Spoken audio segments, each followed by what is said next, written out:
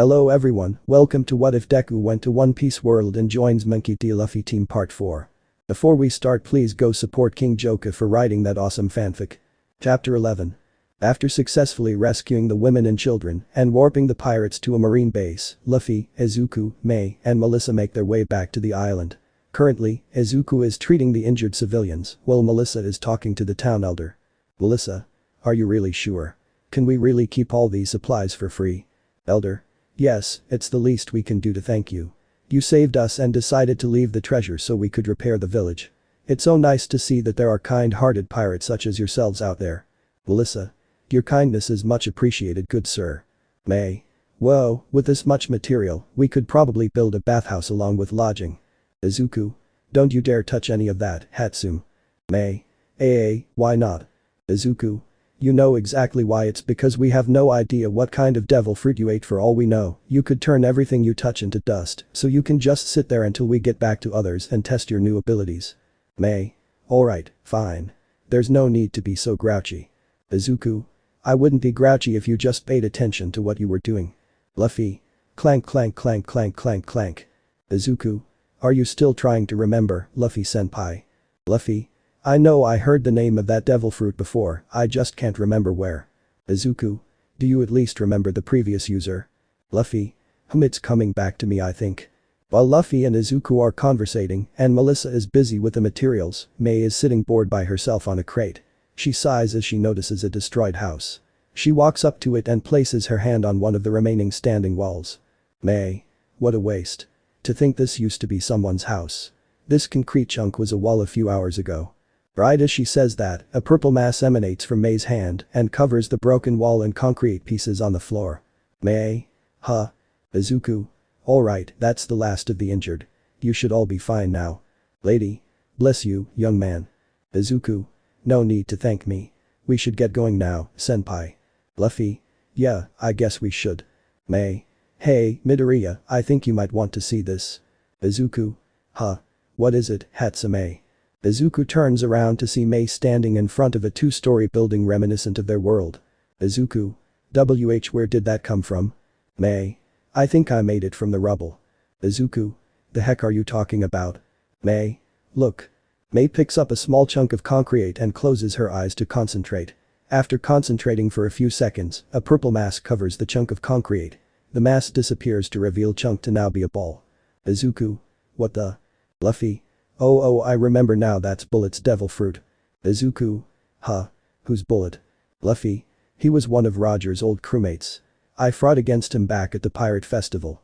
I guess the Marines decided to execute him. Izuku. A former member of the Pirate King's crew. Wait, pirate festival? You guys went without me? Luffy. You were gone while the festival was on. There was no helping it. Izuku. No way. Luffy. Well, you never know, there could be another festival before you leave. Izuku. I sure hope so. But anyways, you finally remember the devil fruit, right? Can you explain it us? Luffy. Sure. Bullet used it to turn his submarine and the weapons inside it into a giant robot. He said the fruit made him a combinable human. He could mix and transform a bunch of stuff. Izuku. A combinable human, huh? I guess that explains the concrete. Mei. Whoa, that's so cool. With this power, I can make all kinds of awesome stuff out of literally anything. I could turn the ship into a robot like Bullet did, make it an airship, or make it amphibious. Izuku. Yeah, you're not laying one finger on my ship until you get that power of yours under control. Mei. Fair enough. Lady. This saves us a lot of time on rebuilding. Thank you so much. Mei. It's no problem. I couldn't make any furniture though or stairs. I guess it's because I only thought about the house. Izuku. You'll have plenty time to practice once we get back. Melissa. Speaking of which, we should get going before the others start to worry. Izuku. Yeah. And there's no telling if the Marines are on their way here. After saying their goodbyes and loading the supplies on the ship, the four of them travel home through a portal. They set foot on the island and are met with Frankie and Usopp. Usopp. You guys are finally back. Frankie. What took you guys so long? Did you run into trouble or something? Izuku. Well. Everyone gathers around as Izuku proceeds to explain to them the current situation with Mei. Shinso. You ate a devil fruit. Mei. Yep, tasted terrible. Could have been good as a juice though. Ida. At least show some shame from eating it. Mei. I don't see why I should, I got this awesome ability from it. Mei says before she gets wrapped up in Izawa's scarf. Izawa. I'm definitely sure you heard about the consequences of eating a devil fruit. Specifically, how you can't swim and will drown in water. How can someone so smart be so dumb? Mei. Being hungry makes me forget. Luffy. She's right. Nami. You idiot, those devil fruits are worth at least 100 million bili each, and knowing whose fruit it was, it could probably worth 1 billion. Nami says while pinching Mei's cheeks angrily. Mei. I'm sorry. Nami. And Luffy, how could you just leave all that treasure there? Luffy. Those people looked like they needed it more. A lot of their houses were destroyed. Nami. Okay, punch, but at least save some of the treasure for us. Luffy. Ow. Koda. Scary. Sato. Wait, how is she hurting him? He's made of rubber. Usopp. She hurts his spirit. Izuku. Now, let's just calm down.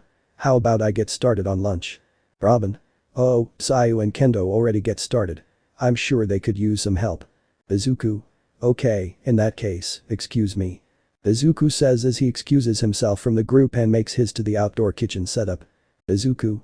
Hey guys, I heard you could use some help. Kendo. Oh Midoriya, you're back. We're almost done here. Sayu. We decided on curry tonight. Mind giving this a taste test, Sanji-san? Sayu says as she turns around to Sanji, who's chained to a tree wearing a whiteboard with the word pervert written on it. She spoon feeds him a bit of curry and rice. Sanji. Not bad. Add a bit more green pepper, some coconut milk to make it milder, and let it simmer for 3 more minutes. Sayu. Okay, will do. Izuku. So you're still chained up. Sanji. Nami-san says I have to stay like this until morning. Izuku. You brought this upon yourself, Sanji-san. Sanji. That may be so, but it was definitely worth it. Izuku. You never learn, Sanji-san. At night. It is the middle of the night on the island. All the adults and the 3 kids are asleep on the ships, except for Sanji who's sleeping while still chained to the tree. All is quiet until a loud crash is heard. The entire island shakes and the animals flee the woods out of fear. The shaking causes Sanji to wake up in a half-awake state. Sanji. What, they're still at it?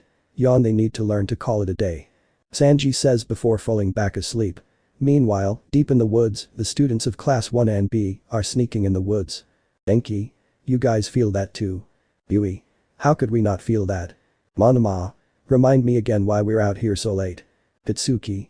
I want to see what kind of training Deku's doing in secret. I don't know what the hell the rest of you extras are doing here. Ida. We came because we saw you sneaking off the ship. And if Midoriya-kun is training, we shouldn't interrupt. Shoto. Are you sure about that? Shinso. What do you mean? Shoto. I'm sure you heard from them that Midoriya learned how to use haki quickly from watching them use it. In order to accelerate our own growth, we should do the same. Ryuko. Watching and learning, huh? It's true we've already seen him use it, but we never really grasped the concept of it. Shishida.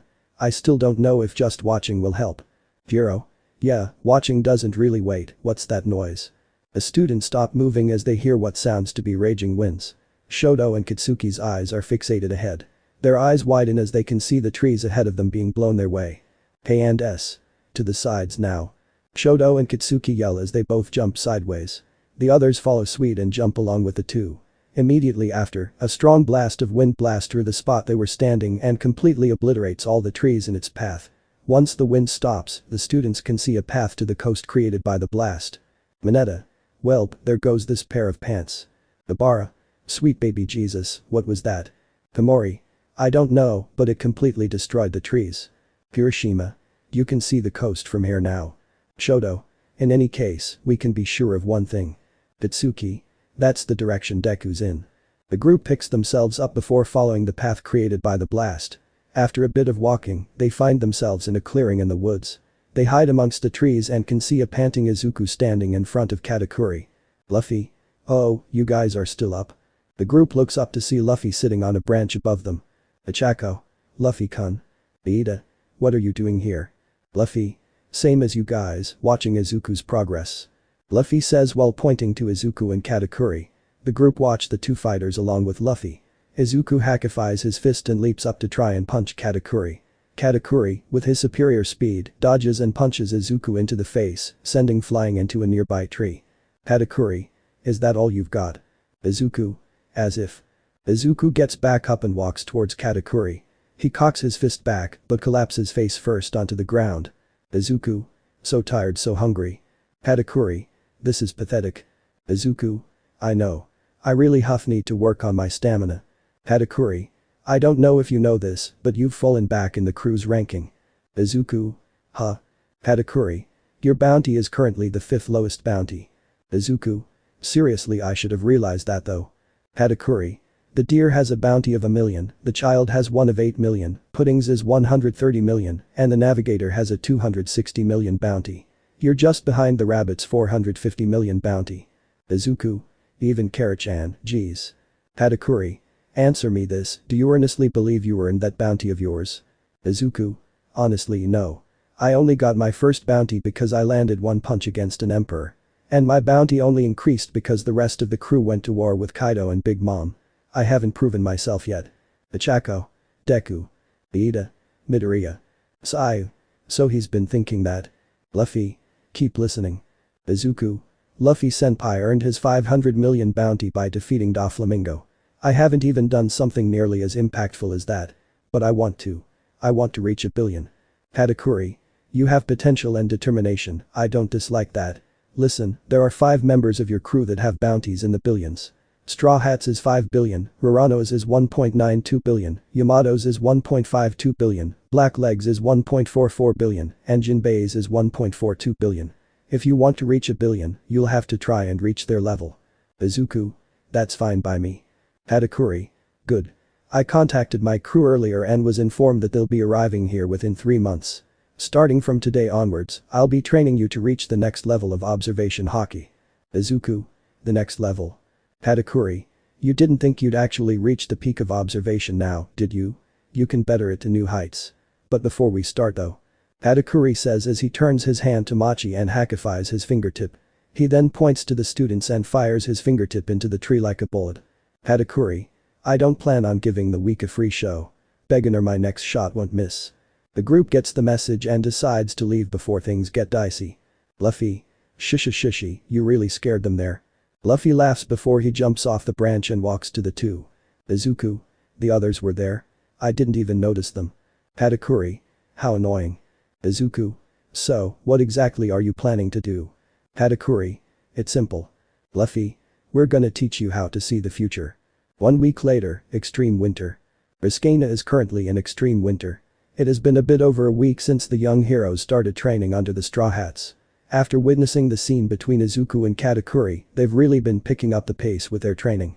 None of them have managed to manifest any form of haki yet, but progress can be seen physically. Mei has been making progress with her devil fruit. Right now, she's training to control it with Usopp. In one hand is a wooden stick and she's touching an iron block with the other. Usopp. Alright, go. Mei closes her eyes and concentrates. The purple mass forms on her hands and covers the stick and block. The 2 purple masses combine and disappear to reveal a hammer. Mei. Yes, it worked. Usopp. Not bad, combining 2 materials is a good step. Let's try 3 next time. Mei. Yes, sir. Usopp. You know, with eyes like those, you'd make a perfect sniper. Mei. You think so? Usopp. Yeah, you'd be perfect for the job. Elsewhere, Zoro is busy sitting on a stump in the woods while drinking some sake. Grouped around him is Shoto, Momo, Ichako, Shoji, Tageru, Pony and Kitsuki. Zoro. You want to learn how to use a sword, huh? Why? Tageru. I can generate blades from my body, so I really just want to see if I can learn how to fight from you. Pony. My quirk isn't really suited for close range, I want to learn how to fight up close. Momo. I can generate various weapons using my quirk, but my skills with them are rudimentary. I wish to train under you so I can fight properly. Ichako. I already have Deku's sword and it'd be a waste to leave it sheathed after all it's been through. Kitsuki. I'm gonna master everything Deku has, anything he can do, I can do. Shoto. You could say my reasoning is the same. Shoji. I'm pretty confident in my arm strength, so I figure I can deal some damage with a sword. Zoro. I see. Well, whatever. I'm fine with teaching you kids how to use a sword. Although. Zoro says as he takes a good look at Shoji. Zoro. With arms like yours, I don't think it's gonna work. Notoryu is a definite no. Itoryu may be him. Wait a minute. Oh, I got an idea. Meanwhile, Izuku and Ijiro are currently going head to head with Jinbe, while Kendo and Mina are fighting against Chopper and his Kung Fu point. Jinbe gets into a stance, tanks a kick from Izuku and a tail slam from Ijiro without flinching. Jinbe. Gaijin karate. Samahata shite. Jinbe thrusts his palm forward and knocks the two of them back. Chopper jumps to avoid a kick from Mina and slap from Kendo. He then kicks both of them in the face and knocks them down. Mina. Oof. Kendo. Ow, that's gonna leave a mark. Chopper. Ah, sorry. Was that too hard? Mina. No, we're okay. That just stings is all. Ijiro. I don't know what you're complaining about, we're the ones who got swatted like flies. Izuku. Fishman karate sure hits hard. Jinbe. Your martial arts aren't half bad. Speaking of which, I thought that rose-cheeked friend of yours would be joining. Izuku. Yeah, she went to go see Zoro-sensei first though. Jinbe. I see. So she wishes to be a swordswoman then, I didn't expect that. Izuku. Me neither. Jinbe. By the way, there's something I've been meaning to ask you about. Izuku. What is it? Jinbe. How do you know Akiji's move? Izuku. Jinbe. When you fought against Luffy-kun, you used Partisan and Ice Ball. I know for a fact that those are Akiji's moves. Izuku. Ah, well you could say I saw him use them. Chopper. Oh, yeah, you and Luffy run into him back during the Z incident. But, I thought he didn't attack you guys. Izuku. He didn't, I just saw him use them against some Neo-Navy men and I tried to emulate it using my snow. You could say I'm turning my enemy's skills into my skills. Jinbe. That's a smart way of growing stronger. You know, your fiery spirit reminds of a certain someone. Izuku. Oh, does it? Jinbe. Yeah, in some ways, you're very similar to Ace-kun. Izuku. Ace. Zoro. Hey Izuku. Izuku. Huh, what is it, sensei? Zoro. Come with me to the coast. We're gonna be taking a trip to Fishman Island. Izuku. Fishman Island, why? Zoro. Your octopus friend wants to be a swordsman. I know an octopus fishman that can teach the perfect sword style for him. Jinbe. Oh, you mean Hachi. I see, his Rakutoryu would be a perfect fit. Izuku. Well, I'm fine with taking a break from training. Besides, I've always wanted to visit Fishman Island. Zoro. Good. Towel off and head to the coast, the others are already waiting. Izuku. Okay. The six of them take a moment to catch their breath before heading to the coast where the others are waiting. Luffy. Yosh, looks like everyone's here. Guess we can go now. Izuku. But I don't see Frankie-san, Hatsune, or Melissa. Usopp. They decided to stay and keep working since they're almost done. Momo. Sayu-chan and Hiryu-kun are staying on the ship because they can't stand stepping out into the severe cold. Zoro. We'll just leave without them. Hand over your sword, Izuku. You haven't been to Fishman Island before so you can't create a portal to there. Izuku. Fine by me, go for it, sensei. Izuku says as he hands Zoro his black sword. Zoro draws the sword and slices open a black portal. He then hands the sword over to Izuku. Zoro. Make sure to close the portal once we cross over. Izuku. Got it. The group cross over and find themselves standing in front of what seems to be a giant factory. The straw hat flag can be seen hanging on the front of it. Everyone looks up and can see the shiny reflection of a bubble. Shoto. Is that a bubble? Zoro. How else do you expect humans to visit an underwater island? Jinbe. It's been a while since I've last been here, it feels good being back. Mina. This place looks so beautiful. Mina says while looking at the colorful coral everywhere. Nearby, a fishman notices the group. Random fishman. Hey, look at Straw Hat. Mermaid. You're right, it's really them. Within mere seconds, the crew is surrounded by fishmen, fishwomen, mermen and mermaids. Merman. It's been too long, Straw Hat, what brings you here? Fishwoman. Oh, Boss Jinbei's here too. Jinbei. It's great to see you all again. Mineta. Whoa, real live mermaids. Zero. Even more beautiful than I imagined. Enki. Now this is paradise. Sanji. Sure is. Brooke. No bones about that, yo-ho-ho-ho. Jiro. Gross. Pudding. You keep disgusting me more and more, Sanji-san. Luffy. Hey, any of you know where to find Hachi? Mermaid. Oh, you're looking for Hachi. He's at Shirley's cafe selling takoyaki with Kami. Kami? Me? Chopper. No, she's a mermaid with the same name. Luffy. Takoyaki. Nami. Don't lose focus now. At least now we know where Hachin is. Let's get going. Katakuri. I'm staying here. Nami. Huh, why? Katakuri. They make donuts here. I'm going to get some made to enjoy once we get back. Sato. I want to stock up on candy so I'm staying here too. Mina. So much candy. DORU and Kami.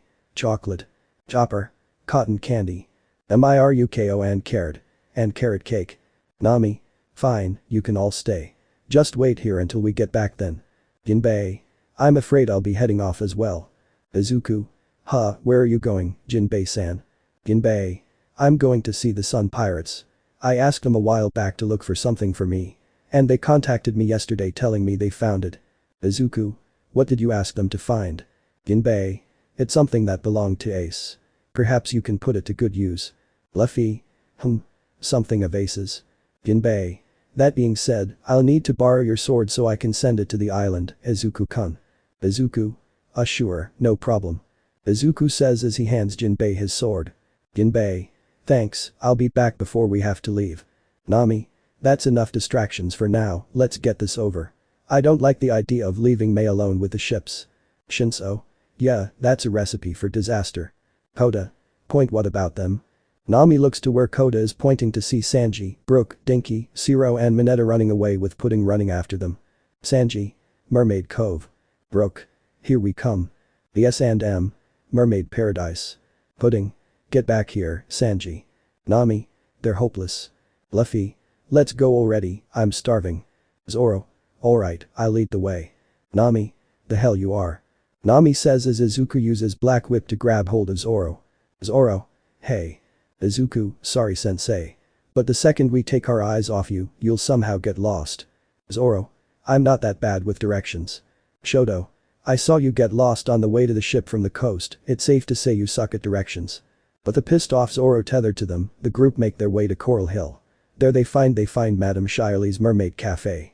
Upon entering they're met with a blindingly flashy interior and the familiar green-haired mermaid. Kami. Welcome Luffy-chin, Nami-chin, Robin-chin, Zoro-chin. Luffy. Yo, Kami. Nami. Kami-chan, it's been a while. Kami. I've been wanting to see you guys again. I read about all the awesome stuff you did in the paper. It's so cool you became an emperor, Luffy. Luffy. It's not that big a deal. It's just a step closer to being king of the pirates. Kami. Oh, and Nami, I heard the news from Jinbe, congratulations. Nami. Thanks. Anasa. This place looks crazy. Pony. I expected a more cozy vibe from a cafe, but this looks a lot more fun. Kami. Shocked a bunch weird looking guys. Kami yells while making her surprised face. Manama. You've no right to call us that when your face looks like that. What's with all this noise? The group look up to see a large pale-skinned, shark-tailed mermaid floating on a bubble. Shirley. Oh, it's you, Straw Hat Boy. Luffy, hey big mermaid lady. Kami. It's Madam Shirley, Luffy-chin. Shirley. It's fine. What brings you back to Fishman Island? Luffy. Takoyaki. Nami. That's not it, we came to see if Hachi could help us out with something. Shirley. If you're looking for Hachi, then he's in the kitchen making takoyaki. Take a seat, I'll bring him out. The group sit down in several booths as Madam Shirley goes to the kitchen. After a bit of waiting, an octopus fishman comes out of the kitchen carrying several pans of takoyaki. Hachi. Hey there, guys. Nami. Hachi. Luffy. Takoyaki. Hachi places down the pans on the different tables and takes a seat next to Zoro. Izuku, Luffy and Shoji immediately start digging in. Luffy. Delicious. Shoji. I've never had takoyaki this good, it's mouthwatering. Izuku. Every bite makes me want to eat more. Hachi. Glad you like it. Anyways, I heard from Madam Shirley that you had something you wanted to ask me. Zoro. Yeah, it's about this octopus boy over here. Zoro sits there and explains to Hachi about wanting him to train Shoji. The others are too busy stuffing their faces to listen. Hachi. I'm fine with it. I may have given up being a pirate, but I'd be happy to help. You guys have done a lot for us after all. Zoro. Thanks. This really helps us out a lot. Shoji. It's a pleasure to learn under you, Hachi-sensei. Nami. Glad to see you've gotten this sorted out. It's been nice seeing you, Hachi, but we've got to get going. Frankie and Yusuf can't watch over the island forever. Zoro. Geez, you're impatient. I'll drop by later with the kid, Hachi. Hachi. Sure, and don't worry about the takoyaki, it's on the house. Nami. Thanks Hachi.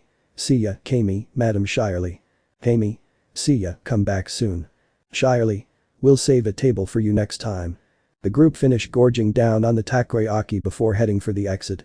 As the doors open, the crew is met with what appears to be a giant eye. Katsuki. Nani the foo.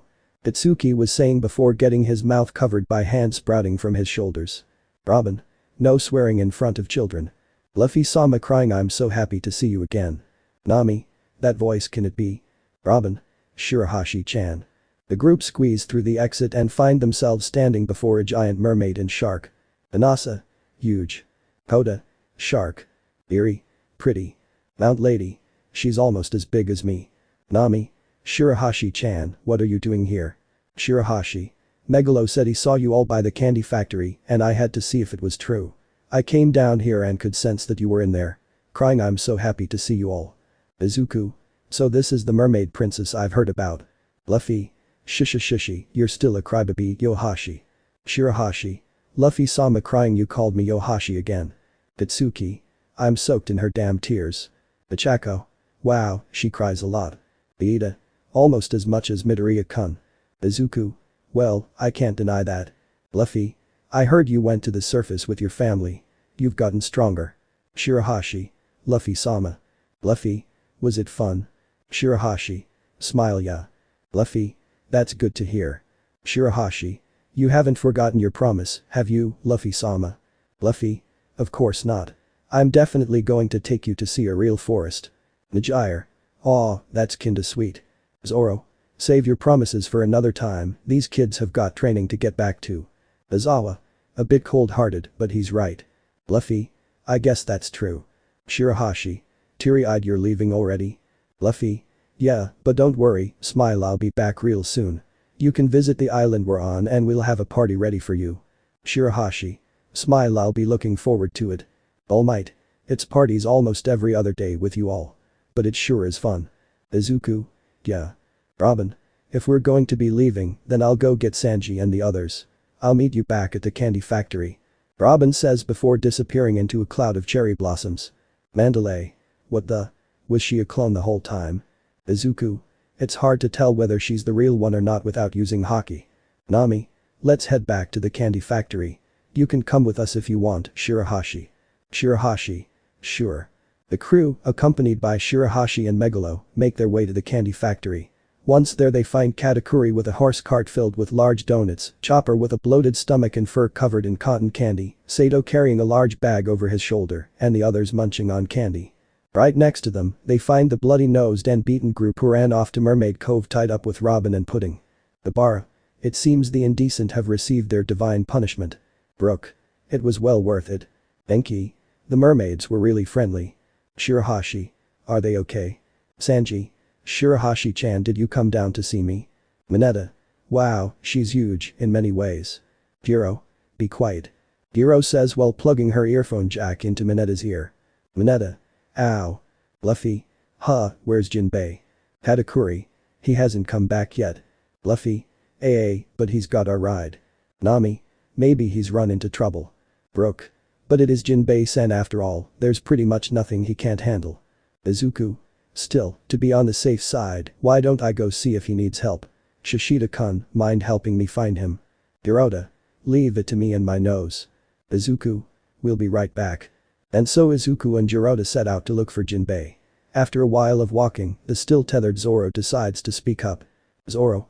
Oi, Izuku, how long do you plan on keeping tight on this damn leash? Izuku. Oh, sensei, I actually forgot you were back there. Well, you might as well just stay like that until we find Jinbe-san. Don't want you getting lost now. Zoro. Izuku, when we get home, I'm putting you through hell because of this. Izuku. Fine with me. The harsher the training, the better the results. Anyways, got anything yet, Shishida-kun? Hirota. It's hard to tell. Everything has a fishy smell, and his scent is faint, but I think we might be getting closer. Still, there's a strange smell unlike the rest that's kind of distracting me. Izuku. A strange smell.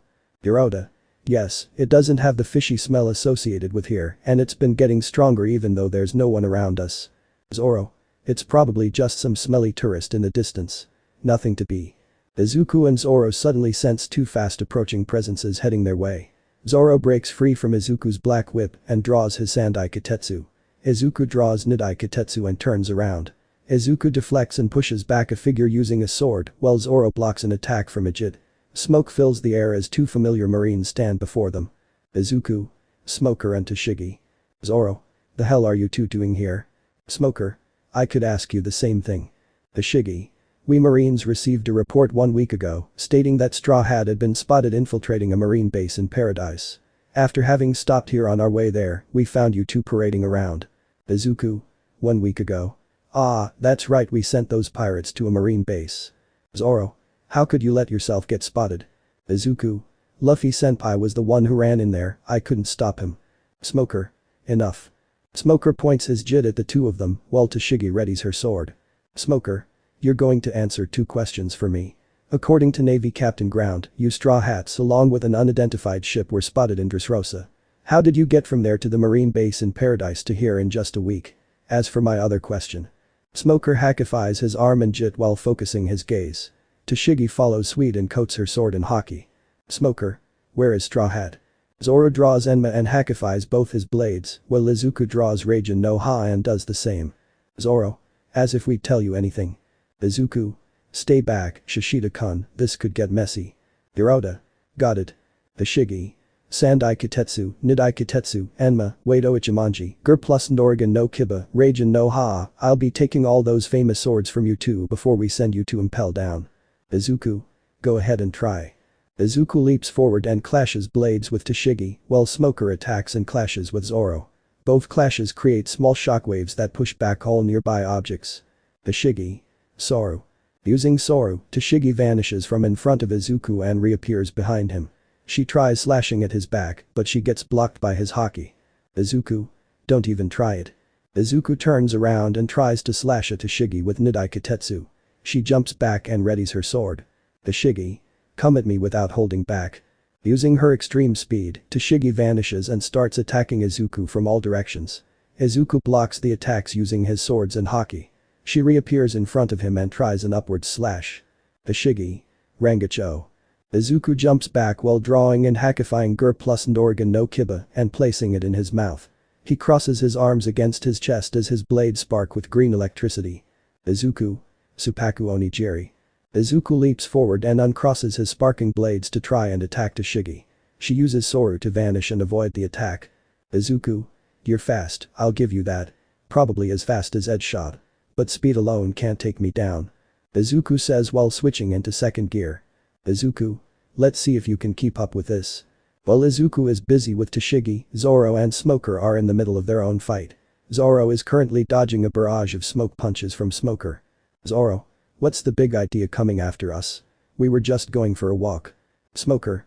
As long as you're a pirate, the minute you step foot into open light, you're a wanted man. No matter what you're doing. You should know that by now. Zoro. What a boring reason. Our little trip turned into this mess. Zoro sends a horizontal air slash straight towards Smoker. Smoker transforms himself into smoke and spreads himself thinly on the ground to avoid the attack. He reforms behind Zoro with his hackified fist cocked back. Smoker. White blow. Smoker sends his fist straight at Zoro. Zoro remains completely motionless despite sensing the oncoming attack. Izuku. Not on my watch. Izuku appears behind Zoro and kicks away the oncoming fist. Zoro and Izuku now stand back to back with Zoro facing Tashigi and Izuku facing Smoker. Izuku. What do you think, sensei? Zoro. Send M flying. Izuku. Got it. Itchy gorilla. Izuku says as he bulks up his left bicep to balloon-like proportions. Izuku. Nai gorilla. Izuku says while bulking up his right bicep as well. The sensei and student both hold their swords over their shoulder. Zoro. Notoryu. Izuku. Santoryu. Zoro. Nanahakinaju. Izuku. Senichiju. Izuku and Zoro. Pound ho. Both swordsmen fire massive blasts of compressed air at their targets. Tashigi avoids Zoro's attack by jumping on and off a nearby building. Smoker avoids Izuku's by turning his lower body into smoke and flying above it. With their opponents now above them, Izuku holds his swords out to his sides, and Zoro holds his in front of him, with an upside-down grip pointing upwards. Zoro. Saikuru. Izuku. Tatsumaki. The combined attack of the two of them creates a twister with them in the center. Tashigi. Smoker-san. Smoker. I know. Smoker grabs Tashigi and uses his smoke to guide them down the center. Izuku and Zoro raise their swords to block the attack from the two of them. Izuku. Not bad. Zoro. You two got stronger. But we have as well. Izuku and Zoro both release a simultaneous burst of Conqueror's haki that cause Smoker and Tashigi both to flinch from surprise. Tashigi. Nani. Smoker. Conqueror's haki. Izuku. One split-second opening. Zoro. Is all we need. Izuku appears above Smoker with his swords behind his back and Zoro appears in front of Tashigi with his sheathed enma. Izuku and Zoro. To beat you. Izuku. All Torajiri. Zoro. Shai Shishi Sunsen. Izuku slices forward against Smoker's jit with all three blades and sends him crashing into a nearby building. Zoro moves faster than the eye can see and slashes Tashigi. He sheathes his sword as she falls to her knees. Zoro. That was easy. Izuku. We need to hurry and get to Luffy Senpai before the rest of their squad finds them. Shishida-kun, you still there? Hirota. Yes, I'm still here. Smoker. Hold it. In a burst of smoke, Smoker flies out of the crater in the building and reappears in front of them next to Tashigi. He wipes away the bit of blood from his mouth before helping her back on her feet. Smoker.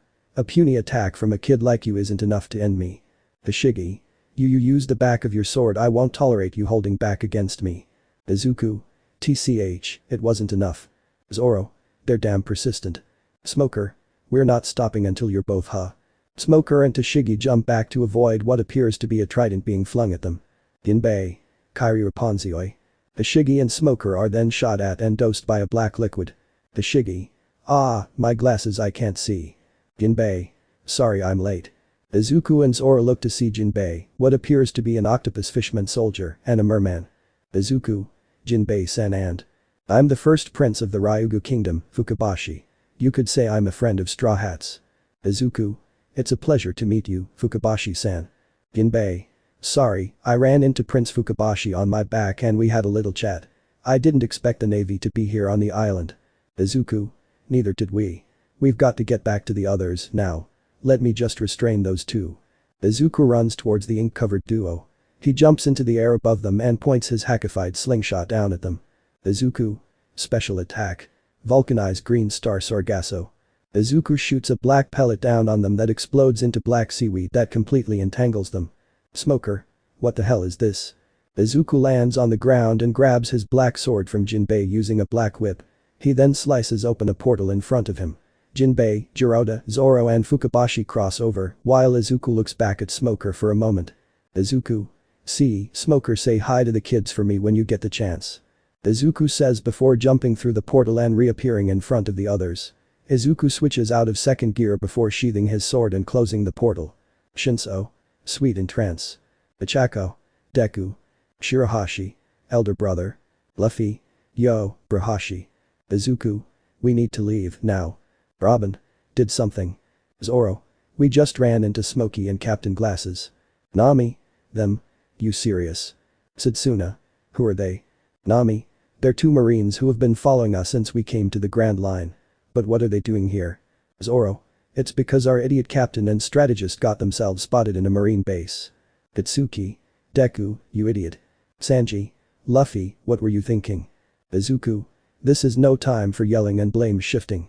We have to get out of here before they break free from their restraints. Izuku says while slicing open another portal in front of them. Izuku. Let's go.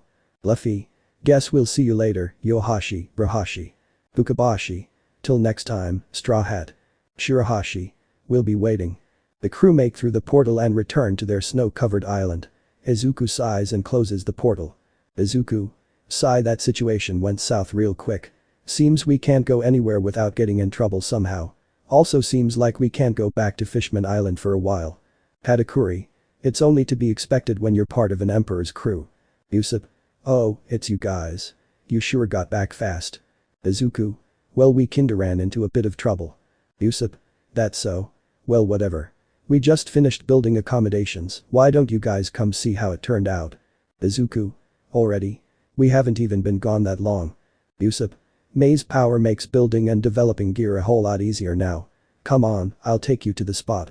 Everyone, apart from Katakuri who remains at the ship to enjoy his donuts, follows Usopp through the forest. After wading far into the forest, the group come across a small clearing with a white tree in the center. There they find Frankie, Mei, Melissa and several wood cabins. Frankie. Well, what do you think? Pretty amazing, right? Izuku. These look really sturdy and well made. It's impressive you made all these in just a week.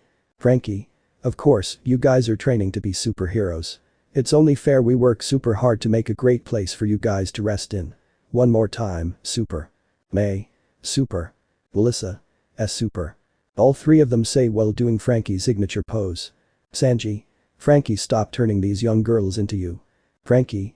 I can't help if they find my style super awesome. Melissa. Did I do it right? Izuku. Close enough. Usopp. We really went all out here. Each of these cabins can house about 3 people. They're weather resistant and you won't even notice a change in temperature outside. To top it off, the rooms are soundproof with transponder snails inside for you to talk with everyone else. Ryuko. We're living in luxury here, aren't we? Izawa.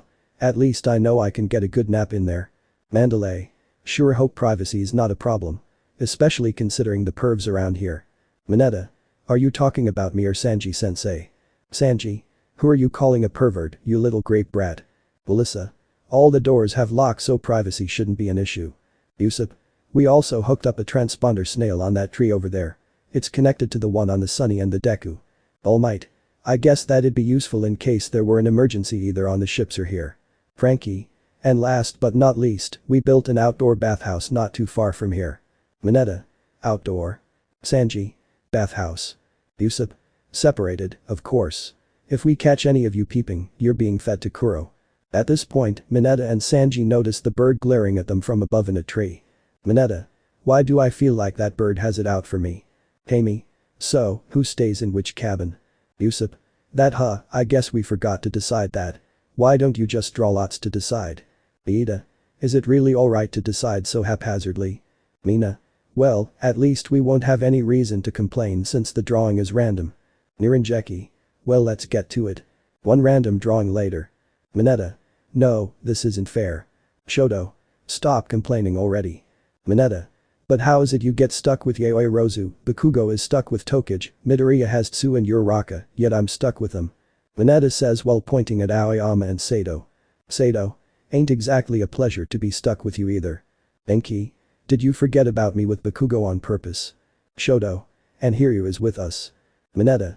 Why am I stuck in this sausage fest while they're living it up with girls? Izuku. He does realize we sleep in separate rooms with locks, right? Mineta.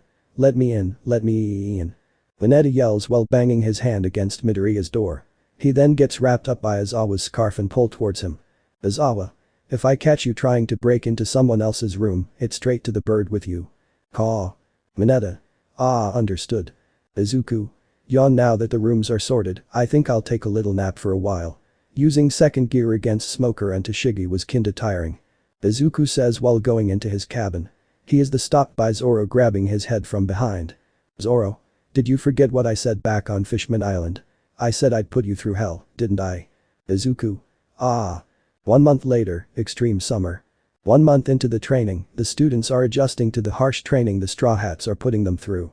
While no one has manifested haki yet, many of them have begun trying to adopt the various Straw Hat styles.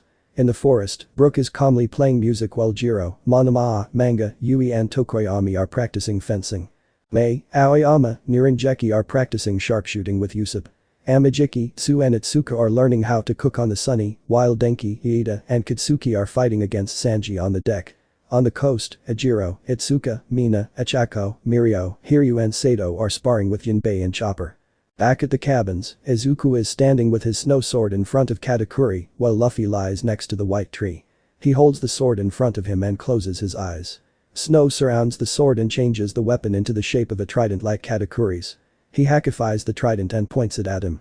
Katakuri takes out his own trident and gestures Izuku to attack with his hand. Izuku thrusts forward with his trident.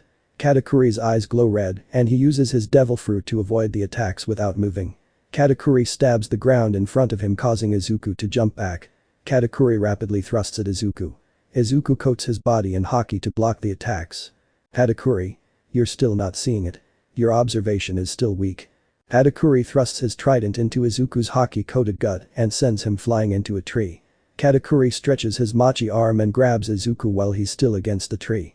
He lifts him up into the air before slamming him back down into the ground. Katakuri stabs his trident into the ground as Izuku stands back up. Katakuri. Focus. Where's that explosive growth you and Straw Hat are known for? Izuku.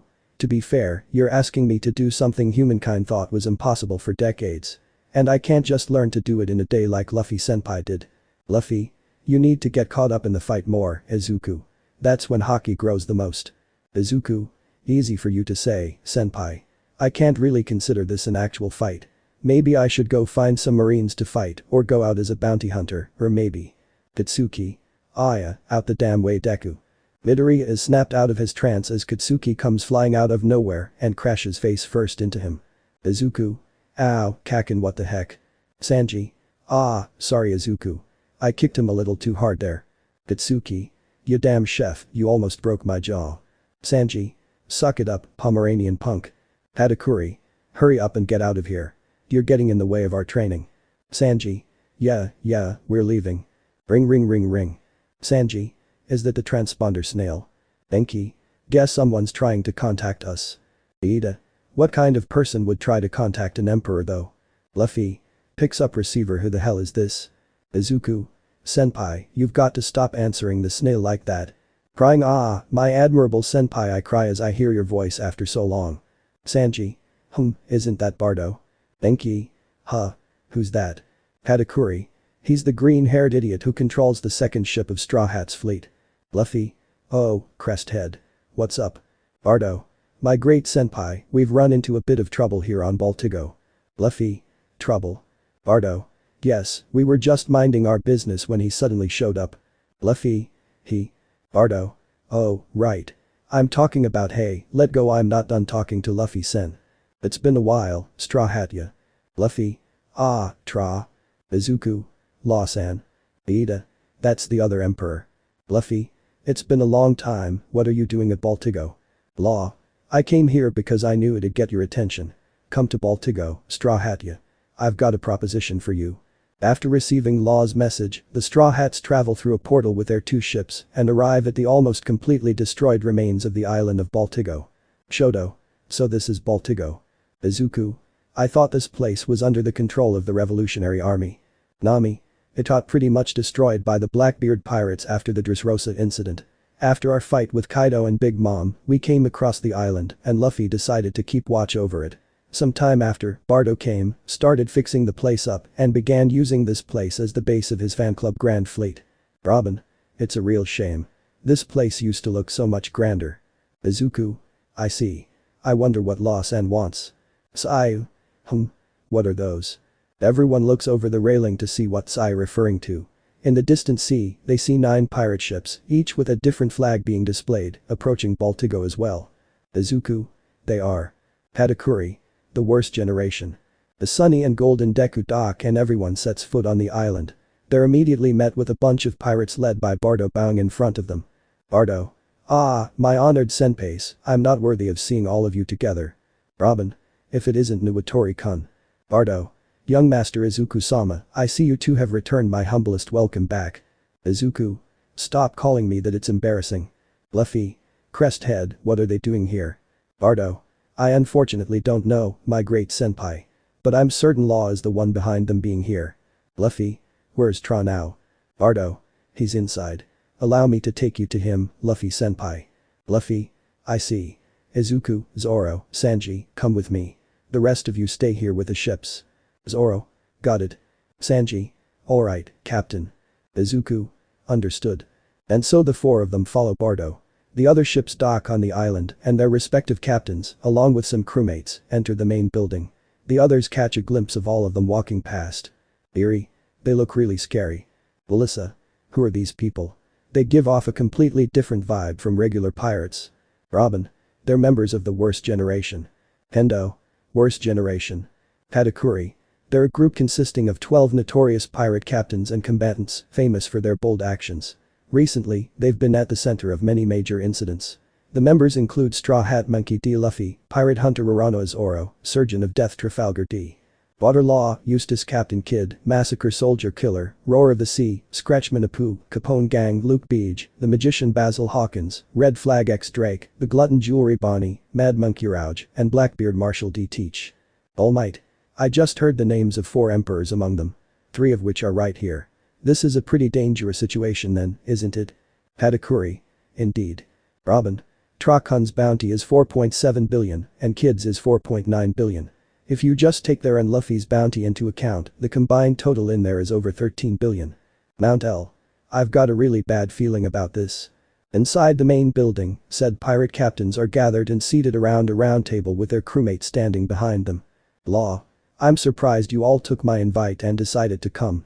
Bonnie. Yeah, hurry up and tell us what you want. I want to get to the feast you promised us. Luffy. There's a feast. Law. Yeah, go ahead and start making it, Blacklegia. Sanji. Why you expect me to make it? Law. You're a chef, aren't you? You should be happy to cook. And no bread. Sanji. Why you? Luffy. Sanji. TCH, you're lucky it's for a lady. Sanji says while exiting the room to find a kitchen. Beej. Whatever this is, it better not be a waste of time. Iraj. Perhaps there is trouble that you wish to start brewing. Law. Well, you could say that. Kid. Start talking already, I can't stand being in the same room as these traitors. Apu. Papa, no need to get so serious, kid. I won't try anything as long I don't get bored. Break. You say that, but I wonder how long you can just sit still. Hawkins. Shuffles deck the probability of him going wild here is quite high. Kid. I don't trust any one of you about as far as I can throw you. Smirk wanna see how far that is. Law. Now, why don't you all calm down for now? Have some tea. Law says while reaching into his pocket and pulling out 8 coins. He flips the coins into the air and each of them lands in front of one the captains. Law. Room. Law says as he creates a room that extends beyond the dimension of the room they're currently. Law. Shambles. The coins are swapped out for hot cups of tea. Law. Smile and joy. Hawkins. You used this tea as an excuse to make a room, didn't you? Law. Nothing wrong with putting all my cards on the table. Izuku. As expected of Law-san. He's getting as much control over the situation as he can. Law. I'll get straight to the point. I want to form an alliance to take down Blackbeard. Beej. So it's something like that. Kid. Forget it. I ain't forming an alliance with these cowards. Bonnie. Why the hell should we help you? Law. If you'll just listen, I'll explain. As you know, the Blackbeard pirates are notorious for being devil fruit hunters. Just the other day, my crew and I crossed paths with Blackbeard's 4th ship, accompanied by ex-Admiral Aokiji. Izuku. Break. TCH, so he allied himself with Blackbeard. Law. The captain of the ship, Avalo Pizarro, made it specifically clear that he was after me and my devil fruit power. We defeated Pizarro and managed to escape. Zoro. I'm guessing that's how you ended up here. You were looking for a place to recover. Law. I'm sure many of you have had similar run-ins with the Blackbeard pirates. I know for a fact you have, Bonnie. Bonnie. HMPH, you know too much. Law. Considering how all of us except for Uranoya and Killerya have eaten devil fruits with rather versatile and desirable powers, it's fair to say we're all targets. Apu. I still see no reason why I should get myself involved. Going up against an emperor is so much trouble. Law. Think of this.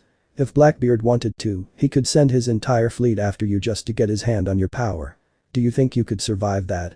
Apu. You're asking me if I can take down an emperor. How about we find out? Apu says as under the table he turns his forearm to string and begins to pluck at it. Law. Shambles. Izuku. Silence. In a split second, Apu is swapped with Izuku and Izuku uses his gauntlet to create a sound wall surrounding everyone but Apu. Apu. Bone. Apu plucks his strings only for nothing to happen. He is then met with a blade pointed at his neck by Zoro. Izuku snaps his fingers and takes down the sound wall. Izuku. If I remember correctly, your power is sound-based. Cutting off any sound you make would prevent us from being affected. Apu. Papa, pretty smart for a kid. Law. Seems you've made good use of that fruit. Izuku and Apu are switched back to their original positions. Drake proceeds to hold his rapier up to Apu's face. Drake. Hands where I can see em. Apu. Alright. Apu places his incredibly long arms on the table and picks up his saucer and cup. Kid. This is what I was talking. Turn your back on him or Hawkins and they're bound to stab it. Apu. Come on kid, I'm just trying to have a little fun. Besides I've changed my views on alliances. Kid. Shut up, why don't you go run back to Kaido? Apu. Come on now, if I tried to do that then I'd be killed on the spot. Bonnie. You're an emperor, ain't ya? Why don't you just fight by yourself? Law. I may be confident in my abilities, but we're completely outnumbered. Even I can't take on Aokiji and Blackbeard by myself. Besides, aren't you interested in seeing what happens if we tip the power scale a bit? Beej. Heh, you really know how to speak a person's language. It'll be fun to see Blackbeard subordinates fight amongst themselves for power once he dies. But I'm not tagging along so easily. I expect a good sum of Blackbeard's treasure and to have some say in the plan if you have one. Law. HMPH, that's fine by me. Beej. Good. Bonnie. I have to admit, I have a deep hatred of Blackbeard for what he did to Whitebeard. You son of a hitch, I'm in but I want enough food to keep me eating for a whole day afterwards. Law. Deal. Iraj. I shall join as well. Fighting against an emperor would be a great fight. Hawkins. Draws card fighting against Blackbeard gives me a 44% chance of survival. Draws card although, there is a 70% chance of Blackbeard dying. Law. And the chances of you joining. Hawkins. HMPH, who knows? Apu. Can't say I'm not too motivated either. Kid. This is a complete waste of time. Let's go killer. Law. Now, Eustacia. You sure you want to pass up this opportunity? Kid. I've got no beef with Blackbeard. If you want to kill him, leave me out of it. My eyes are already set on taking down Red Hair, I'm not gonna get sidetracked by something like this. Kid says as stands out of his chair, turns around and walks towards the exit with Killer. Luffy. As if you could take down Shanks. Hearing this, Kid stops midway walking to the exit and turns around to look at Luffy. Kid. What? You got something to say, Straw Hat. Luffy. Shanks won't lose to you. Kid. You don't say. Luffy. Give it up. You already lost your arm, that should say enough. Kid. If I want to take down Red Hair then I'll do it. Who are you to say I'll lose? Luffy. Shanks is leagues above you. I will fight myself, I'll prove my strength to him. Kid. What makes you so sure you can win? Luffy. Because I'm the one who'll do it. You said you wanted to be the Pirate King. I'm the man who'll beat Shanks and become king of the pirates. But those words, Killer leaps forward over the table and tries to slice Luffy. He is however blocked by Izuku leaping over the table and blocking the blade with his hackified boot. Izuku stares at the masked face of Killer with a rage-filled expression. Izuku. Watch your place. Killer. Fafa, your captain's the one who needs to learn his place. Seeing Killer and Izuku colliding, Luffy and Kid smile. Luffy. That's enough, Izuku. Kid. Stand down, Killer. Hearing the words from their captains, the two combatants cease their assault and jump off the table.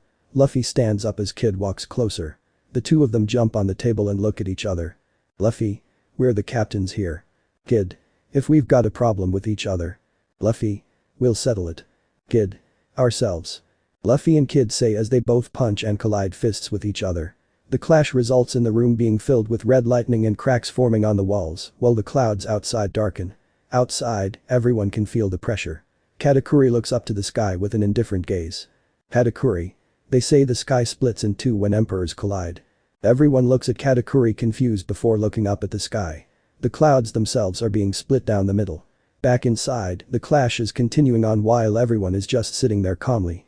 Law. That's enough for now. Shambles. Law uses his devil fruit to have Luffy and Kid switch places with barrels on opposing sides of the room. This causes both of them to end up punching holes in the wall. Kid. Hey. Luffy. What are you doing, Tra? Law. I consider this place my temporary base for now, I can't have you destroying it. And Eustace. Kid. What? Law. Personally, I don't care if you help or not. But, your power would be a good addition. And you should really consider what's in it for you. Kid. What are you talking about? Law. I'm willing to offer something you might find useful. A copy of one of my road poneglyph rubbings. Kid's eyes widen a bit from the shock of Law's proposal. Kid.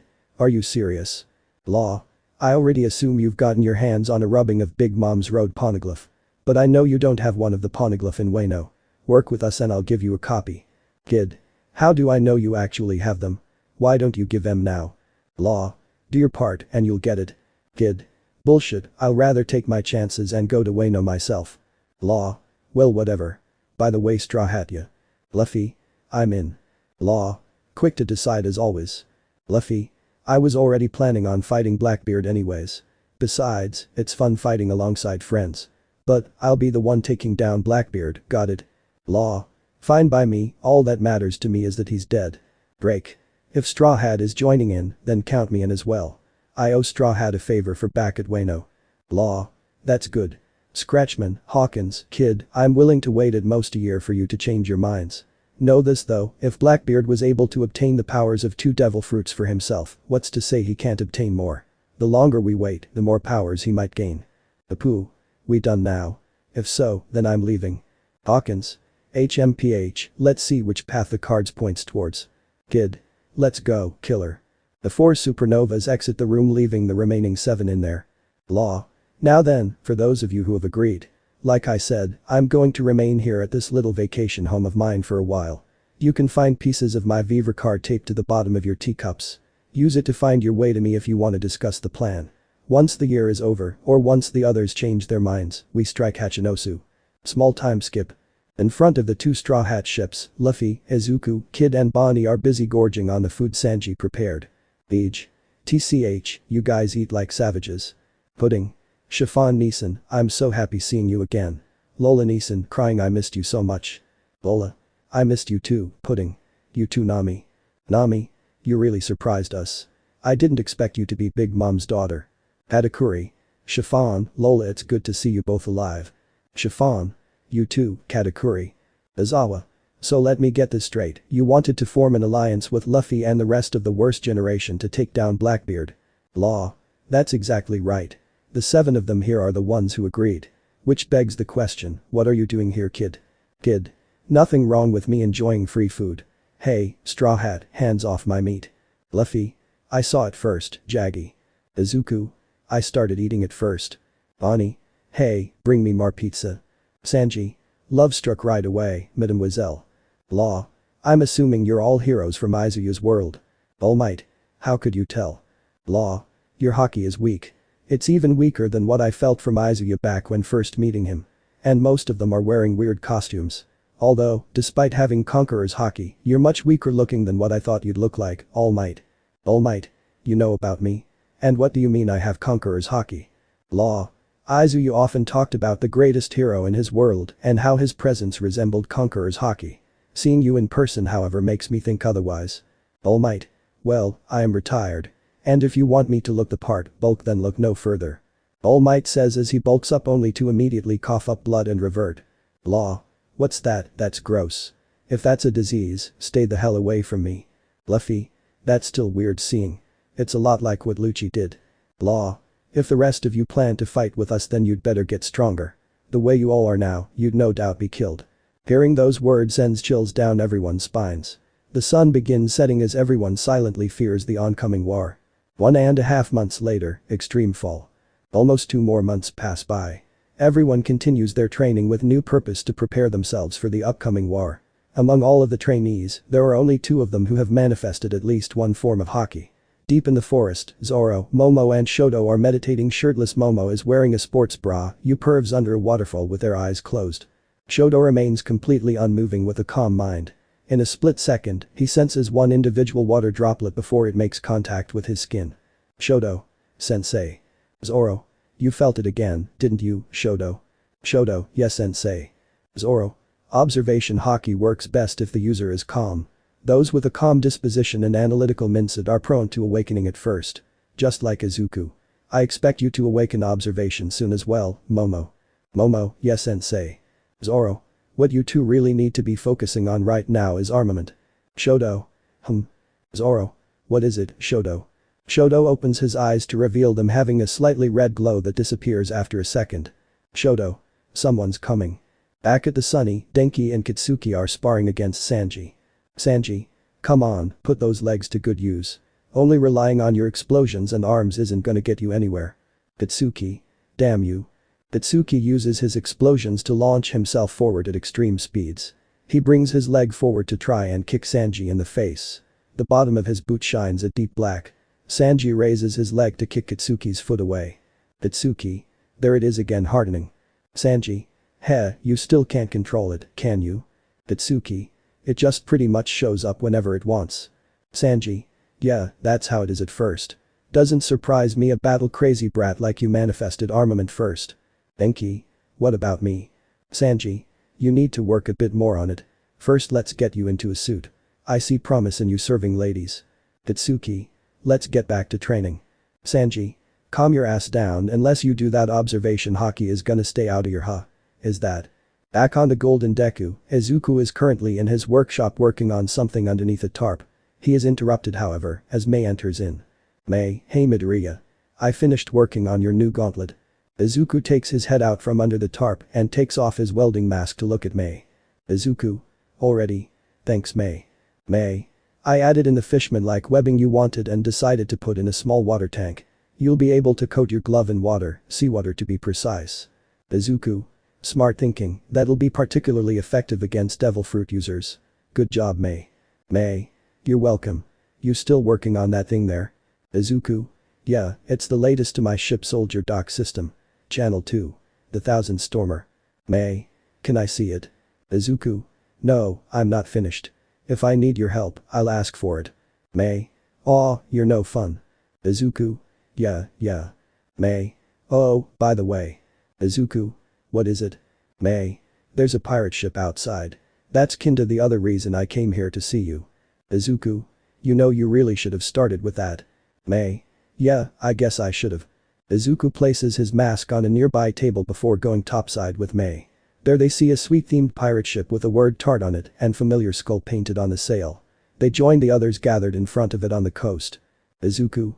What's going on here? Katakuri. This is the ship I stole from Mama. My crew is currently using it while my own custom ship is being built in Water 7. Izuku. If this is the ship your crew is using, then I guess they finally made it here. Boy, everyone. The figure jumps down from one of the ship's strawberries and lands in front of everyone. The figure appears to be a fairly tall woman with horns carrying a large club. Sanji. Whoa, Yamato-chan, welcome back. Yamato. It was so fun sailing to the East Blue. Izuku. You're Yamato-san. Yamato. Oh, you must be Luffy's kid. And you all must be his crew. Katakuri. Yamato, did you do it? Yamato. Oh, Katakuri. Yeah, I took them to the place. By the way, Luffy, that Dayton lady wasn't really happy about taking those kids in. But she agreed to it though. Luffy. Shushi, I thought she'd be like that. Izuku. If I remember correctly, the kids were being transported to their new home. Luffy. Yeah, it's my homeland in East Blue, Dawn Island. They probably won't be found there. Katakuri. My thanks, again Straw Hat. Nai-san. From the ship descends 5 similar-looking males and 5 similar-looking females. Katakuri walks towards them and passes by Yamato. In the split second they pass by each, an almost inaudible whisper can be heard. Yamato. Chestnut jam and cream. Katakuri. Got it. Nushi. Sorry we took so long. Nusen. We kept getting attacked by sea kings. Nutmeg. We killed them all though. Paramig. They were super tasty. Katakuri. Were you spotted by any of Mama's ships? Not at all, Ani-chan. Humming from the ship is figure with purple hair and a long red nose. Katakuri. Burly. Eri. Which? Seeing Burly's appearance, Eri, Koda and Tama hide behind Luffy. Koda. Stay back or I'll throw water on you. Burly. I'm not a witch you little brats. Luffy. Ah, hey Branch. Burly. It's Burly, Straw Hat. Katakuri. Burly, how goes the development of the new ship? Burly. From what I heard, it's going well. Broy, Kato, Custard, Poir, Dakwas, Naugat and my crew hijacked a marine ship and went to watch over the development. You should also know that Cinnamon, Prim, Opera, Angel, Pana and Joken stayed behind to watch the kids. Katakuri. I see. Hey, this one looks really weird, doesn't she, Jiscarpin? Discarpin. Yeah, but this one looks even weirder, Miscarpin. Everyone turns to see 2 long-necked people standing behind Kijiro and Burnin. Burnin. Ah, the hell. Discarpin. Your hair's on fire. Doesn't that hurt? And why's it on fire? Burnin. Oh, that's because of my kwai. Izuku. Devil fruit power. Izuku says while covering Burnin's mouth. He gives her an indifferent gaze. He turns his gaze to Katakuri who meets him with a similar gaze. Flashback. 1 week prior, on a cold night. Izuku is taking a break while training against Katakuri. Katakuri. My crew will be arriving soon. With that, our time training together will end. Izuku. Yeah. I guess my observation couldn't reach your expectations in just 2 months. Katakuri. It's fine, you can continue your advancement with Straw Hat. There's something I want to warn you about beforehand. Once my crew arrives, it would be in your best interest to not mention quirks or what they are. If any of them question you on your abilities, lie and tell them it's a devil fruit. Izuku. Huh. Why would I do that? They're your family, aren't they? Katakuri. Do you think I'm naive?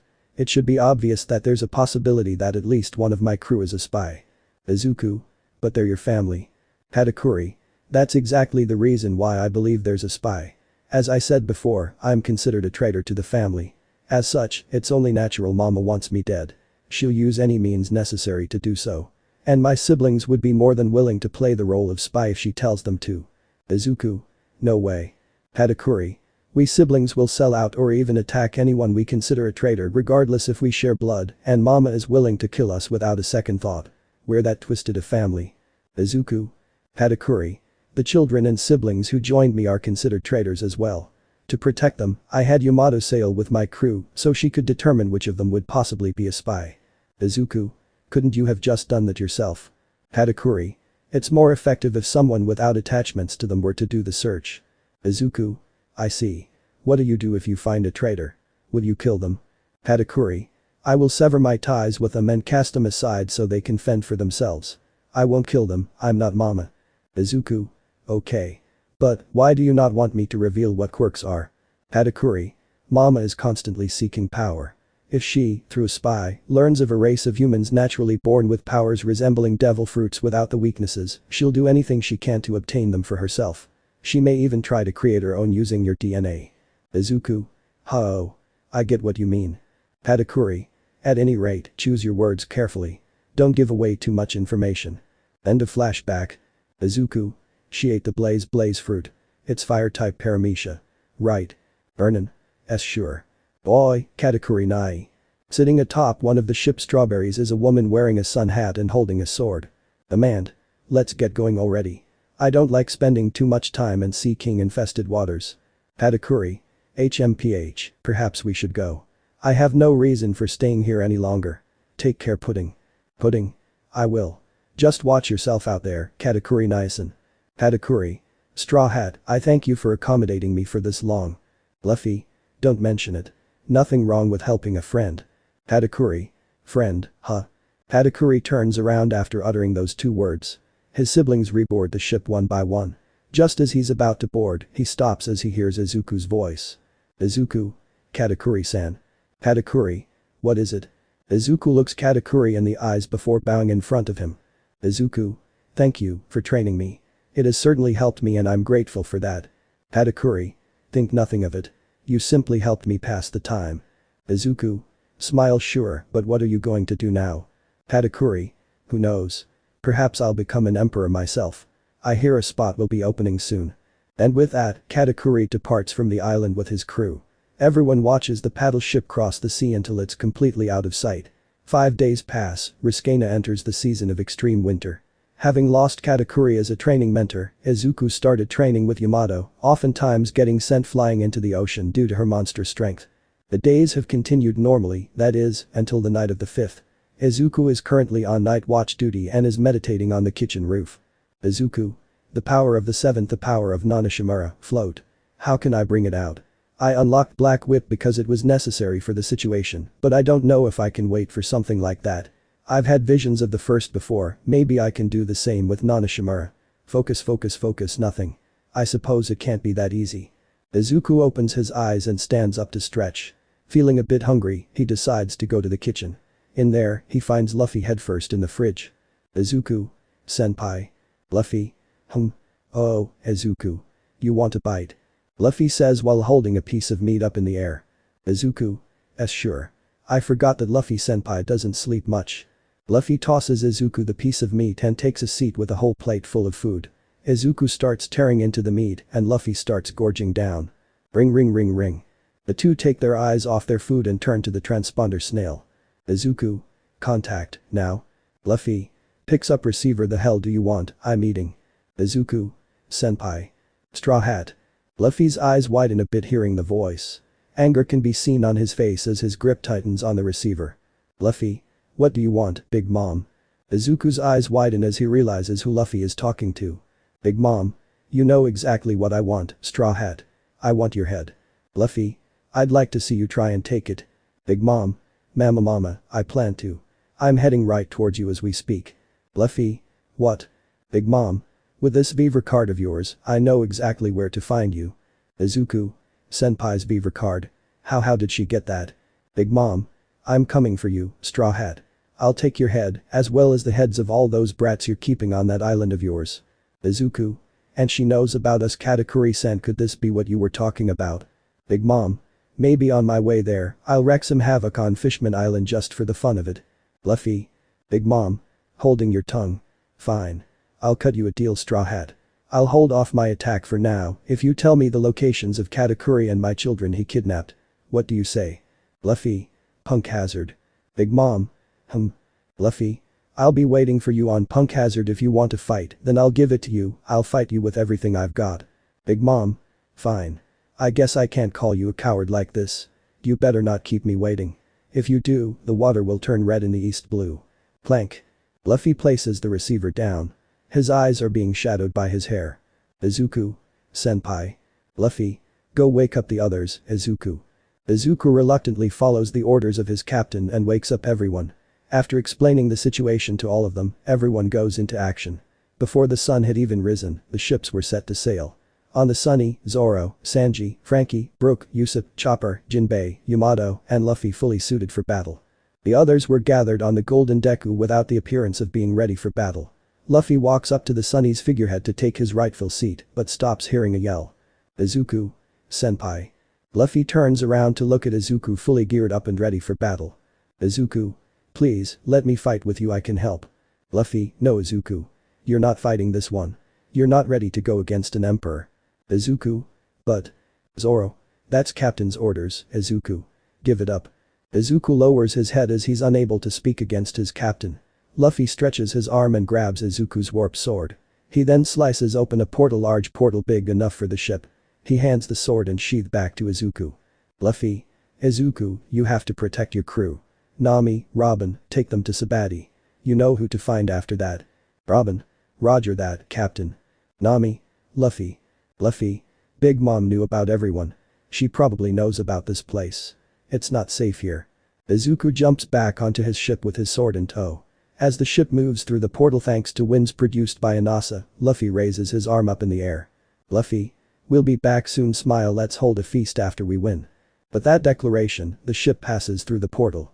Izuku sheathes his blade and closes it. Izuku. Everyone is on the ship, right? Iida. Yes. Asui-san, Hiryu-kun, Bakugo-kun and Todoroki-kun are in the ship's bedrooms. And as you can see, the rest of us are gathered here. Izuku. Good. Robin-san. Robin. I know, Izuku. Robin takes Izuku's sword from him and creates multiple connected clones of her arms. The long arm slices open a massive portal in front of the ship. Robin retracts the arms and hands the sword back to Izuku. The ship crosses through the portal and appears in an area with gigantic trees. Izuku sheathes his sword and closes the portal. Nami. Alright, now that we're here, we need to get Shaki's bar. Izuku. Yeah, I guess so. Ichako. Deku, are you okay? You don't sound like yourself. Izuku. No, it's just I'm sorry. Ichako. Deku. Ichako tries to touch Izuku only for her hand to go straight through him. His figure then dissolves into the air. Ichako. Huh. Iida. That's. Nami. A mirage. Ring ring ring ring. The transponder snail next to the helm starts ringing suddenly. Nami picks up the receiver. Izuku. It's me. Nami. Izuku, what are you doing? Izuku. I've decided to stay here and protect the island. Nami. You can't be thinking seriously now, open a portal and get over here. Izuku. I couldn't even if I wanted to. I haven't actually set foot there, only the mirage of me. All Might. Young Midoriya, just leave the island, we can always find another one. Izuku. That's not an option, even if we were to give up and find a new island, the damage will have already been done. Hatsune, Melissa, Usopp-san and Frankie-san's hard work will have been for nothing. Even worse, Luffy-senpai's reputation as a pirate will be damaged. It's the equivalent of saying we surrendered to Big Mom. Izawa. Setting aside your pride, have you even considered how dangerous this is going in alone? If you're trying to protect us by keeping us away, then we'd rather fight alongside you. Izuku. I did not send you away to protect you, it's because you'd get in my way. I can't fight and protect you at the same time. Parrot. What? Izuku. You, who can't even make use of haki, would just be a burden in a fight between New World pirates. That outburst essentially silences everyone. Izuku remains silent on his end for a few seconds before speaking. Izuku. There's a piece of my Vivre card underneath the transponder snail. You can use that to find your way back. The ship has an underwater engine like the Sunny, so you can sail through the calm belt. I'll see you soon. Izuku ends the transmission on his end. Nami lifts up the transponder snail and takes the piece of paper. Nami. Melissa, you can sail, right? Take the helm, I'll guide you. Melissa. Why yes, Nami-san. Hiroshima. Bad news. Nami. What is it now? Hiroshima. I went to check on the others, but Bakugo and Todoroki weren't in their beds, it was just their costumes. Nami. What? Back at Riskana. Izuku is standing on the snow-covered coast in his hero costume without his coat, but including his father's scarf with his arms crossed and facing the ocean. Izuku. I can sense you both, you know. Katsuki. TCH, of course we know. Shoto. We know we can't hide from you. From behind the trees comes Shoto, carrying 3 katanas and wearing a red and white coat similar to Izuku's, and Katsuki wearing a suit and his hero gauntlets. Shoto. We just needed to hide from the others until they left. Katsuki. Gonna try and warp us somewhere too. Izuku. As if you guys are just gonna go willingly. That aside, what are you wearing? Katsuki. Shut up, I had to use my costume to fool the others. Shoto. Me too. Izuku. Well, whatever. Just don't go dying on me, you two. Katsuki. TCH, there's nothing on this world that can kill me. Shoto. I don't plan on dying anytime soon. Nearby. In the waters nearby Riskana, a tart ship similar to Katakuri's can be seen paddling towards Riskana. Inside, a large figure can be seen sitting on a throne-like chair. A chess piece-themed soldier walks up to the throne. Soldier.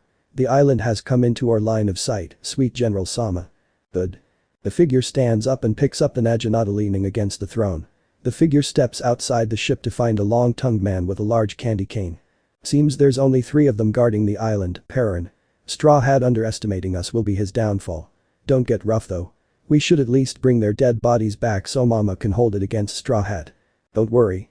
They'll at least be somewhat recognizable once I'm done with them. Chapter 12. On the freezing cold island Riskana, the current home of the Straw Hats, Izuku, along with Shoto and Katsuki, can be seen standing on the coast. In front of them docks a tall cake-themed ship. Izuku. Get ready, here they come. Katsuki. Yeah, I can see that. Shoto. How many are there? Izuku. A lot. Over 100 for sure. From the cake ship comes an army of soldiers who all had the appearance of chess soldiers. After all of the chess soldiers make their way onto the island, 4 strong-looking men, 3 of whom are visibly over 10 feet tall, make their way to the front of the army. The shortest has long legs and wears a pair of sunglasses along with a teacup hat. The one next in line to him wears a yellow coat and has one arm made of some sort of goo. The third one is a broad man with a serious-looking face. The final and tallest is a shirtless man with red-orange hair wielding a massive naginata. Pukikuku, these are the one Straw Hat left to guard his island. A bunch of kids. Bone, seems he's grown overconfident, Perospero-san. As expected from a half-boiled child who gained too much power too quickly, Silvaus plate. Shoto. You better watch what you say about our captain. Oh, looks like you struck a nerve, Tamago. Either that or these brats get ticked off easily, right Oven? Oven. No time for joking, Defuku. Get serious. Katsuki. Oi, in case you haven't noticed, you guys ain't welcome here. Get lost before we send your asses packing. Perospero. Perrin, quite the sharp tongue on this one. Tamago. I'm afraid we can't do that. Mama wants this island burned to the ground. And I think your dead bodies will serve as a lovely gift for her. Or better yet, she can use your souls for some homies. Shoto. Our souls. Are you witches or something? Katsuki. Whatever the hell you guys are, we're not letting you have your way. This island is ours and we'll roast the asses of any jackasses who threaten us. Tamago. What a distasteful attitude, Swar. Ifuku. Let's not waste any effort on these children. Oi, chess soldiers, deal with them. Ifuku yells as him and the others start walking back to the ship. The chess soldiers snap into formation and start charging at the 3. Shoto and Katsuki remain calm and simply shift their eyes onto Izuku.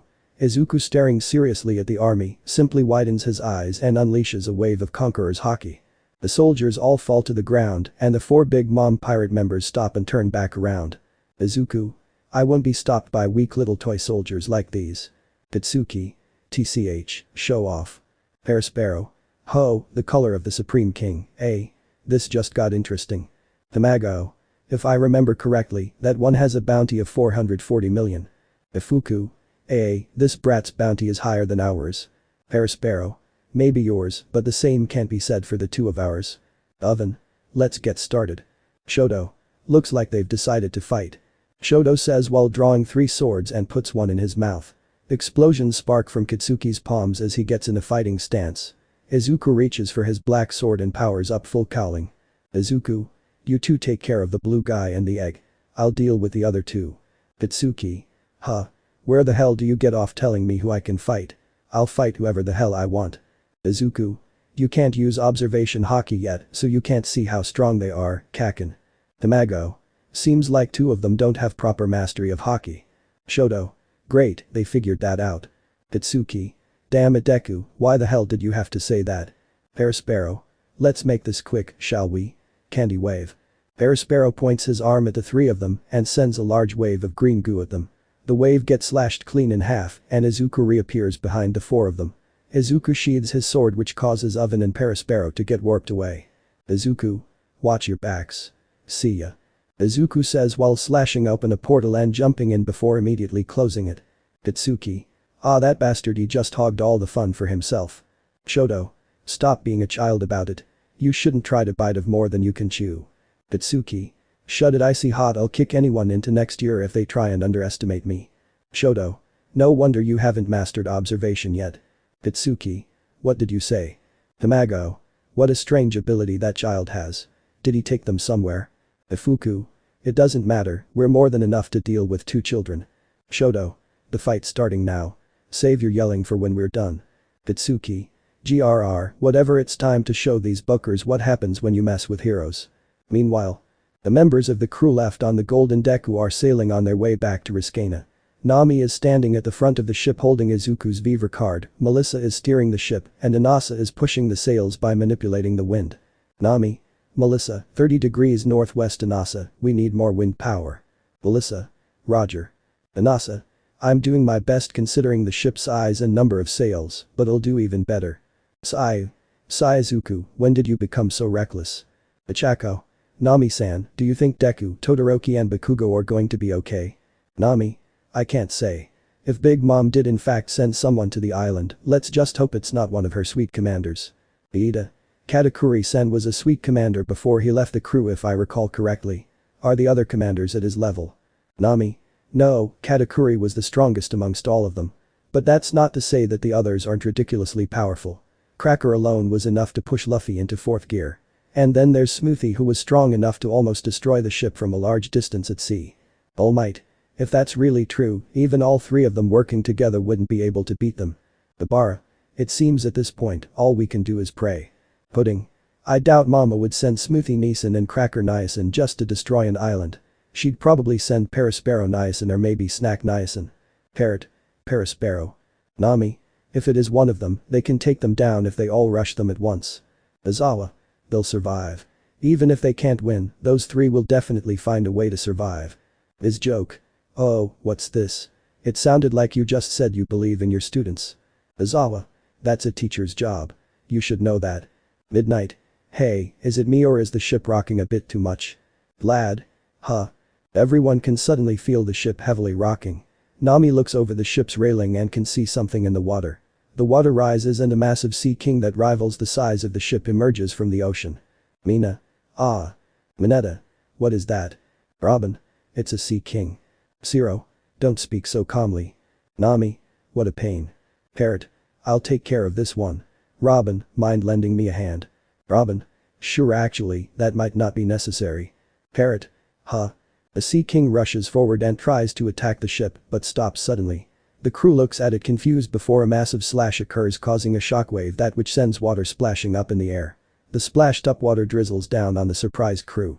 The Sea King remains motionless before its head suddenly slides off from its body, which collapses into the sea. The crew, aside from Robin, stand there trying to comprehend what they just saw. Appearing out of nowhere and suddenly leaving without saying a word, you really know how to worry this old man. Everyone turns to see a sword-wielding figure standing on the ship's railing. Nami. You are. Back at Riskana. Itsuki and Shoto are staring down Tamago and Tefuku.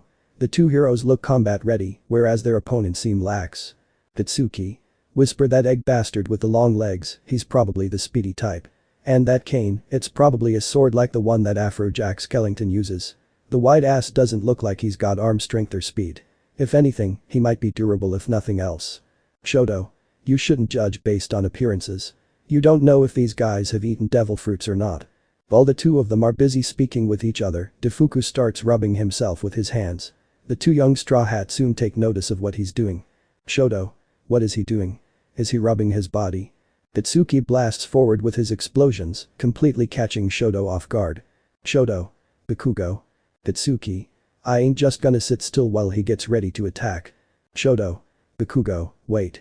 Shoto reaches to try and stalk Itsuki, but has to instead raise his sword and block a slash from Tamago. Tamago. Impressive, you managed to block my attack, bone. Shoto.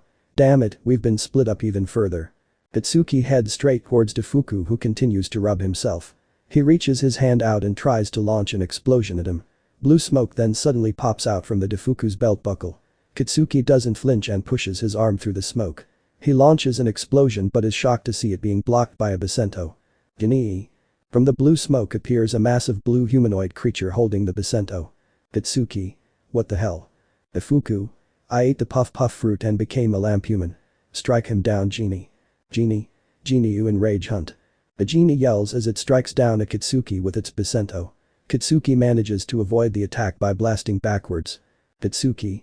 This just got a lot more annoying. Switching to Shoto, he is currently clashing blades with Tamago. They're both unleashing a furious barrage of slashes which all result in successive clashes. Tamago jumps back before suddenly thrusting forward, causing Shoto to block and get pushed back. Tamago. Leg Benedict. Tamago moves towards Shoto while doing a barrage of kicks in a barrel wheel motion. Shoto blocks several of the kicks with his swords, but gets kicked in the face and sent flying into a tree. He quickly recovers and pushes himself up from the ground. Shoto. He clashed against my swords with his bare legs. He must be able to use armament. I'm going to have to change my strategies a bit. Using his quirk, Shoto creates a wall of flames separating him from Tamago. Tamago. A devil fruit user, is it? Shoto jumps up in the air and sends a blast of fire down at Tamago. Tamago speedily dashes out of the way and jumps over Shoto's flame wall. Shoto. He jumped my barrier.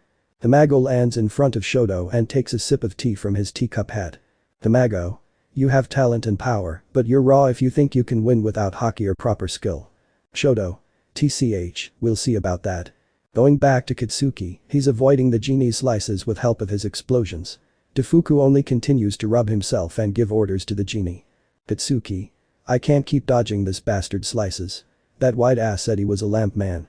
If I take him out then the genie will probably go down with him. But he's not letting me get close. The genie slashes horizontally at Kitsuki, who jumps up to avoid it. He then points his left palm at the genie and forms a circle on it with his right hand. Kitsuki. AP shot. Vulcan. Kitsuki unleashes a barrage of explosions at the genie. The genie twirls his Basento and blocks the explosives. He tries to slash at Kitsuki, but it gets deflected by a kick from his blackened foot. Kitsuki. Son of a, that was damn near cutting it close, freaking hockey. Genie. That form, ah ha ha, I see now. Your Blackleg's disciple. Defuku. That damn bastard caused trouble for our family. I think I'll get back at him by killing his student. Kitsuki. So he fought against these clowns. Can't believe I've got to deal with the trash he didn't finish off. The genie slashes at Kitsuki, who avoids using an explosion to propel himself upwards. He then fires 2 explosions behind him and launches himself at the genie, landing a kick in the face. Genie. Not bad, but you're weak. Kitsuki jumps off the genie's face as it tries to grab him. Kitsuki uses his explosions to raise himself up into the air while spinning. He continues spinning while rising upwards to create a tornado. He curves in the air and starts heading downwards at the genie and Defuku. Kitsuki. Neo Hotzer. The genie slashes at the blonde twister, but Kitsuki however manages to dodge mid-air. Kitsuki gets up close to the genie's face and points his gauntlet at it with his finger on the pin. Kitsuki.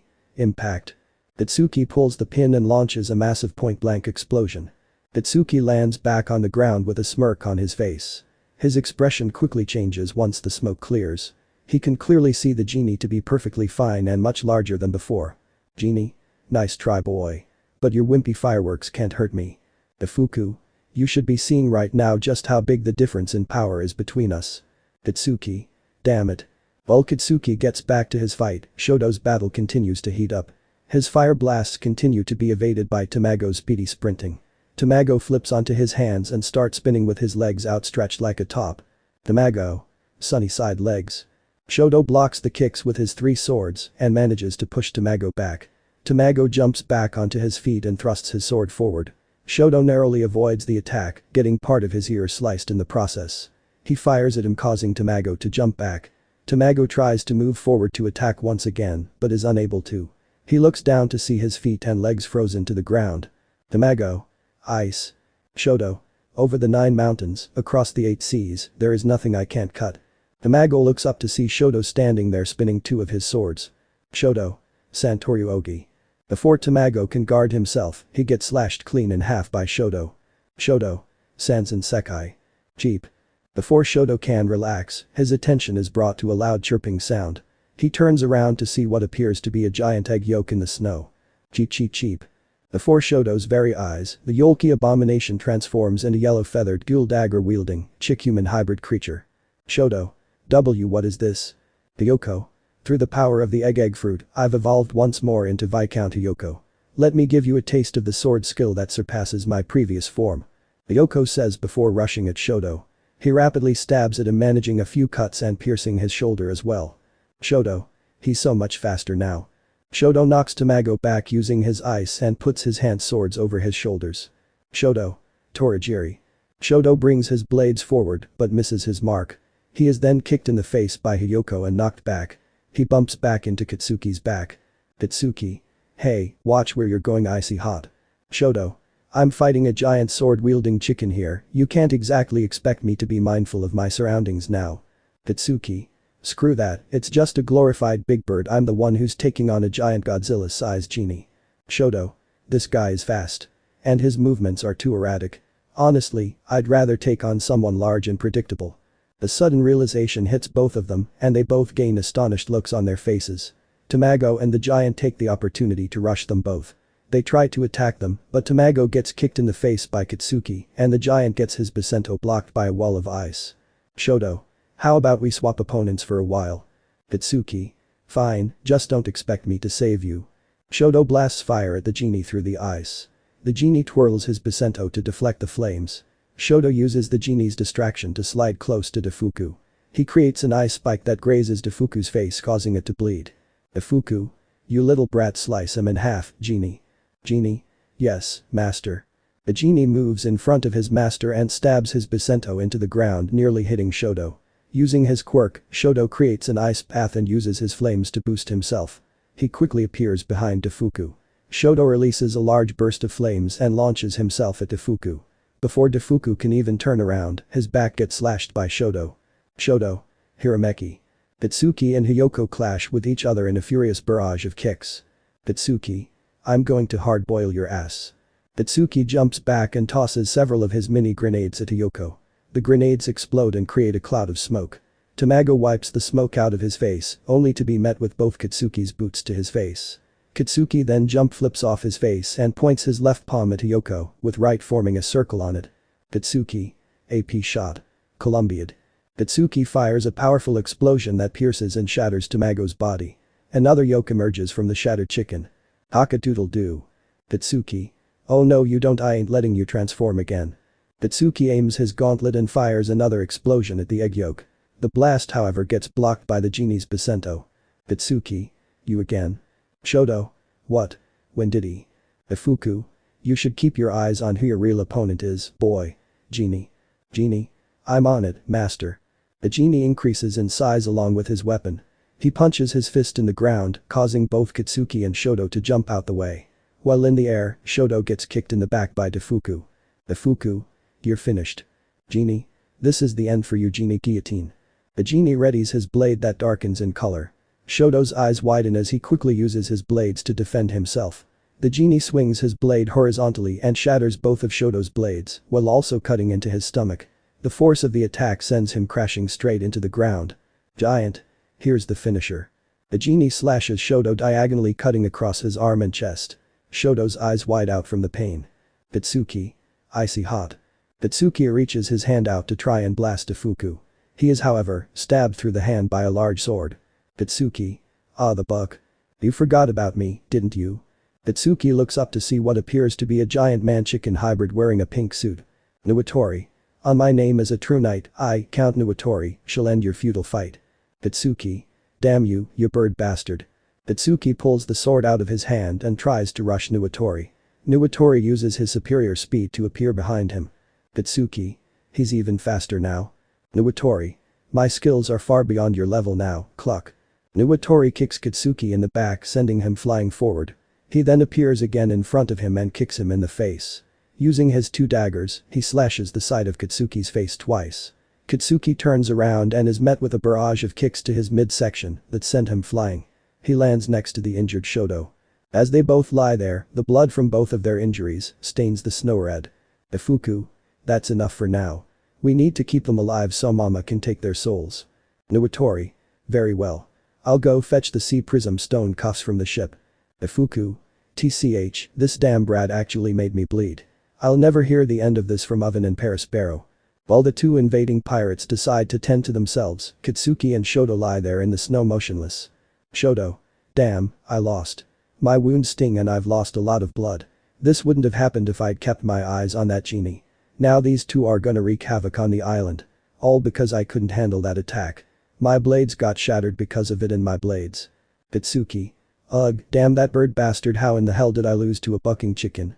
I can barely move my hand and I can taste the blood in my mouth. If I could just use haki, I'd beat the crap out of him. Who the buck am I kidding? Even if I could use armament, I wouldn't be able to hit him. It's just like fighting against that damn chef. Just like him. The two young heroes both look up at the sky as memories of a certain two come flooding in. 1 month ago. In the center of Riskana, Shoto is seen kneeling on one knee panting while using his sword as support. Momo can be seen standing next to him on the ground covered in broken blades. Standing in front of both of them is Zoro resting his unsheathed Wado Ichimonji on his shoulder. Zoro. Come on now, Shoto, is that really all you've got? Momo. Sensei, isn't this enough? The hilt of his sword is turning from white to red. Zoro. If you consider this enough, then you won't be able to make it as a swordsman. As a swordsman, you'll be putting your body through countless hardships that would kill a normal person. Only those who have suffered long can't see the light within the shadows, remember that. Momo. But. Shoto. I'm fine, Yaoi Rozu. I just need to catch my breath for a bit. Zoro. Shoto, how many blades of yours have shattered now? Shoto. 20. Zoro. I see. Do you know why they shattered? Shoto. It's because of the difference in skill, isn't it? Zoro. No, it's because your sword does not carry your will. Shoto. Will. Zoro. My will is conveyed through my blades, they cannot be shattered. Shoto. Is that so? Zoro. Do you know what it is you lack, Shoto? Shoto. What I lack? Zoro. Compared to Izuku, you lack physical strength. You've got muscle, but it ain't enough. Maybe it's because he was able to use that power of his as a clutch, but quickly grew to the level of power I wanted from him. Shoto. I see. I lack his strength. I could kinda already see that though. Zoro. You're getting yourself confused here. Power alone isn't strength. It requires your spirit, your will, your ambition. Shoto. My ambition. Zoro. I'm going to be the world's greatest swordsman. In order for me to do so, there's someone I have to surpass. And until I do so, I refuse to die, let alone lose. Momo. Wow. Zoro. Shoto, what is your ambition? Shoto. I too have someone I want to surpass. I want to become worthy of the title of hero. Zoro. That's a good dream. Hold on to it. But remember this, your ambition is nothing but talk if you cannot protect your captain's dream. Momo. Our captain's dream. Zoro. Luffy will become the Pirate King as a member of his crew, you must strive to make it so. Your will to complete your captain's dream and your will to be a hero, let them course through your sword. If you do so, your blades can slice even steel and will never be shattered ever again. 3 weeks ago. Itsuki and Sanji are in the Thousand Sunny's kitchen. Sanji is busy chopping up vegetables while an angry Kitsuki is picking salt crystals out of a bowl of flour with a pair of cooking tweezers. Itsuki. I can't take this anymore. Why the hell am I doing this pointless bullcrap? You said we'd be doing training, damn it. Sanji. Calm yourself, you prickly pompous Pomeranian punk. This is training. Itsuki. How the hell is this training? Sanji. You've got a shorter fuse than a stick of TNT. Before anything else, what you need to learn is patience. Itsuki. Patience. What I want to learn is haki. Sanji. That Itsuki. Alright, I get it, you're trying to improve my focus, but I can't get any stronger by doing this bullshit. I want to be sweating and have my muscles screaming to stop. Sanji. Sigh, you've seriously got muscles for brains just like the damn moss head. There are other ways to get stronger besides just working out. Itsuki. Oh, yeah. Like what? Sanji puts down his knife and pulls out his gold lighter. He lights a cigarette and takes a quick puff. He looks up and takes his cigarette out before exhaling a small cloud of smoke. Sanji. Falling in love. Kitsuki. That's the gayest bullshit I've ever heard. Immediately after saying this, Kitsuki is met with Sanji's heel to his head. Sanji. Don't make a mockery of love, you little shit. Kitsuki. Ow, I just said the truth. Sanji. Listen here, porcupine hair, there's a saying in the East Blue where we straw hats are from. Love is a hurricane. Kitsuki. What the hell does that even mean? Sanji. Love is powerful, that's what it means. Kitsuki. I still don't get it. Sanji. What I'm saying is you can gain power through it. You can turn your raw emotions into strength. Like our captain fueled by anger, you can become unstoppable if you let your emotions be fuel for your power. Back to the present. Nuwatori is currently attending to Defuku's injuries in front of the ship. The genie then appears flying at them from over the trees. Genie. Master, I found traces of Perospero's candy on the other side of the island. Defuku. Good work. Looks like Oven and Perospero are still on the island. Nuwatori. That's reassuring, cluck. Defuku. They better get back here soon. Mom is gonna start the transmission any minute now. I wonder if that child's giving them trouble. Nuwatori. Both their bounties are 700 million, I doubt he'd give them any real trouble. Defuku. I guess so. I'm fine now. Go put the cuffs on those two twerps. Nuwatori. Yes, sir. Nuwatori picks up the pair of cuffs lying in the snow. He turns around to walk to the two fallen heroes, but stops midway. Nuwatori. Those two. Defuku. Huh. Defuku turns his head to look at what Nuwatori is looking at. Both of them can see Kitsuki and Shoto sitting up in the snow. Defuku. They're still conscious. Shoto. Heh, you can't stay down either. Kitsuki. Smirk as if I'd ever just lie down and lose. The two struggle to make their way onto their feet. Kitsuki takes off the blazer he's wearing and pulls his shirt open a bit. Shoto takes the sash he was using to hold his swords off and tears a piece of it off. Kitsuki. Smile, screw love, the only fuel I need is rage. It's a hell of a lot more my style and I've got a hell of a lot of it. Shoto. This sword of mine will not be shattered. My will courses through it. The two boys stand on their feet and stare down the invading pirates with smiles on their faces. Kitsuki. We're not gonna lose here. Shoto. Not because we're heroes. Kitsuki. But because. Shoto. We are. Shoto ties the torn off piece of sash around his head like a bandana and removes the sword in his mouth. Kitsuki raises one foot in the air and holds his fists in a boxing manner. Hey and S. Straw Hat Pirates. A sudden wave of pressure flows over Nuwatori and Defuku. The trees are swaying and the snow by Shoto and Kitsuki's feet get blown away to reveal the actual ground. The intimidation coming off of the two of them can be seen causing both Nuwatori and Defuku to shiver a bit. Nuwatori. See Conqueror's haki. Defuku. Both of them. Kitsuki. Heh, we got them shaking now. Shoto. Don't let it get to your head. Kitsuki. I won't. Hey, do you feel it now? Kitsuki says as the world in his vision starts to darken aside from the figures of Nuwatori and Defuku, which glow a bright blue. Shoto. Yeah, it's amazing. Shoto says as he feels power coursing through his blade. It felt now more like an actual part of his arm. Kitsuki. I don't know how long this is gonna last, so we better make the most of it. Shoto. Agreed. Let's end this with everything we've got. Kitsuki. Hell yeah. Kitsuki yells as he places his leg back on the ground and holds both his hands out to his sides. Using his explosions, he starts spinning rapidly on his one leg like a top. He stops spinning and lifts his now glowing and blazing. Kitsuki. I'm turning up the heat now. Shoto. Itchy gorilla. Shoto's left bicep suddenly bulks up to extreme proportions. Shoto. Nigh gorilla. Shoto's right bicep bulks up to match the size of his left one. He grips his blade tightly with both his hands. Shoto. This is the very limit of our strength, we won't lose now. Nuwatori. I admire their spirit if nothing else. Defuku. They don't know when to give up. Forget about keeping them alive for their souls. Nuwatori. Understood, cluck. Nuwatori uses his extreme speed to appear in front of Shoto with his two daggers. Before he can strike, however, his daggers are kicked out of his feather hands. Kitsuki. You move so much slower now. Nuwatori kicks and clashes legs with Kitsuki. The flames can be seen burning through his pants leg. Shoto runs past both of them and heads straight for Defuku. Genie. Not so fast. The genie appears in front of Shoto and stabs his Bisento into the ground.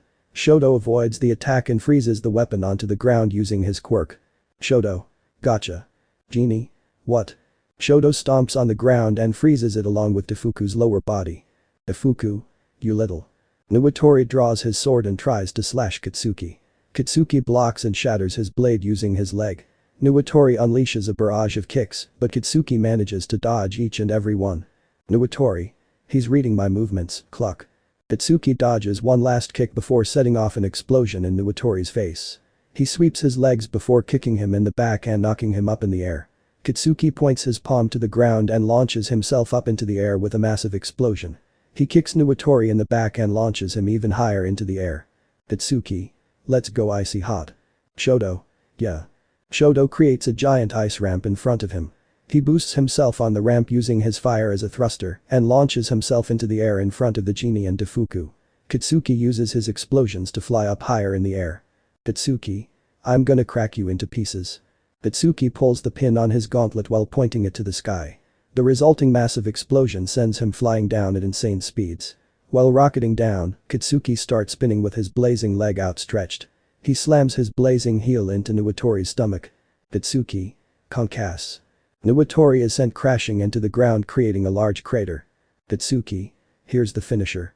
Katsuki raises both his hands in the air and fires an explosion even larger than the once created from his gauntlet. This one sends him flying straight into his Yolki opponent like a meteor. Katsuki. Grill shot. The yoke proceeds to transform into the unconscious and grill-marked Baron Tamago. Shoto raises his sword up above his head. His sword starts freezing as the ice creates an even longer blade. The genie pulls his frozen Basento out of the ground and holds it up to defend himself. Shoto's blade shines a deep black before catching a flame. He swings his sword forward with a yell. The attack slashes straight through the Basento and genie while slashing Defuku's chest. Shoto. Toshinkan. Morukami. The genie bursts into blue smoke as Defuku drops to his knees before passing out. Shoto's ice blade loses its black coloring and melts leaving only the original blade. He lands back on the ground next to Katsuki. They look at each other and smirk before looking up at the sky. Hey and S. Ai. The two yell as they both fall on their backs with smiles on their faces. Shoto's arms and Katsuki's leg revert back to normal as well. Shoto. We won. Katsuki. Hell yeah, we did, those asses ain't getting up after the beating we gave them. Shoto. Heh, it's rare to see you with an actual smile on your face. Katsuki. Don't get used to it, this smile's about to fade. The adrenaline's wearing off, I've lost blood and I'm getting tired. Shoto. Same here. Why don't we rest a bit? Katsuki. Sounds good to me. Shoto. Say, do you smell smoke? Katsuki. Yeah, I can see it up there too. Shoto. Should we be concerned about that? Katsuki. Nah, let Deku deal with that. With those final words, Katsuki passes out in the snow. Shoto looks at him and smiles before he too passes out. Meanwhile, on the other side of the island, another fight is already nearing its climax. Earlier, on the other side of Riskana. Oven and Perospero appear out of thin air on an isolated coast. Oven. What happened? Perospero. It appears we got transported to some other location by that boy. The real question is if we're still on the same island. While the two of them look around, a black portal opens up in the air. They turn to it and see Izuku walk out of it. He sheathes his sword and closes the portal. Perospero. Ho, so you decided to come face us. Izuku. Even if I warp you guys off to some random location, you'd just find your way back here. I'll take care of you both and make sure you never try something like this ever again. Perospero. Kukukuku, you honestly think you can kill us? Izuku. I'm not resorting to your level. I'll be sending you to the depths of Impel Down itself.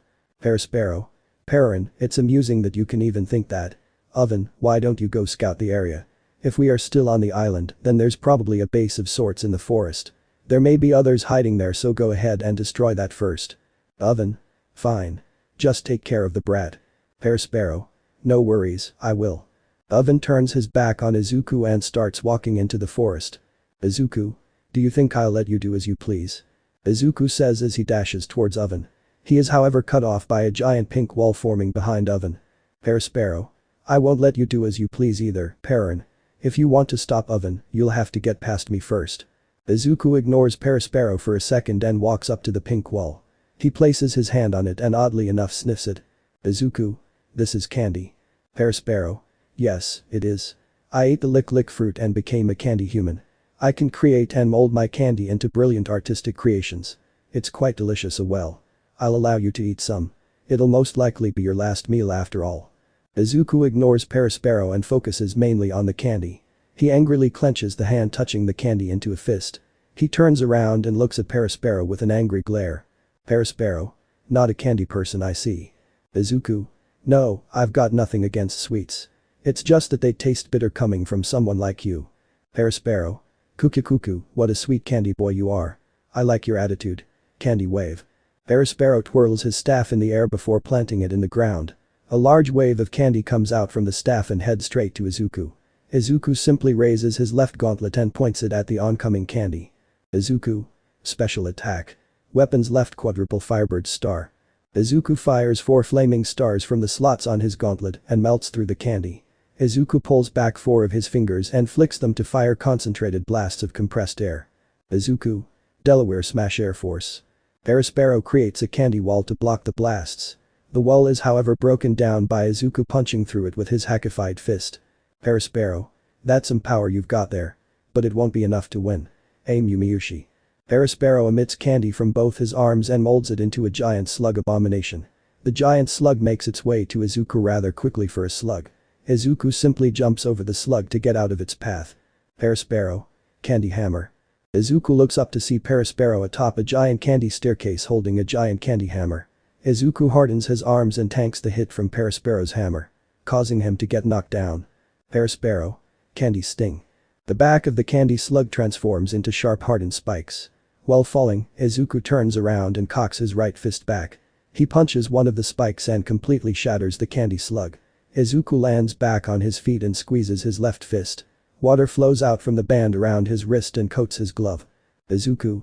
Gaijin Karate. Uranami. Using the webbed fingers of his glove, Izuku thrusts forward and launches a spear-shaped burst of water. Perospero blocks the attack with his candy cane, only for it to tear a hole through it. Perospero.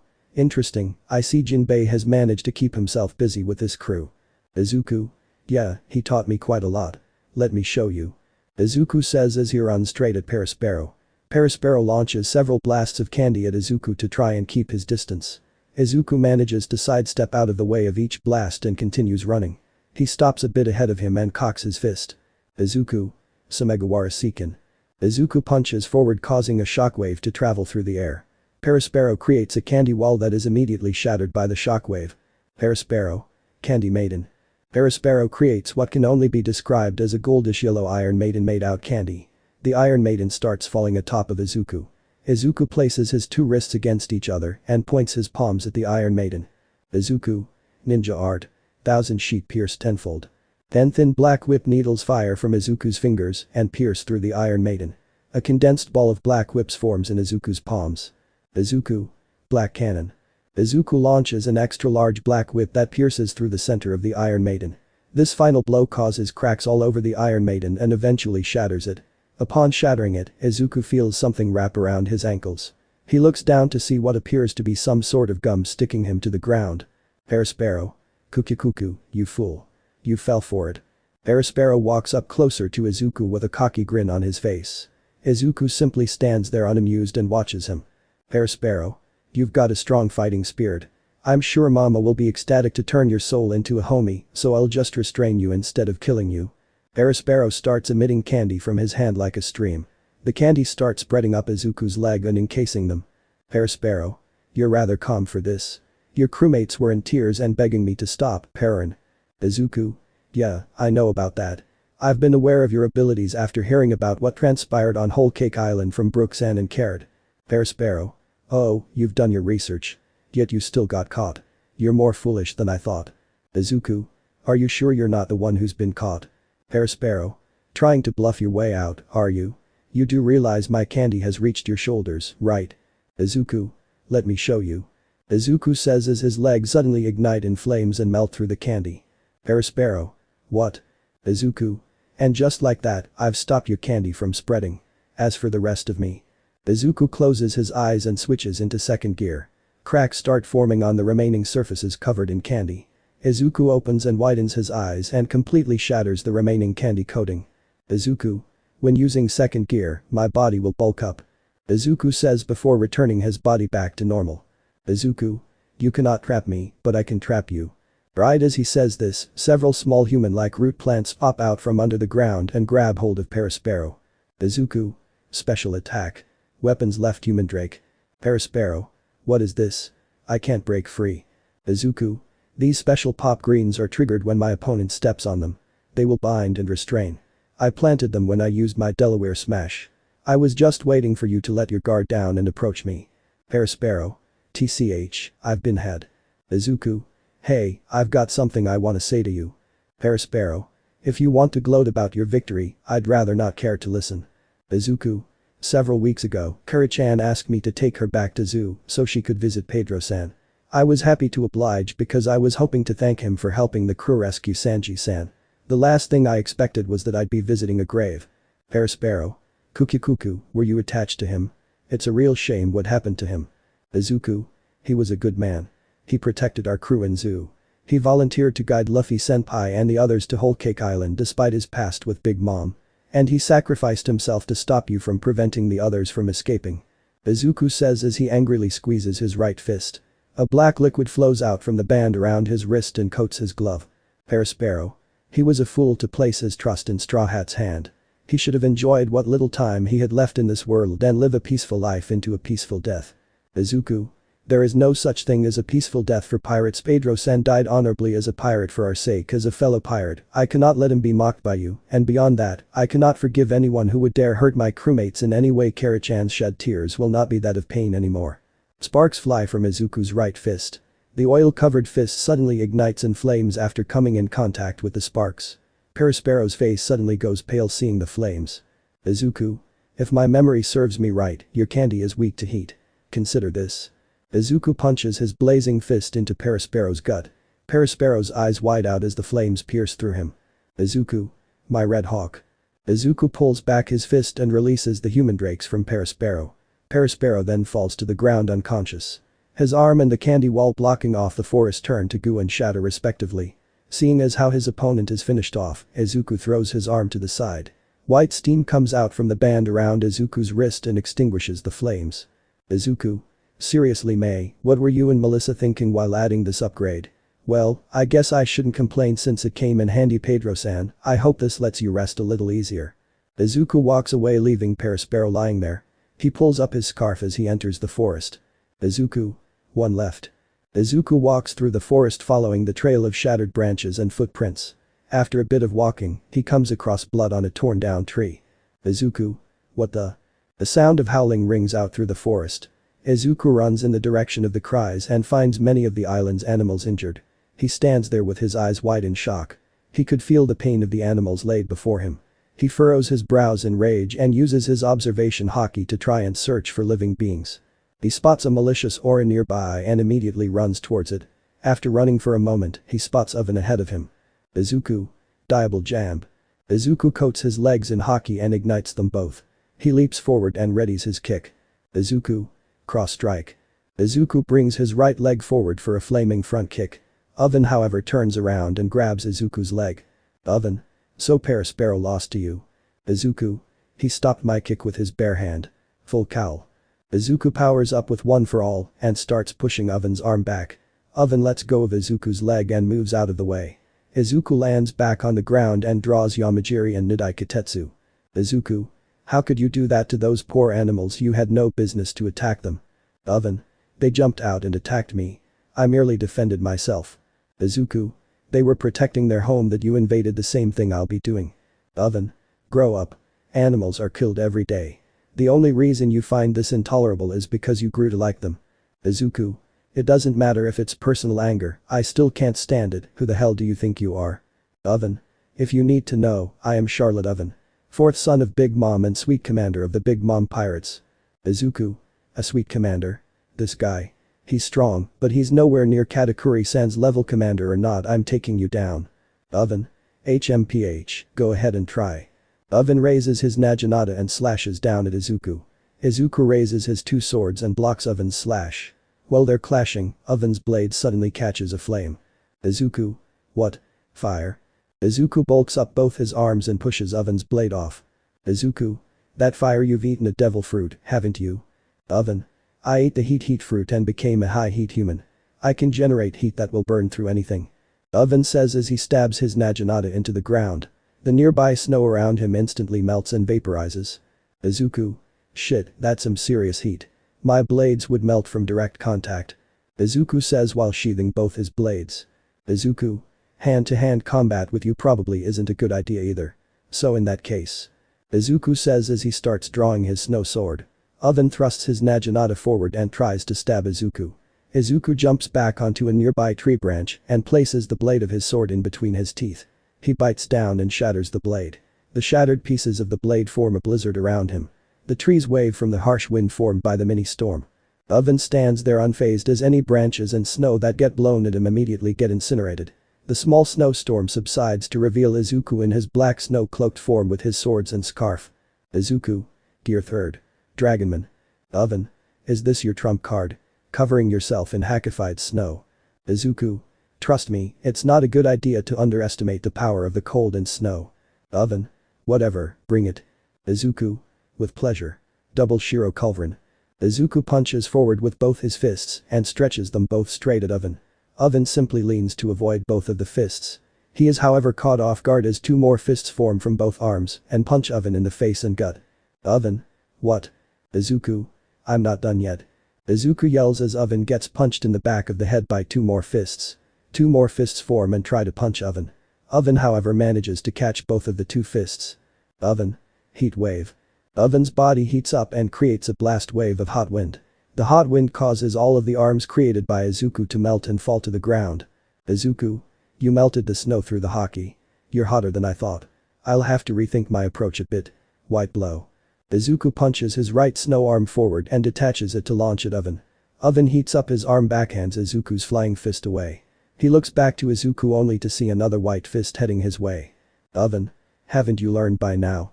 Heat wave. Oven unleashes another blast of hot wind that melts the fist. Oven widens his eyes as he gets punched in the gut.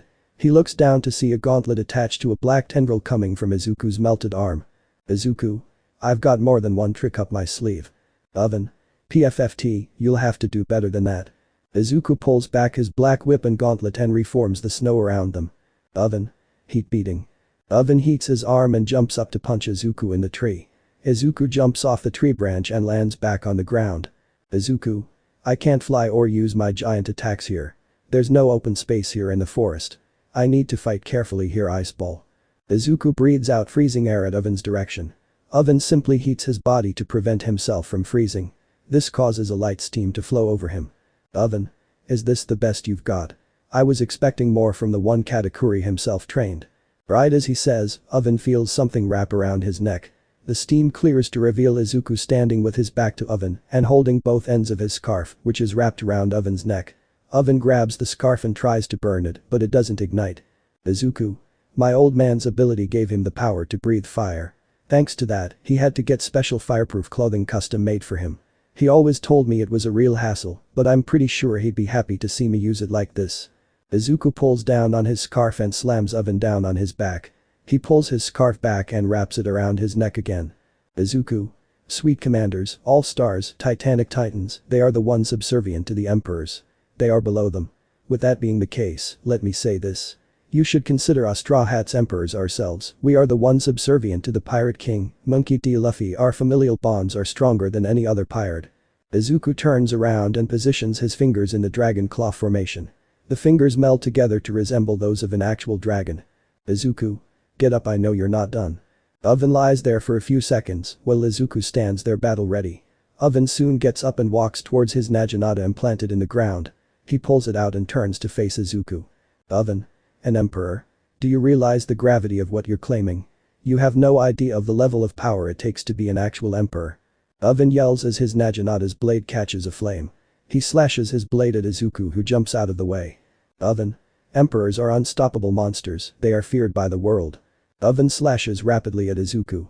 Izuku deflects the slashes with his hackified snow arms but resorts to dodging when he notices the slashes are melting through his arms. Izuku. This isn't good. My haki at this state isn't enough to stop the heat. I need to up the anti-gear second. Izuku's body bulks up beneath the snow and his haki gains a green taint. The markings on his chest and eye form as his hair glows and spikes up. Izuku. Let's go. Izuku leaps forward and punches against Oven's blade. Izuku. Alright, it's working. I just need to oomph. Izuku was saying until he gets kneed in the gut by Oven. Oven. An emperor would not think twice at killing anyone who stands in their way. Oven grabs Izuku's leg and throws him into a nearby tree. He tries to stab Izuku against the tree, but he ducks and Oven ends up slicing the tree in half. Oven. You're weak, child. Mama would kill you in a single strike. Don't you dare claim that you or your crew are on the same level as her. Oven says as he slashes horizontally at Izuku with his blazing blade. Izuku holds up his hackified leg and blocks the slash. Izuku kicks his weapon away and jumps away from him. He reaches into his bag and pulls out one of his clean-attacked rods, while Oven reaches for his weapon. He disperses the snow around his left hand and attaches it to one of the slits on his glove. His rod and glove expand with air as he points it at Oven. Izuku. Coup event. Izuku fires a blast of compressed air that knocks Oven back into the trees. Izuku takes out his rod and reforms his arm.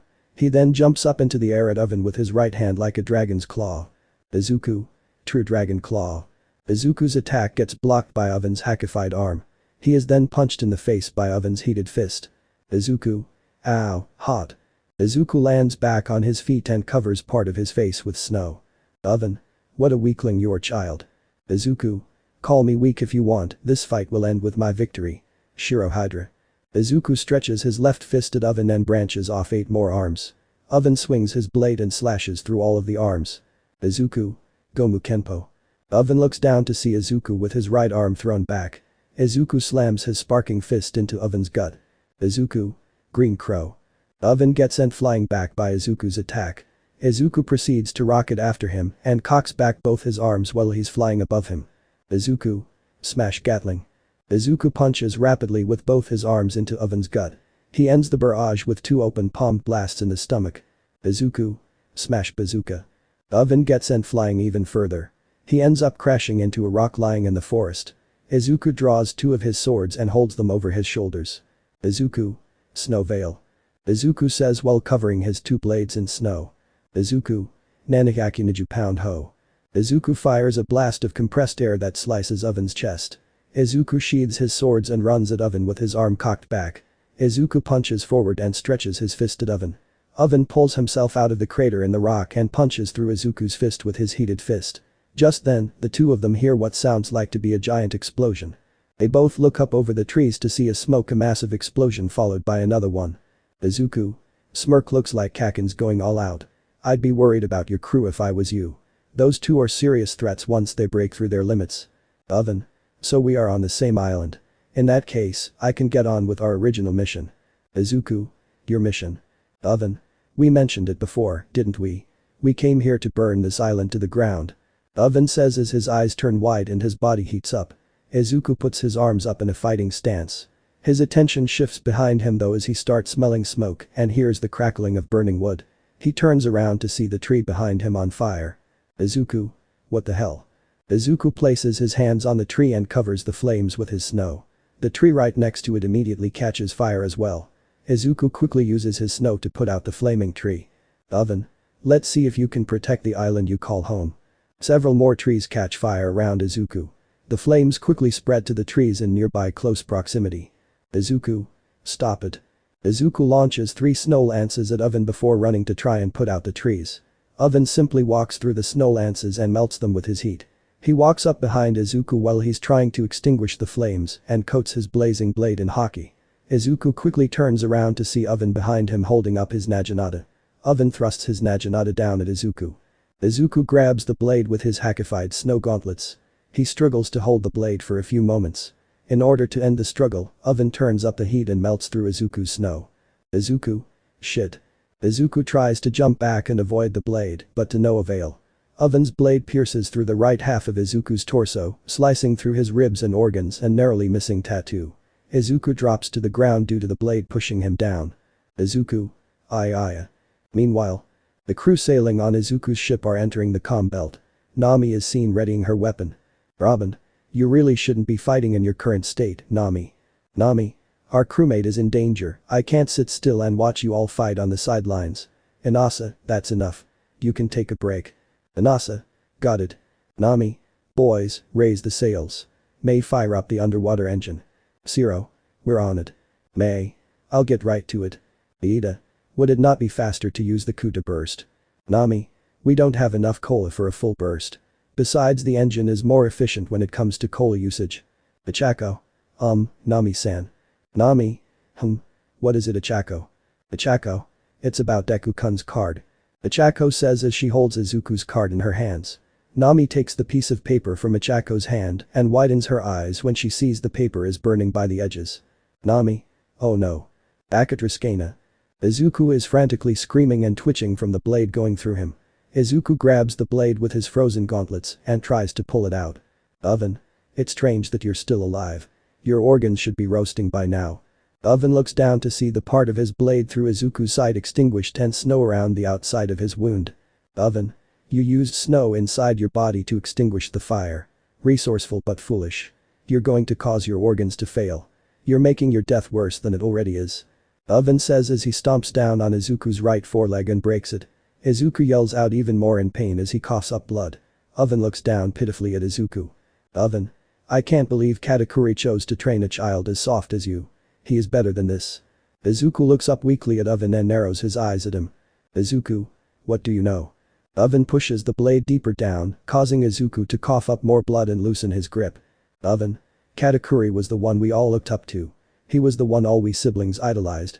He was a symbol of perfection to us. He could have become captain of the crew once Mama passed and have become an emperor, but now he, along with our younger siblings, have to die all because he chose to ally himself with this weakling crew and pathetic excuse for a pirate captain. Izuku's eyes suddenly widen as he stops twitching and his grip on the blade tightens. Izuku. Angrily, what did you just say? Oven. I said you and your crew are a bunch of weaklings and your captain is a pathetic excuse as a pirate. Snow suddenly wraps around Oven's weapon, spreads over his shoulder and extinguishes his flames. He lets go of his weapon and backs away from Izuku. He uses the flame from his other hand to melt the snow. He looks back at Izuku to see him standing there with his naginata still in his chest. Oven. How is he standing? I broke his leg, I'm sure of it. Izuku grabs hold of the naginata's handle and pulls it out of his chest. Izuku. I can handle someone talking trash about me. But anyone who dares insult my friends, my family, my crew, my captain. The snow wings on Izuku's back reform and completely cover his back and chest. His hackified arms and fingers become blockier and edged while the snow on his legs become more densely packed. His green-tinted haki forms horizontal lines on the left side of his chest and under his arm. Markings cover his left shoulder and a wing marking forms on the back of his shoulder. His haki forms stitches like markings at the corners of his mouth. On his back, a new symbol forms over where his tattoo is. Izuku. I'll destroy them. Izuku says as he snaps Oven's weapon with his bare hand. Oven. What's going on? This brat, he's different somehow. The air around him has changed. He almost looks like no, he's still just a child, you brat, heat beating. Oven tries to punch Izuku with his heated fist, but it gets caught by Izuku's hand. Oven finds himself unable to pull his hand away from Izuku's grasp. Izuku punches Oven hard in the gut with his free hand and sends him flying back a bit. Oven bounces against a tree and coughs up blood. Oven. His punches are so much harder now and his snow isn't melting now. Izuku leaps forward at Oven and tries to punch him. Oven rolls out of the way causing Izuku to uproot the tree as he punches it. Before Oven can get up, Izuku kicks him in the face. Oven quickly recovers and gets back up on his feet. Izuku. Yuki Hayden. Izuku says as he flicks the tip of his finger at Oven like a bullet. The bullet grazes Oven's cheek, cutting it. Izuku jumps up and lifts his leg up to the sky.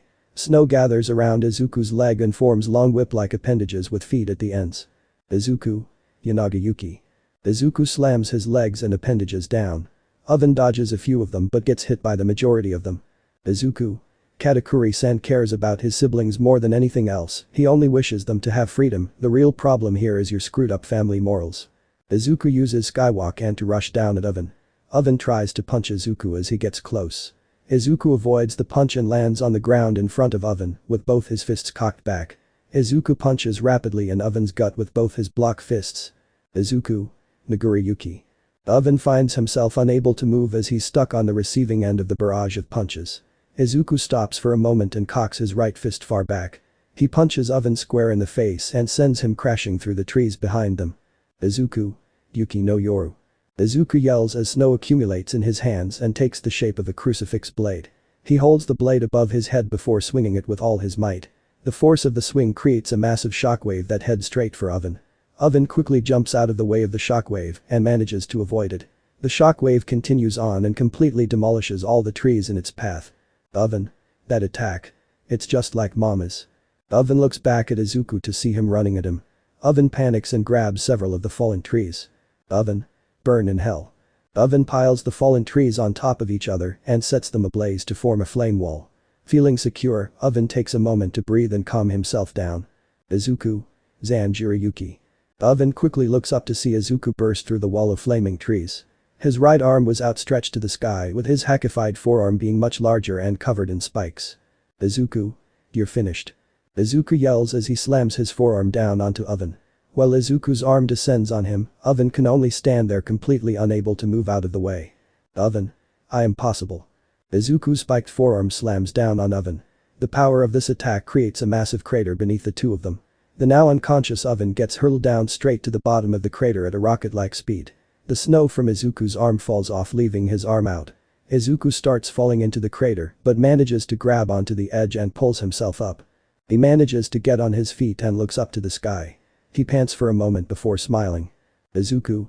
Smiling. Hey, Kakin, Shoto, I beat them, we've won. Izuku yells, unaware that his two friends were unconscious by the coast. Meanwhile, in the New World.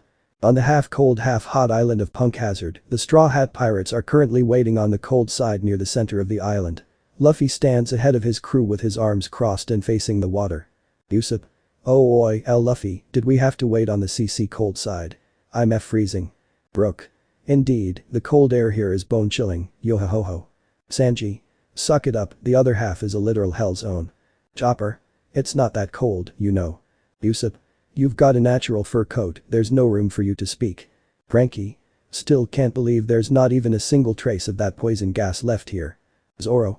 It's been over half a year since we've been here. It's only natural that damn gas would clear up by now. Yamato. Hey Luffy. Was it really alright to abandon the island like that? Luffy. It'll be fine. And the others will be safe with Rayleigh. Jinbe. That was smart thinking, Luffy-kun. If we stayed on the island, Big Mom would just follow your Viver card piece there and the others would be in danger. Big Mom probably also would have wreaked havoc on Fishman Island. At least this way, we're the only ones putting on the risks. Yamato. I see, but what if Big Mom sent soldiers to the island too? Luffy. She probably did. The animals there can defend the island though. They're super strong. Usopp. Honestly, I'd rather have stayed back on the island. Zoro. Oi, they're here. The crew look to where Zoro is looking and can see Big Mom's ship followed by a fleet of tarts. They remain standing unfazed, aside from Usopp and Chopper, while the chess soldiers and pirates make their way onto the frozen land. Big Mom descends upon the island followed by Cracker and Smoothie. She stands right in front of Luffy, who just raises his head to look up at her. Big Mom. Mama, it's been a while since we've come face to face, Straw Hat. Smoothie. It's time we pay you back for the humiliation you caused us back at Whole Cake Island. Cracker. I've got a score to settle too, Straw Hat. You messed up my face pretty badly back then. Zoro. Bring it on. You better pray you can at least kill my boredom. Yamato. Hey Zoro, if you're gonna take on the tall one, let me help. Zoro. Yeah, right, I know you just wanna try and steal my sword again. Yamato. But Enma is my sword. Sanji. Oi, Firecracker Hair, I heard you tried to attack Nami-sen back at Whole Cake Island, I'm gonna make you pay for that. Cracker. Bring it on, I'll send you crying back to Germa. Big Mom. Hold your battle thirst for no you too. Let's break their spirits before we break them. Jinbe. Our spirits. Big Mom. Straw Hat, did you think I only knew where you were because of your Viver card? No, I had my informant give me the location of your island. Usopp. Informant. Zoro. She's saying she had an inside man give her the information. Usopp. I understood that, it's just hard to believe. Big Mom. With the knowledge of your island's location, I sent my sweet commander Oven and Perospero, along with a small army, to burn it to the ground. Jinbe. Those two. Brook. This could be really bad. Cracker. Your worries don't end here though. Remember what Mama said. The water will turn red in the East Blue. Sanji. It can't be. Cracker. Smirk, we sent a fleet of ships on their way to the East Blue months ago so we could take care of the traders who fled there. All we need to know was the exact island they were on. Zoro. You bastard. Smoothie. We sent some of our ships to Water 7 too. They'll deal with Katakuri's ship and the traders there. Frankie. Water 7. Oh no. Chopper. Don't worry Frankie, I'm sure Iceberg and your family will be fine. Big Mom. Oven should be done turning your island to ashes now. Let's check in, shall we? Montdor. A man with a pale face walks next to Big Mom and holds up a baby transponder snail reminiscent of Oven Up in his hands. Big Mom takes the transponder snail and it starts ringing. Back on the Golden Deku. The others sail through the calm belt on their way back to the island. Everyone is visibly worried after Nami explained to them what a burning Viver card represents. They're all startled by the sound of ringing. Ida. Is that the transponder snail? Nami. No, it can't be, it's fast asleep. Melissa. What's that ringing then? Nami. Wait, there's something behind it. Nami reaches behind the transponder and pulls out what appears to be a smaller black transponder snail. Nami. Oh, it's a black transponder snail. May. A black one. What does it do? Robin. It's mainly used for hearing the signals of other transponder snails.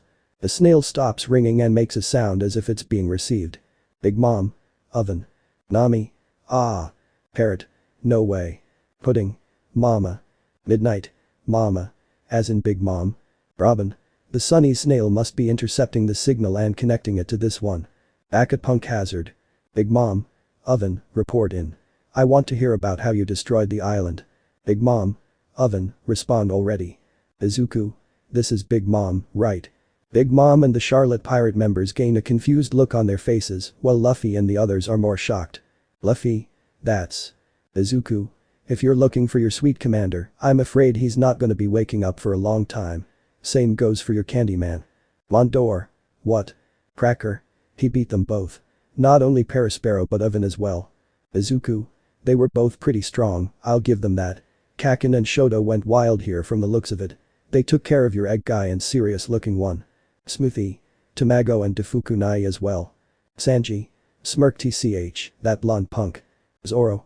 Smile, he's finally being a bit reckless. Izuku. Yeah, they're both really badly banged up. Then again, I've got a hole in my chest and a broken leg, so I'm not really one to talk. Chopper. Huh. Is he serious? Brook. Yo-ho-ho, it's him talking after all. This sort of thing isn't unusual. Anger can be seen growing on Big Mom's face as she lifts the snail up to eye level. Big Mom. How dare you attack my sons and defeat my commander, who the hell are you? On the other side of the receiver, Izuku smirks pridefully. Izuku. Smiling, I'm Midoriya Izuku, Straw Hat Emperor and first son of Pirate King Monkey D. Luffy. Izuku's voice resounds throughout the island and causes almost everyone to flinch. Izuku. If you ever try and come after us, just know that I'll be here waiting to fight you myself. Big Mom's eyes fill with rage, while Luffy simply smiles. Big Mom. You little brat. Izuku. And one more thing. I've already taken care of your spies. Big Mom. What? Izuku. I'm the strategist in this crew. Thanks to Yamato-san, I've already put the Grand Fleet into action. It's my job to stay at least 3 steps ahead of anyone that dare challenges our crew. Oh, and Luffy-senpai, if you're listening. Smile, kick their ass. Izuku says as the snail falls asleep and disconnects. Big Mom. Montor, give me the East Blue snail. Montor. Why yes mama. Montor panics and scrambles to find the transponder snail. He hands it to Big Mom, who snatches it out of his hand. Big Mom. Compet, what's the situation on the invasion? Bardo. This is Bartolomeo of the Straw Hat Grand Fleet. On the young master Izuku-sama's request and means, I will prevent any invading forces from even setting foot on the Holy Land. Hey, don't act as if you did all the work. Bardo. Hey, let go of the snail, Cavendish. Cavendish. I'll have you know I took down way more of these pirates than this glorified rooster sparkling. There's no doubt that I'll get more popular after taking down an emperor's fleet. My crew and I took down a fair amount of them, you know. Cavendish. Stay out of my spotlight, Orlumbus. Bardo. This has been Bartolomeo signing off. Glory to the Pirate King Monkey D. Luffy. Cavendish. Hey, I'm not done with the snail suddenly falls asleep and ends the communication. Immediately after, a new snail suddenly starts ringing in Montor's pocket. He pulls it out and answers it nervously. Montor. Hello. Raisin. Leo. Hey, is this Big Mom? If it is, then I've called to let you know that we've stopped your crew from destroying Katakuri's ship. The Sun Pirate sunk your ships before you could make it here, and me and Idio took care of the crewmates. Idio. I didn't think that kid was serious when he said he could warp us halfway across the Grand Line. You see a bunch of weird stuff when you're a pirate, don't ya, Aladdin? Aladdin. When you get to live to sail the seas as long as we have, you often get to see impossible things come to fruition. Leo. Big Mom, if you want to hurt Luffyland's crew and allies, then you're gonna have to go through us. Idio. The Grand Fleet will come to the aid of our captain whenever and wherever. Aladdin. Send as many as you want to Water 7 Big Mom, we'll be ready to take them down. We Sun Pirates won't go easy on you just because you're Praline's family. Leo. See ya, Luffyland. Rebecca says hi. The transmission cuts off, leaving Big Mom even angrier than before. Smoothie. Damn it, what's going on here? Our spies have been exposed and our fleets have been taken down. Cracker. How the hell did one kid do all of this? Montour. Wait, what about Big Sis Amand? Maybe she succeeded. Big Mom. Smoothie. Smoothie, yes mama. Smoothie pulls out a baby transponder snail she was keeping in her scarf. She tosses the snail at Big Mom, who catches it. Big Mom. Amand, pick up. Katakuri. It's me mama. Big Mom. Katakuri. Katakuri. Honestly, trying to poison my donuts, did you really think I'd fall for something so pathetic? Cracker. Crap, it didn't work. Big Mom. Katakuri, I'm going to kill you. Katakuri. Mama, if you want me dead, I suggest you try killing me yourself. You know my siblings aren't strong enough to defeat me. Big Mom. You. Katakuri. We're no longer your pawns, mama. Your plans have been foiled by a child. It should be clear to you now. Your reign as an emperor is over, it's time you give up. Katakuri ends the transmission, leaving Big Mom utterly devastated. Zoro. Sigh, that green-haired powerhouse, he really gave it his for the island. Sanji. He just stood up to an emperor and provoked her to fight. He's gotten as crazy as you, Luffy. Luffy. Shushi, ha ha ha, not bad, Izuku. Luffy says as he puts on his straw hat. Luffy. Yosh, we can't let those three show us up. Let's settle things here, guys. Everyone. Yeah, Captain. Luffy. It's time we finish things once and for all, Big Mom. Back at Triskena. On the coast where Perospero is knocked out, Izuku can be seen walking through a portal. He picks up Perospero and walks back to the coast where Katsuki and Shoto lie. He drops Perospero next to the unconscious body of Oven. He grabs the hilt of his black and draws it.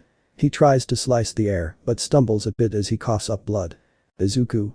Come on, not yet. Izuku focuses and slices open a portal in the air. Izuku. If you're there, we could really use your help. Izuku says as the snow covering his body falls off. He starts falling backwards but manages to pull himself back up. Izuku. No, I can't let my blood stain my pride. Izuku falls on his right side and passes out in the blood-stained snow. In the new world, a certain someone can be seen looking at a burning piece of paper with a black transponder snail in his hand. He puts the snail down and picks up a bottle of alcohol. Sigh, seriously, you had me worried there for a minute. The man says before taking a swig and sailing across the sea on his giant penguin. Chapter 13. Hey. Hey. Hey. Izuku opens his eyes and finds himself in a black empty void. He looks at his arms to see them partially made up of a black mass. Izuku. What happened? Wait, I know this place. Sure hope you do. Izuku turns around hearing a woman's voice but finds no one there. He looks into the darkness confused before feeling someone cover his eyes. Desu. Izuku. I really don't know. Oh, right. You've never heard my voice before, my bad. The person behind the voice says while taking their hands off Izuku's face. Izuku turns around and once again finds no one there. Izuku. What the? Back here. The voice says as Izuku feels a tap on his shoulder. Izuku turns around and shocked who he finds behind him. Standing before him is tall slender woman with dark hair tied up in a bun and grey eyes. She's wearing a black sleeveless bodysuit with yellow gloves and boots and a white cape. Izuku immediately recognized her as All Might's master and the 7th user of One for All. Izuku. You're Nana Shimura. Nana. In the flesh. Sort of. And you're Toshinori's boy. Wow, look at you. You've got a mouth and a semi-fully formed body. Izuku. Huh. Oh, yeah, I've got a mouth this time. Last time something like this happened, I didn't really have a mouth. Nana. Last time you didn't have as good control of One for All as you do now. Izuku. Oh, so that's the reason why. But, why are you speaking to me now? Nana. You were the one who wanted to contact me, right? Sorry, but you need a little more practice before you can contact us while you're conscious. The best we can do is interact with you while you're out cold. Izuku. Okay. Nana. You know, you've made a lot progress. And we're really proud of you for that. Izuku. Thank you. I'll keep on doing my best. Nana. Smile, I'm happy to hear that. It won't be long before you'll be able to use my quirk. It also won't be long before you return to the real world. Izuku. Already? Nana. Like I said, you need a little more practice. Izuku. I see. Well, it was a pleasure meeting you, Shimura-san. Nana. The pleasure was all mine. Oh, but before you go, there's someone else here who wants to talk to you. Izuku? Someone else? Nana? Yeah, the guy behind you. Izuku's eyes widen as he suddenly senses a presence behind him. He turns around to find a tall man standing behind him. His body was mostly a black mass, but he was clearly wearing some sort of suit. He had pinkish hair and 2 scars going over his left eye. Izuku? It's the fourth holder. I recognize him from the notebook I got from All Might. But I really don't know anything about him. I skipped over his part because there was information about him scratched out. Izuku says mentally as he looks into the eyes of the fourth user. An awkward silence ensues between the two of them. Izuku is uncertain if he has to say something until the fourth holder speaks up. Fourth. Your quirk will be giving you a lot of these in the future, but for now I'll be the one giving you this warning. We've seen through your eyes. And from what we've seen, something terrible is coming. Train as hard as you can, you're going to need it. Izuku? What? Nana? Come on, did you have to leave him on such a sour note? Fourth. HMPH. Izuku? What does he mean? What's going to happen? Nana? We can't say for certain, but it is going to be something big. But, just remember that we're here to help you. So until that something big comes. Nana takes her index fingers and uses them to raise the corners of her mouth into a smile. Nana? Keep on smiling, K. Izuku? Smile sure. Izuku says as his body begins to dissipate into the darkness. The entire area begins to light up as well. Nana? Looks like your time is up. Take care of Toshinori for me and say hi to Sorahiko when you get the chance. Oh, and it's gonna hurt when you wake up so prepare yourself. Izuku? Wait, what do you? But it was too late for Izuku to ask his question as he became blinded by the bright light. He closes his eyes to avoid damaging them. As he feels the light mellow down, he tries to open his eyes but finds himself unable to open his left. Once he opens his right eye, he immediately feels an intense wave of pain wash over his entire body. Once the pain settles in, Izuku notices his surroundings and realizes he's in his room on Riskana. His entire body is wrapped in bandages, right leg is held up in a sling and in a cast. Looks like you're finally awake. Izuku rolls his head over to his side and can see Law sitting in a chair next to his bed. Izuku? Law-san. Law. Welcome back to the world of the living. Izuku? How long have I been out? Law. You've been unconscious for 4 whole days. Izuku? 4 days. I don't believe it. Law. Seriously, you took a real risk putting your faith in me to patch you up. Izuku? I didn't really see it as a risk since I knew you'd definitely be nice enough to help us out. Law. Don't go thinking I helped you out of the goodness of my heart or whatever. I simply don't want to be in debt to Straw Hat you. Saving your life is just a means of us getting closer to being even. Izuku?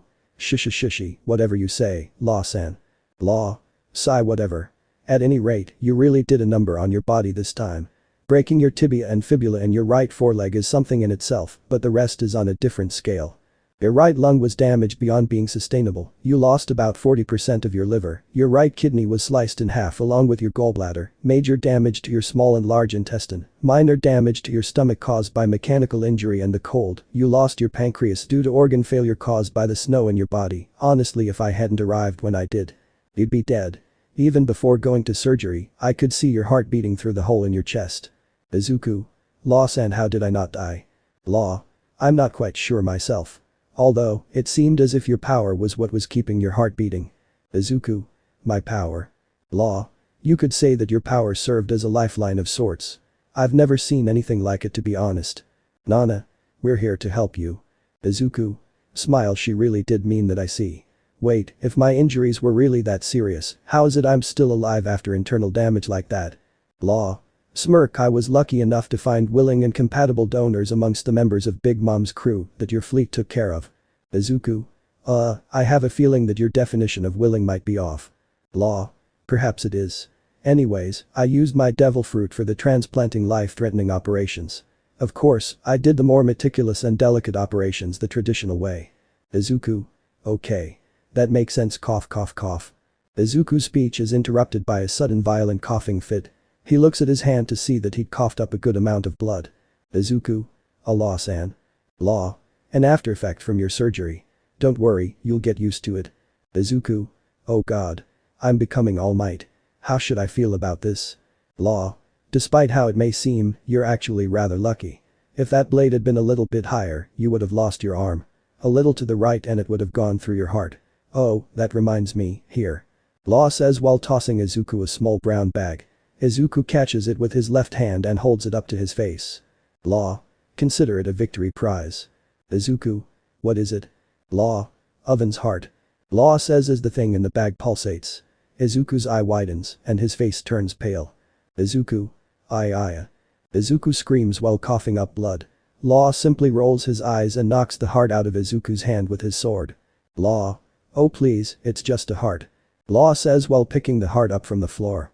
Izuku. Why do you have that? Law. Consider it a bit of leverage against Big Mom. I took the hearts of those 4 who invaded the island, handed their bodies over to Smokerya at Fishman Island, and left their heads on Big Mom's doorstep. She won't be causing trouble for a while now. Izuku. That's kind of messed up. Wait, Big Mom, what happened to Luffy Senpai and the others? How did the fight turn out? Law. Do you really need to ask? Your captain, Monkey D. Luffy, and his Straw Hat crew defeated the Big Mom pirates. It was a rough battle that went on for about 2 whole days, but they pulled through. They came out in bad shape, but not as bad as you and your 2 friends. Izuku. Alright, as expected of the future pirate king and his crew, no one on this sea can walk away victorious against them. Ah Kaken, Shoto, I completely forgot about them. How are they? Are they alright? Law. Calm down. They received heavy injuries, but it wasn't anything serious. The cuts they received weren't fatal, and their broken bones weren't really alarming. The most damaging injuries were actually caused by themselves. They put too much strain on their bodies by using techniques they weren't ready for yet. At any rate, they recovered smoothly and were awake within a day. Izuku. Thank goodness. I was really worried when I found them all injured like that. Thanks for helping them, Law-san. Law. I didn't help them. Izuku. Huh. Law. I was busy preoccupied with treating your injuries and performing surgery. I didn't have the time to treat them. Izuku. So you just left them there? Law. Oh please, do you think I have the energy to deal with the aftermath of something like that? Straw Hat, you would be pissed off and a pain in my ass. I had an ally of mine take care of them. Izuku. An ally? Law. In the event the combined forces of our alliance aren't enough, I started gathering allies who would fight with us. When you cut open that portal, I was in the middle of negotiating with my ally. The ally I'm negotiating with happens to be a doctor as well. He patched up your friends and even went the extra mile to treat the injured animals in the forest. Izuku. Wow, he sounds like a nice person. Can I meet him? Law. Sure, he's still on the island. Before you do though, I've got something to show you. Law says while pulling out a newspaper from his pocket. Law. Listen to this. War between Emperor Straw Hat Monkey D. Luffy and Big Mom Charlotte Linlin comes to an end with the former's victory. The war had supposedly spread to the East Blue and the Grand Line Island Water 7. Most interestingly of all was the information regarding the supposed Straw Hat crew's hidden home base. The island's location is still unknown, but it almost confirms that the crew is larger than once thought. From intercepted communications, it was brought to light that Big Mom had launched a failed invasion on the island. Charlotte Defuku and Baron Tamago, 2 powerful members Big Mom's crew with a combined total bounty of over 700 million, were defeated by 2 unknown members of Straw Hat's crew. Additionally, Charlotte Perospero, first son and high-ranking member of Big Mom's crew, and Charlotte Oven, 4th son of Big Mom and Sweet Commander, were dispatched to the island as well. They both have bounties worth 700 million, yet they were both defeated by a single member of the Straw Hat crew. Midoriya Izuku, labeled the false hero, supposed high-ranking Straw Hat Emperor, and now revealed to be the sworn son of Monkey D. Luffy, was the one who defeated them. If you ever try and come after us, just know that I'll be here waiting to fight you myself. Those were the words he said to Big Mom herself. Is this the sign of a new generation of powerhouses? Izuku. Shishi, sounds like they tapped into our conversation. Guess I put on quite the show for them. Law. What exactly is this Straw Hat Emperor you claim to be? Izuku. What can I say, it was something that came out in the heat of the moment. If the emperors have right-hand men subjugate to them, then it only makes sense that the pirate king's right-hand men are those beneath him, emperors. Law. TCH, there you go, assuming that your captain will be the king. In any case, you're going to have a lot of attention now that you've decided to give yourself a title. Izuku. If anyone comes after me, I'll just blow them away. Law. That's so. Say, how about you take a look at these? They came with the paper. Law reaches into his pocket and pulls out 2 rolled up pieces of paper. He unrolls them both to reveal that they're both wanted posters. Izuku. Whoa, 435 million for both of them. That's really impressive for their first bounties. But only 435 million. Law. It's a conservative amount they're using. They weren't aware of which of your friends beat which of those 2. Izuku. Alright, that makes sense. Wait, is Shoto posing? Law. I needed pictures of your friends for their wanted posters, and your indecent teacher decided to have him do a photo shoot. Your other friend wanted no part of it, so I just got an old picture from your dead on the inside teacher. I left the pictures with the bodies. Izuku. Smile. I bet they were ecstatic to get their first bounties. Law. If anyone should be ecstatic, it's you. Take a look at your new bounty. Law says as he tosses Izuku another rolled up bounty poster. Izuku catches it and unrolls it. Izuku stares at his poster blankly for a moment. Law looks to see a large smile grow on Izuku's face. Law. Smile. Congratulations, you've now got the 6th highest bounty in your crew. Izuku. 960 million. I don't believe it. I'm almost there. I'm getting closer to being a billion, closer to reaching Luffy Senpai's level. Law. It won't be that easy. Izuku. Huh. Law. Do you want to know why your bounty is only 960 million, despite being able to defeat 2 people worth 700 million? It's because their power was only worth 700 million. You're naive if you think bounties in the millions can take your power to a billion. Billions are monsters, their powers are on completely different levels. If I were to fight those 4. Law draws his sword slowly while speaking. He narrows his eyes and shifts their gaze to his right. In a split-second movement, Law slashes to the right. Law. All it'd take is 1 slice. Right as Law says this, the barbell leaning against the wall falls to the floor due to being sliced cleanly in half. Law. You fought 2 of the 4 and look how you ended up. You almost died against pirates that not only me, but also your captain can take down in 1 hit. Hell, your almost death was a result of your actions as well. You're lucky only your pancreas failed from the snow in your body. I trained you so you could become stronger and avoid precisely this. The medical knowledge I instilled in you didn't make you a doctor, but I thought it'd at least make you aware of your own morality and stop you from doing stupid things like covering your internal organs in snow. Granted, it may have been to keep yourself from dying, but it could have caused even greater long-term damage. If you have to go through such extremities against foes as weak as them, then you have a far longer way to go than you think. Hearing this causes Izuku to look down in shame. He grips his bandaged fists in frustration. He's aware that everything Law just said was true. 4th. Train as hard as you can, you're going to need it. Izuku. They're both right. I can still grow much stronger. I'm nowhere near as strong as I can possibly be. I haven't broken through my limit yet. Law. Although, that isn't to say what you've done isn't impressive. I doubt many could accomplish what you've done at your age. Izuku. Huh. Law. Sigh. I'm saying I'm proud of you. Just don't go getting a big head. Izuku. Law-san. Law. And if you're dead set on getting a bounty of 1 billion quickly, I may have a way for you to do so. Izuku. Oh really? Law reaches into his coat and pulls out a small glass object. Law. It's time we start our plan to take down Blackbeard. I need you and your friends to do a certain job for me. Izuku. What kind of job? Law. In order to have the eventual battle against Blackbeard's crew go a little smoother, Beej and I decided we need to dwindle the opposing forces. Izuku. Dwindle the forces. Law. I managed to gain an interesting bit of information from an underground informant of mine. In 2 months, the first ship will be on a certain island in the New World to make a trade. Apparently, they're seeking a powerful devil fruit. Similarly, the 5th ship will be at another island at the same time for what I can assume is the same reason. Izuku. So what do you want me and my friends to do? Law. You've been training for nearly 3 months if I recall. After 1 more month of training, I want you and your friends to travel to the island the first ship is heading for and take them down. Izuku. You want us to take down the first ship? Law. That's right. You can use this eternal pose to get to the island. It's about a 1-month sail from Baltigo. Bonnie and Urich will be assisting you in the fight. Meanwhile, Straw Hatya, Drake, Beej and I will be aiming for the 5th ship. Izuku. I see. But, how would doing this get my bounty to 1 billion?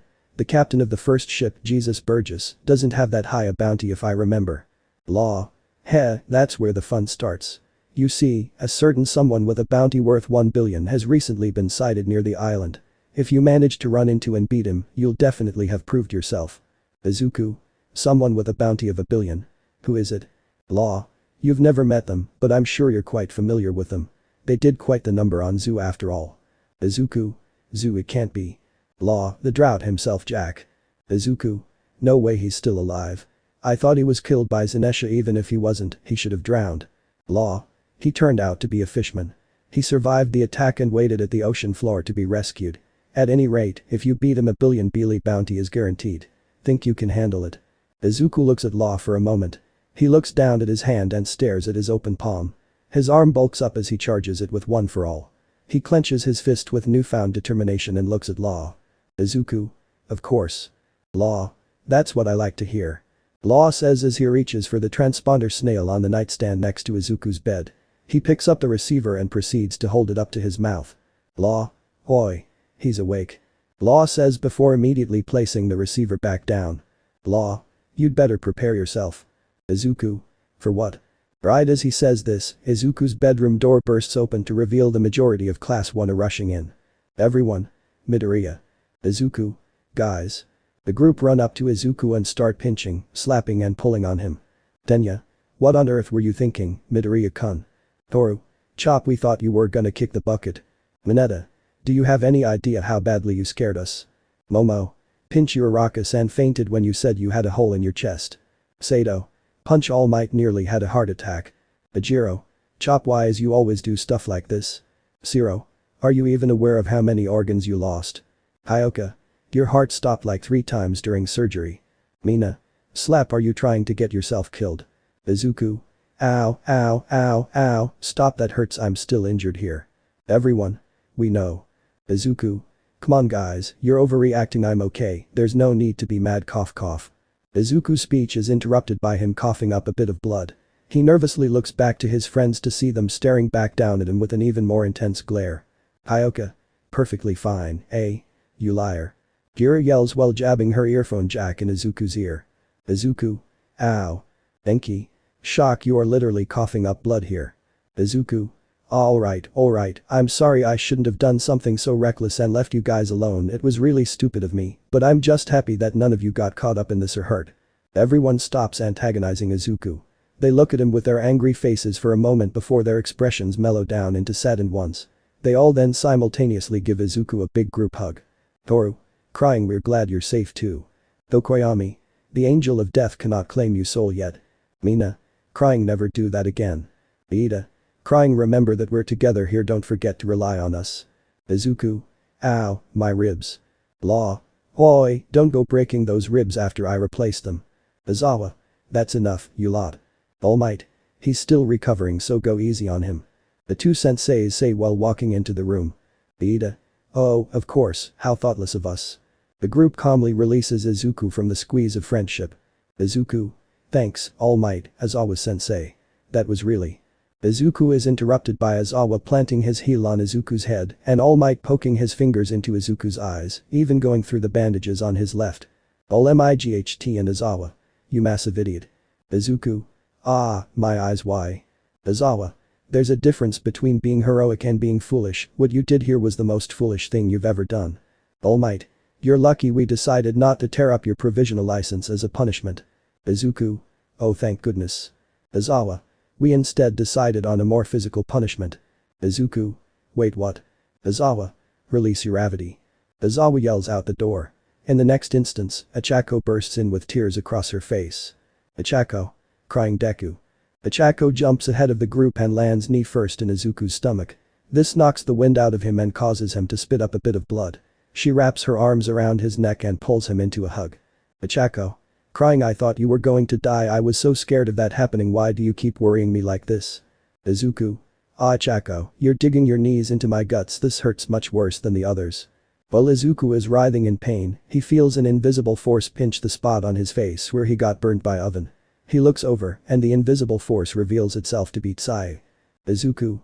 Tsuyu. Ow, that part of my cheek got burned, you know. Ow, don't pull harder. Tsuyu. You broke your promise, Izuku. Izuku. Huh. Tsuyu. I won't do anything that causes you or the others pain like that ever again, sound familiar? Izuku. Oh, that promise, ow ow, ow, ow, I'm sorry. Tsuyu. Sorry's not gonna cut it. Izuku. Ow, please forgive me guys, help. Mina. Nope, you deserve this. Mineta. We're just gonna let them do this for a while. Izuku. Seriously? Ow, help someone.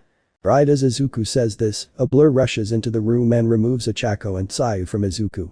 Izuku looks to see his savior as none other than the pirate empress herself. Hancock. Keep your hands off of him, you infants. Izuku. Oh, Hancock. What are you doing here? Hancock's gaze shifts to Izuku, causing him to flinch in fear. Much to Izuku's surprise though, she grabs his face and pulls him into a rather intimate hug. His face, though covered, can be seen turning crimson red. Hancock.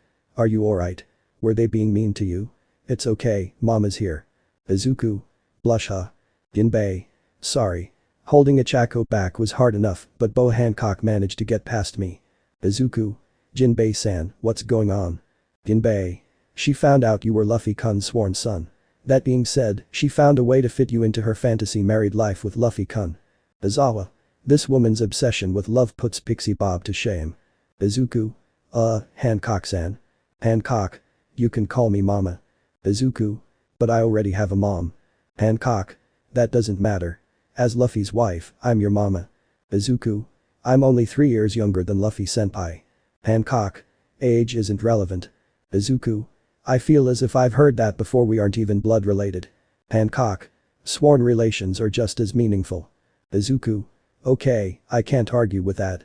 But please stop. Hancock. You're really antsy. Do you need to nurse? Izuku. You've never been pregnant before, have you? Hancock. It's practice for the future. Izuku. Help. Law.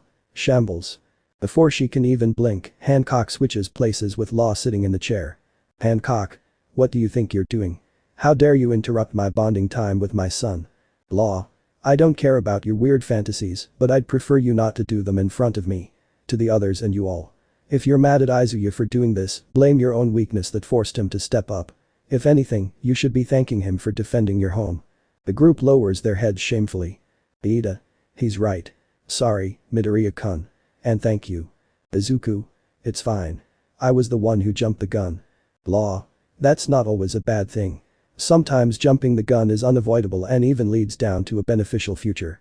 Now then, let's get going. Izuku. Huh? Law. You said you wanted to meet the doctor who treated your friends, right? I'm sure you want to check up on the members of your crew who fought against Big Mom as well. Izuku. Well, yeah. I want to make sure they aren't really badly injured.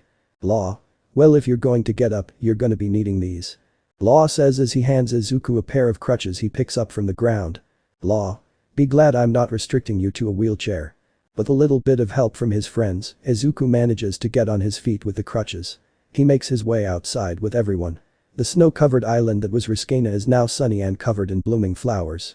Sitting under the white tree nearby, a bandaged-up Chopper notices Izuku coming out of his cabin. Chopper. Izuku.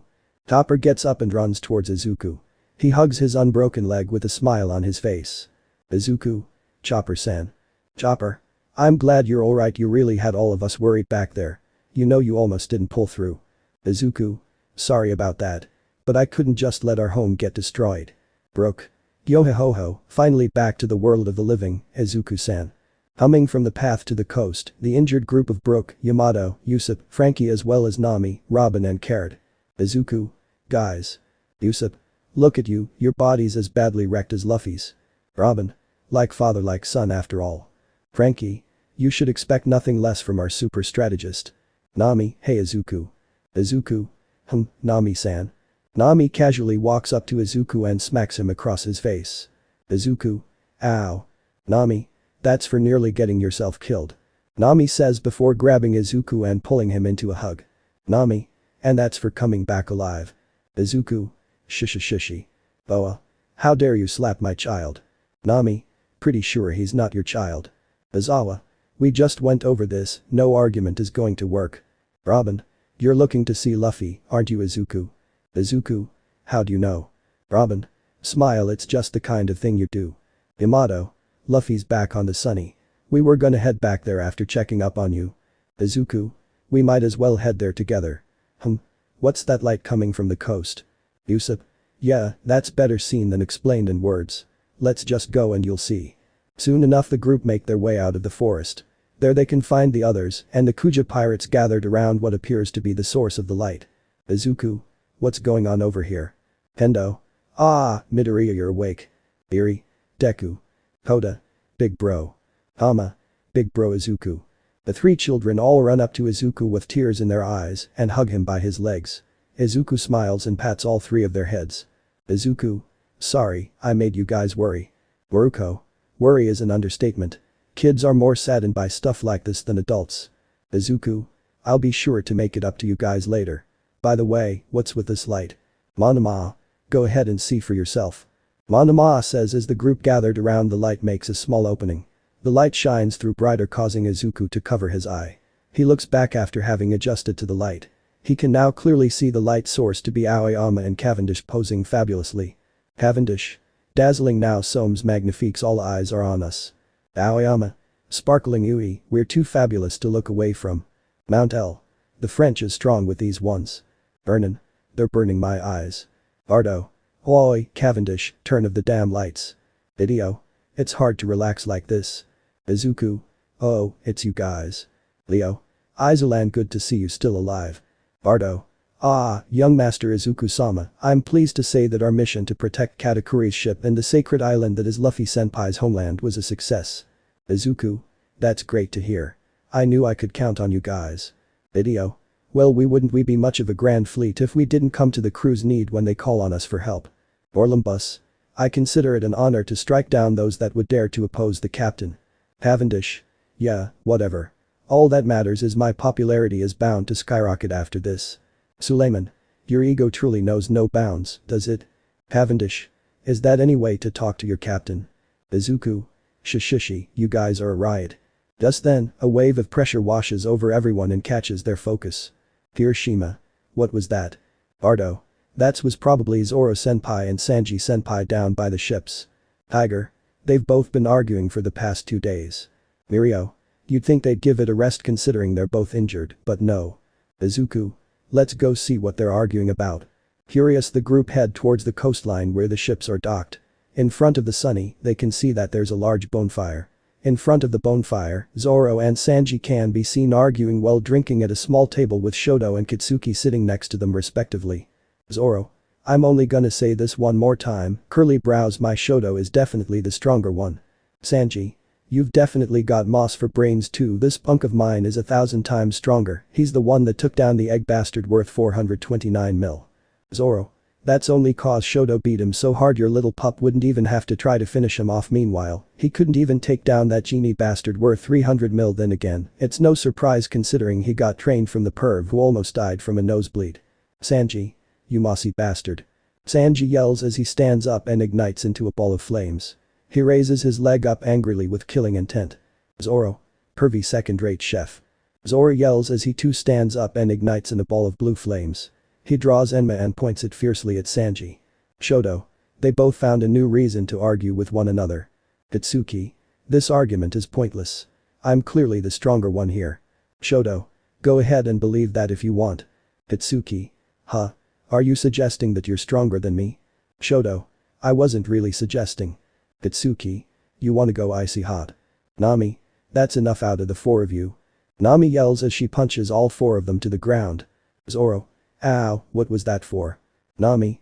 You know exactly what that was for. If I let you two get heated up here, you're bound to break the ship or set the island on fire. Kitsuki. But then why the hell did you hit us too? Nami. You two are so much like them that you're bound to do the same. Shoto. I can't say that's totally untrue. Izuku. Kaken, Shoto. The 2 young fighters get back on their feet and look Izuku in the eye. Now that they're at eye level, Izuku can clearly see them. Kitsuki now has 2 slash scars going across his right cheek, and Shoto has a single golden rod-like earring hanging on his left ear. Kitsuki. Deku, you ass, you're finally awake. I've been waiting to kick your ass. If you hadn't taken those 2 high rankers for yourself, I would have gotten a way higher bounty. Shoto. You know as well as I do that Midoriya taking on those 2 by himself was the best plan of action. Taking on all 4 of them at once would have been pure chaos. Plus, it's not like we could have handled the other 2. Kitsuki. Who the hell says I could have taken care of them? Shoto. It took all we had to beat the 2 we fought, and they only reached a max of 429 million. Do you really think you could have handled 2 700 million bounties? Kitsuki. I'd rather die trying than leave it up to someone else. Shoto. Goodness, I wonder where all that stubbornness comes from. Zoro. Where do you think? Sanji. The hell are you implying? Nami. Would you two stop acting like kids? Izuku. Hey, Zoro-sensei, Sanji-san, I thought Luffy-senpai was here. Zoro. He's on the other side. But I'd be careful if I was you. Izuku. Huh, why? Zoro. That old man may try to test your mettle somehow. Sanji. Stay sharp or you could wind up getting even more hurt. Just like these 2. Kitsuki. TCH. Shoto. He's more a monster than an old man. Izuku. Who are you talking about? Nami? You'll see. Confused yet curious, Izuku Crutch walks around the bonfire. He can hear the sound of laughter growing louder as he reaches the other side. Upon reaching the other side, he sees two people sitting on a log facing away from him and a bandage-covered Luffy sitting on a log opposite them. Luffy? Hey, Izuku, you're up. Hearing Luffy say that causes the two sitting on the log to turn around and look at Izuku. One of them is an old gray-haired man with a scar going over his eye who's drinking from a flask. The other appears to be a blonde man with a somewhat pineapple-shaped head who himself is eating a skinned pineapple. Old man. So this is the sworn son I've heard so much about. Pineapple guy. He's a bit younger than I expected. Jinbe. He may be young, but he's stronger than you'd think, Marco. Izuku. Wait, Marco. As in Marco the Phoenix, the former first mate of the Whitebeard pirates. Marco. Yep, that's me. Surprised you know about me. Izuku. Oh, of course you're practically a living legend. You were on one of the strongest pirate crews in existence and the right-hand man of the Whitebeard. Not only that, you ate a mythical devil fruit, one of the rarest kinds of devil fruits. And you're also an incredible doctor as well. Marco. You really do your research, don't you? Izuku. So you're the one who healed Kaken and Shoto as well as the animals. Thank you for that. Marco. Don't mention it. I wouldn't be able to call myself a doctor if I just left those guys like that. Old man. He's quite a polite young man. Though I'm sure he's got a violent side since he's earned himself a bounty that high. Luffy. Shush, you've got no idea. He's on the edge of my second gear. Old man. Oh. That's quite an impressive feat. You must have some talent to force Luffy to get serious. Izuku. Thanks Old man. It's Rayleigh. Izuku's eye widens as he hears the man's name. His mouth trembles a bit and he almost falls back. Izuku. The Dark King. Why you're the man that trained Luffy senpai. Rayleigh. That I am. Izuku. It's an honor to meet the man who stood beside the Pirate King. But with all due respect, what are you doing here? Rayleigh. I was busy fishing when I noticed your ship appear out of thin air. I could sense a few familiar auras on board and figured something serious was happening. I grabbed my sword and decided to go see what was going on, but the ship sailed away. Luckily, I managed to catch up to the ship with a quick swim. Nami. A quick swim is putting it lightly. You swam through Sea King-infested waters and caught up to us, even though we practically zoomed through the sea with Anasa's wind power. Izuku. As expected of the Dark King. Rayleigh. It was quite a surprise seeing all these new faces. Though what was more a surprise was learning that Luffy had Youngjins on the way and a student. Robin. Well, our captain is a man of many surprises.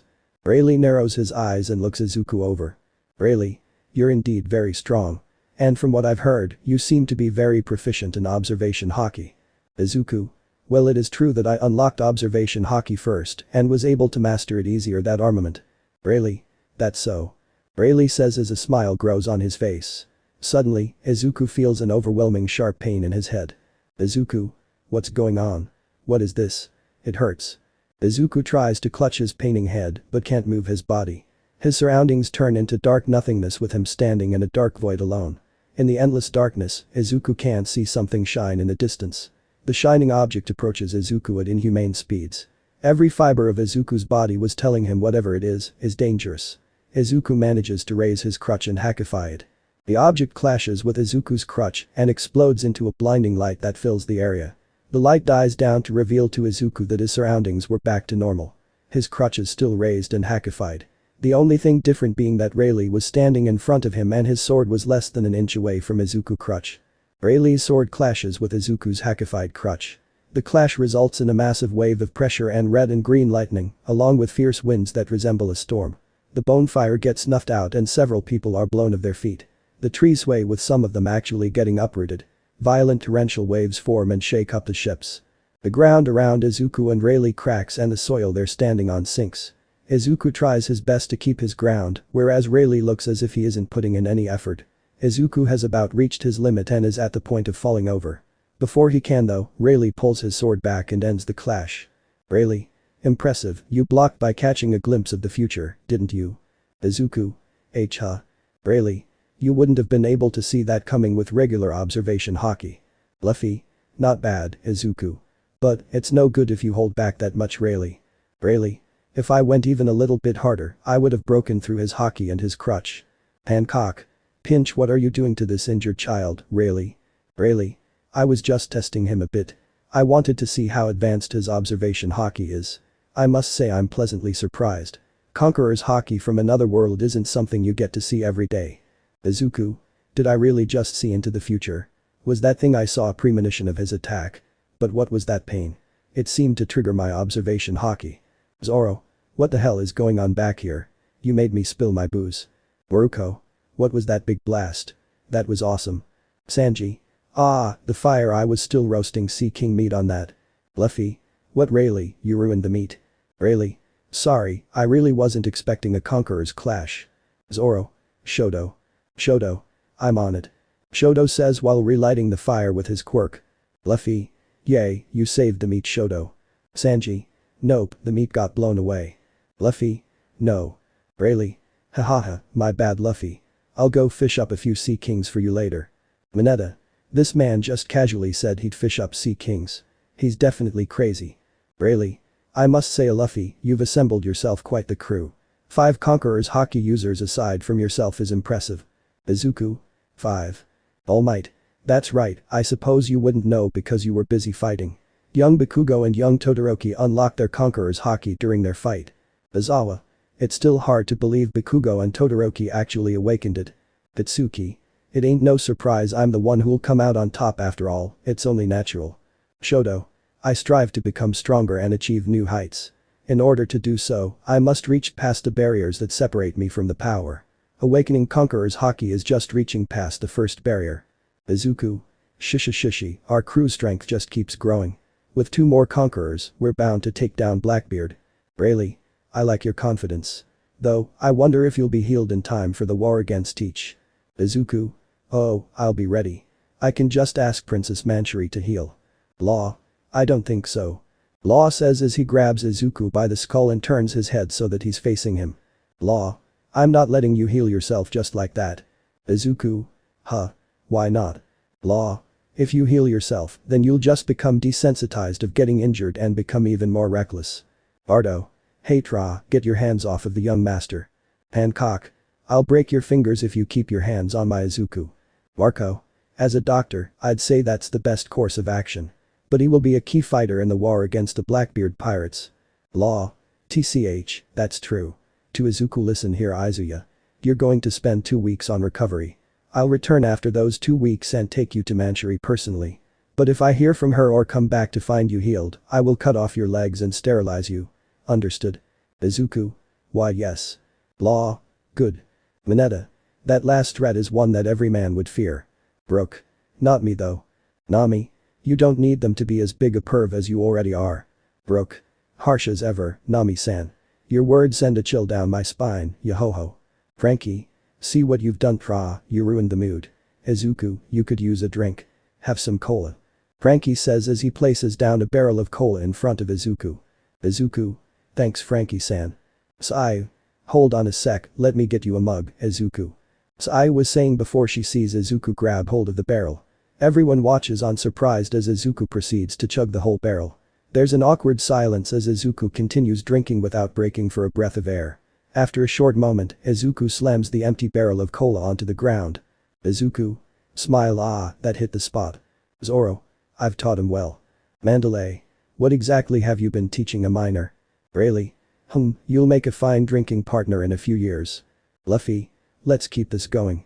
Sanji? Sanji? Already on it, Captain. Now that Izuku's awake we can finally party. Frankie, go grab some more drinks. I'll start cooking up a banquet. Sanji says as he grabs some more Sea King meat.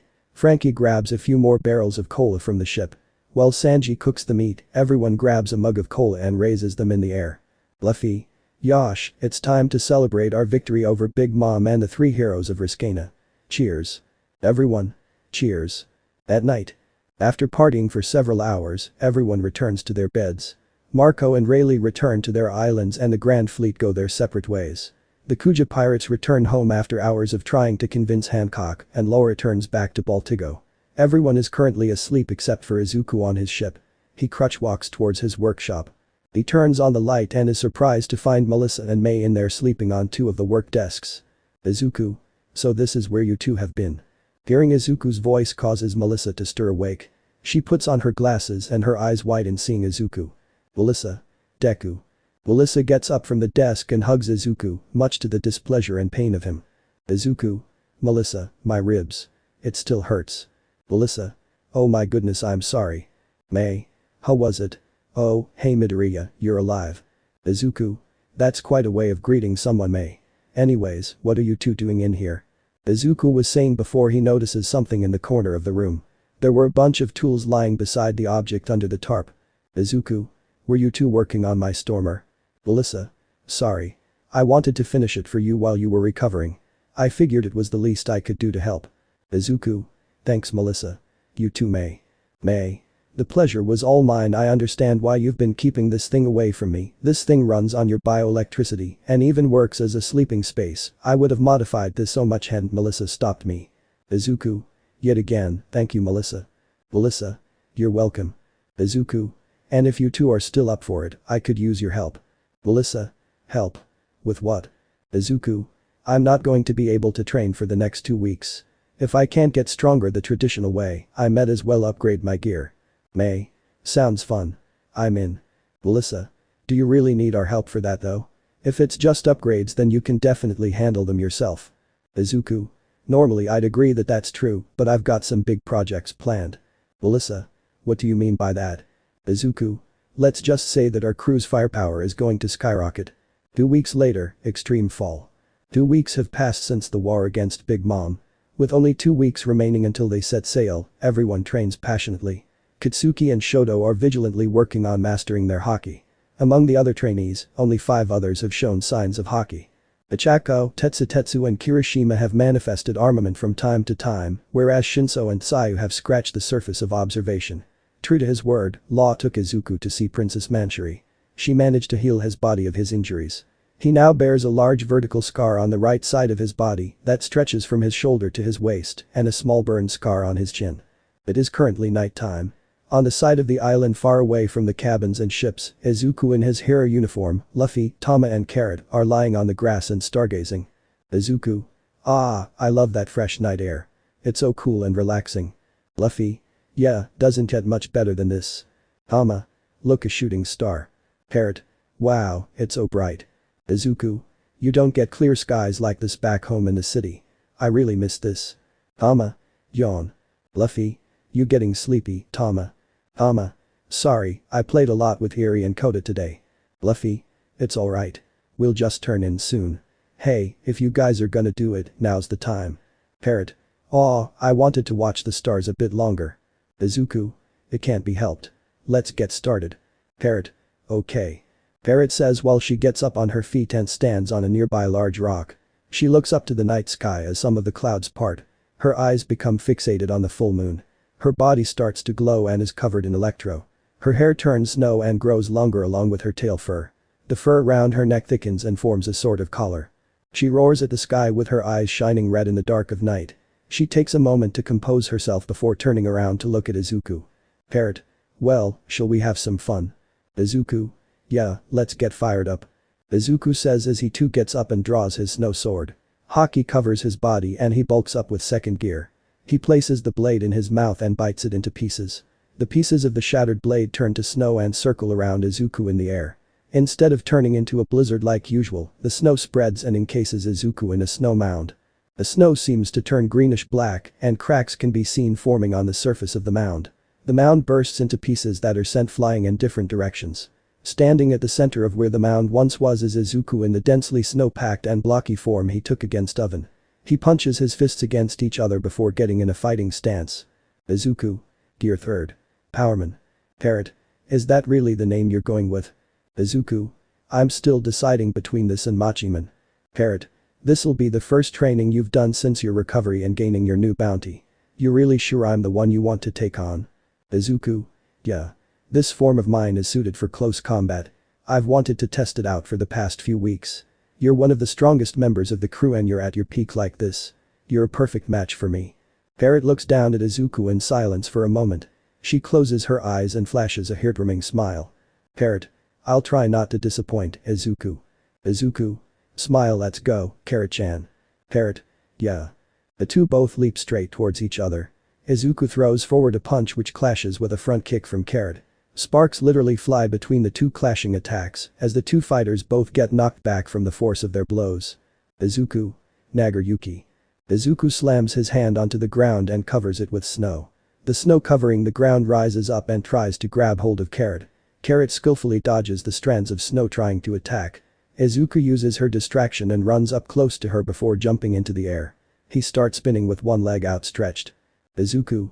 Lame Blanche Concasse. Izuku plants his heel into the ground and launches snow at her using the force from the shockwave. Carrot slashes the snow with her claws and neutralizes the attack. She jumps above Izuku and places her hands on his shoulders. Parrot. L-Claw. She yells as she discharges a large amount of electricity. Izuku however stands there unfazed and smiles. Izuku. Snow isn't exactly a good conductor of electricity, you know. Parrot. Oh, I know. I just needed an opening. Parrot proceeds to knee Izuku in the face. Izuku stumbles back and Carrot jumps back. Izuku cracks his neck and spits out a bit of blood. Izuku. Geez, you really hit hard. No wonder you're worth 450 million. Parrot. Underestimating a Sulong mink is a grave mistake. Izuku. Trust me, I don't plan on underestimating you. Izuku says as he throws his right arm out to the side. His snow-covered arm seems to mold into the shape of a Gatling gun. Izuku. Muzoyuki Hayden dodge this. Izuku fires a barrage of hakified snow bullets at Carrot. She dodges and tries to deflect the bullets with her claws. She however isn't fast enough as a bullet manages to graze her face. She wipes away the blood and smirks. Izuku stops the barrage and rushes at her. She sidesteps out of the way at the last minute and trips him. She slashes at his face with her claws, but he manages to dodge by using Skywalk to move forward. Izuku rolls on the ground and turns around to face her. He unhackifies his right fist and clenches hard. The snow fist freezes until it's jagged ice, and Izuku hackifies it again. Izuku. Hakyokuyuki. Izuku yells as he launches the frozen fist at her. She effortlessly deflects the fist with a kick, sending it into a tree. Her eyes widen a bit as she feels something on her foot. She looks down to see that the foot she kicked with is frozen. She turns around and sees that the tree the fist had crashed into was completely frozen. Parrot. That's new. Izuku. Yeah, one hit from that and you're done. Izuku says as he covers his fist back in snow and haki. Carrot stomps on the ground and breaks the ice covering her foot. She leaps forward causing Izuku to cock back his fist. He narrows his eyes and they glow red for a split second. Carrot jumps mid-air to go over Izuku. She tries to kick him in the face, but he blocks it with his fist. Luffy. Not bad, Izuku. You're getting the hang of it. Parrot jumps off of Izuku's fist high into the air. Parrot. Comet Rabbit. Parrot yells as she descends at Izuku with an electrified double kick. Izuku. Yukigaki. Izuku punches both his fists into the ground and creates a slanted hackified snow wall in front of him. Carrot crashes through the snow wall and into Izuku's stomach. Izuku tries to grab her leg, but she jumps off of him. Izuku. Kamakura Jisashi. Izuku, still on his back, stomps his foot on the ground and covers Carrot in a snow igloo. Izuku takes the opportunity to get back up on his feet. Carrot slashes her way out of the igloo and rushes at Izuku. She tries a double kick to the face, but Izuku avoids it by leaning backwards. He tries to punch her while she's above him, but she blocks the punch with her feet and jumps off it into the air. Izuku follows after her using Skywalk. What ensues is a rapid exchange of blows from both sides. Izuku punches forward only to be surprised when she disappears and appears behind him. She bites into his neck and discharges Electro. Izuku grits his teeth and tries to withstand the shock. He yells and unleashes a burst of Conqueror's haki that pushes her off of him. She recovers in midair and floats back to Izuku. She tries to slash him in the face only for him to dodge by ascending using Skywalk. He once again uses Skywalk to quickly descend. He grabs hold of her and continues descending quickly. They both crash into the ground. Carrot lies there on her back with Izuku standing above her. He clenches his fist and punches downwards at her. He stops however just a few inches away from her face. He sighs and pulls back his fist. Izuku. It's no use. I can't punch a girl in the face. Parrot smiles before standing up. Parrot. That's not a bad thing, you know. Izuku. Maybe, but because of my sensitivity towards women, I can't attack them while they're touching me either. And thanks to that, I was recently injured in a fight with a female villain. Luffy. Sanji rubbed off a lot on you. Izuku. Anyways, I'm getting the hang of this new gear third form. It packs a serious punch. But I can still do better. Izuku says as he transforms back to normal. At that moment, Carrot falls to her knees and transforms back to normal. Izuku. You alright, Carrot-chan? Parrot. Yeah, Sulong just takes a lot out of me. Izuku. Sorry. I really appreciate you going the extra mile for my training. Izuku bends down and proceeds to pick up Carrot Princess style in his arms. Luffy walks up to both of them with a sleeping Tama in his arms. Luffy. Let's head back. Izuku. Yeah. The two of them start walking back to the dorms with the girls in their arms. Parrot. Hey Izuku. Izuku. What is it, Carrot-chan? Parrot. I wanted to say this after you recovered. Thanks for avenging Pedro. Izuku. Don't mention. That jerk made my crewmate sad, so he needed to pay. Tell you what, as thanks for today, I'll make you as much carrot cake as you can eat tomorrow. Parrot. Really? Thanks Garchu. Izuku. Ow. Luffy. Shishy, that's kinda funny when it's not me getting bit. 2 weeks later, Baltigo. On the docks of the ruined island, 7 ships are docked. On the ground, Luffy and Izuku are standing opposite each other. Luffy. You ready for this? Izuku. Yeah. I've put in as much training as possible these past 2 weeks. With the others trained up as well, we can't be stopped. Luffy. I see. Take care of Nami and Tama for me. And don't be afraid to get help from Yamato, Carrot or Chopper. Izuku. Yeah. Although I don't think they'll see much action. Luffy. Shishy, you're fired up for this? Excited at the chance for getting a billion bounty. Izuku. You bet. Luffy. Just remember, Jack's no pushover. Izuku. I'm not one either. I ain't gonna lose to someone like Jack. Luffy smiles at Izuku, who smiles back at him. The two bump fists with each other while looking into each other's eyes. Luffy. Come back alive, Izuku. Izuku. You too, Captain. And with that, the two part ways. Luffy, along with Drake, Beej and Law, sail west off while Izuku, Bonnie and Urage sail east. Several hours after they set sail, Izuku's group has nothing but smooth sailing. On the deck, Kitsuki and Shoto are busy training against Yamato. Kitsuki is wearing heavy-weighted gear and holding 2 swords in his hands and 1 in his mouth. Shoto on the other hand is wearing nothing but a pair of shorts which reveals the horizontal scar on his stomach and the diagonal one going over his chest and left arm. Shoto runs up to her and to sweep her legs. She hops to avoid him and lands on his stomach. She then swings her club to the side to block Kitsuki trying to sneak attack her. She punches him in the face and sends him rolling onto the deck. Yamato. Come on, you two need to strike with more oomph. I'm not even using haki. Kitsuki. Shut it, it's hard enough with these damn weights. Shoto. Can you get off me now? Yamato. Alright. Yamato says as she steps off of him. He gets back up and stands next to Kitsuki. Shoto. You still having trouble with Santoryu? Kitsuki. Damn it, it's because I spent all my time with that damn chef I couldn't focus on anything else. Shoto. I can relate. I trained mainly with Zoro-sensei and didn't focus on other techniques. Although, I believe it might have been for the best. We managed to manifest all forms of haki faster than everyone else. Kitsuki. TCH, yeah, I guess that's right. Yamato. You two might want to move. Shoto. Huh. Just then, Izuku comes flying in and crashes into Shoto and Kitsuki, who go flying with him. Luckily, Chopper manages to catch the 3 of them. Chopper. Are you 3 okay? Kitsuki. Ow, the hell, Deku. Urage. What's wrong, is that all you've got? Izuku. Ow, you hit like a tank. And every time I hit you back, you just grow stronger. That's a pretty overpowered devil fruit you've eaten. Urage. I was expecting a better fight from someone worth 960 million. Why don't you let loose a bit? Izuku. I would, but I don't feel like destroying my own ship just because we got carried. I'll be happy to go all out against you whenever we find an island to camp the night out at. Urage. Alright, I look forward to the time. Izuku. Kakin, Shoto, you two wanna spar in the meantime? Zero. Hey, you sure you don't take it easy for a while? You've been training non-stop for the past 2 weeks. Denki. Yeah, you should definitely take a break and maybe do something about your appearance. You're turning back into Shrubderia. Izuku. I can't just take a break, you know. Mineta. What possible reason could you have for not relaxing? Just take a seat and fish with us for a while. Oh, hey, I got a bite. Denki. Oh snap, reel it in. Mineta. Gotcha.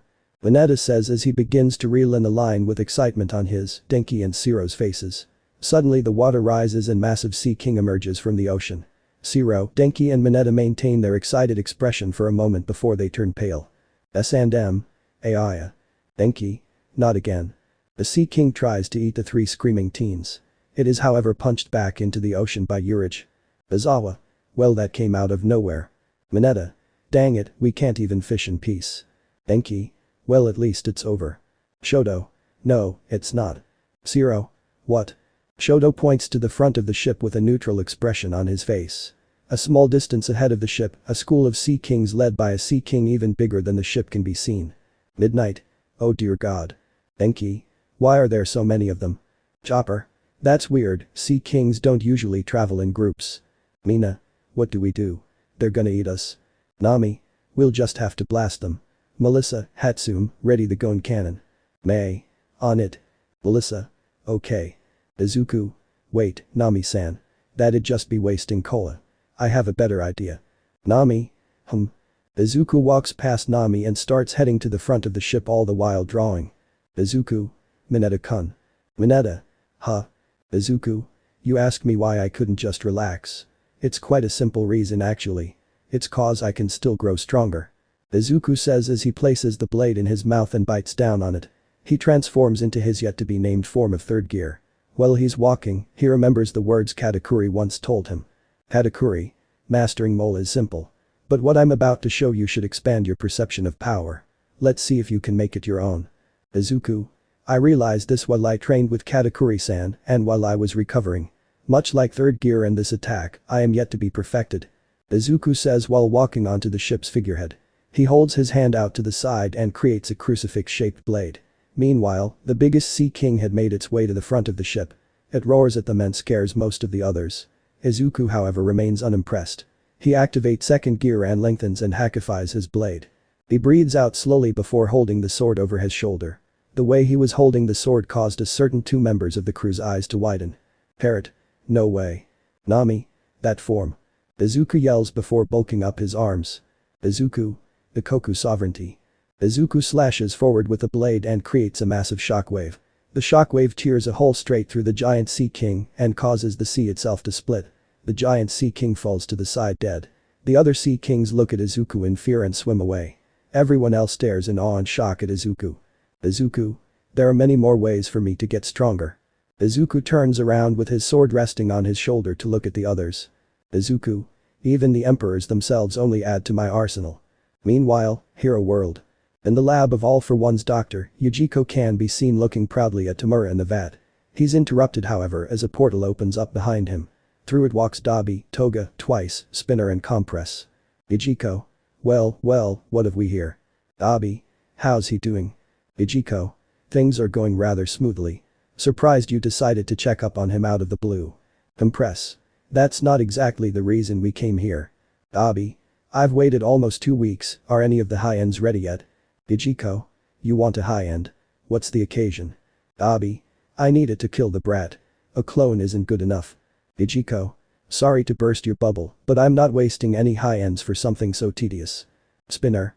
You don't get it, this kid isn't normal, he took care of the high-end clone with ease. Compress. This is all your fault, you know. You told us that the kid wouldn't be able to come back. Yet he did in only 2 weeks, and he returned ridiculously stronger. Yujiko. Stronger you say? Twice. Nah, he wasn't that tough, his muscles were super ripped. Yujiko. Interesting. Yujiko says as he walks past the others and to Toga who's gawking at 2 vials of blood. He takes the 2 vials out of her hands. Toga. My little Izuku's, give those back. Yujiko. I'm going to need these. Just go get some more. Yujiko walks back to his computer. He presses a few buttons and 2 small ports open up on the control panel. He pours the vials separately into the holes. After a few seconds, the screen turns red and fills with numbers. Yujiko. Interesting. According to the protein analysis, these samples show about a 5-month age difference. Dabi. What? Compress. 5 months. Twice. Yet again technology lies to us. Yujiko. This is no mistake. DNA, and science for that matter, doesn't lie. Spinner. How is that possible then? Did the kid travel through time or something? Yujiko. It has often been theorized that alternate dimensions, should they exist, have time flow differently in them. You often see this concept in old sci-fi movies. Twice. Anonym. Yujiko. Yes, that too. Dabi. No wonder he was so strong. Wait. Twice. Dafik. Dabi. Check the scanner. Twice. Okayly dokeyly. Ain't nothing coming up. Dabi. I knew it, he went back. Compress. Of course, if he had a means of getting back here, he'd have a means of getting back there. Spinner. How long has he been gone? Ichiko. There's no real way of knowing. Spinner. You created a liquid tracker yet you can't tell us that. Ichiko. Tamura simply wanted a tracker, so I simply built a tracker. Abi. For all we know he could have been gone since our encounter. It's probably been months.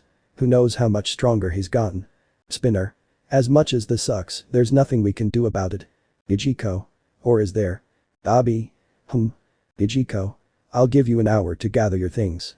Ichiko says as he reaches into his pocket. He pulls out 3 syringes filled with black liquid with a smile on his face. Ichiko. It's time we settled the playing field.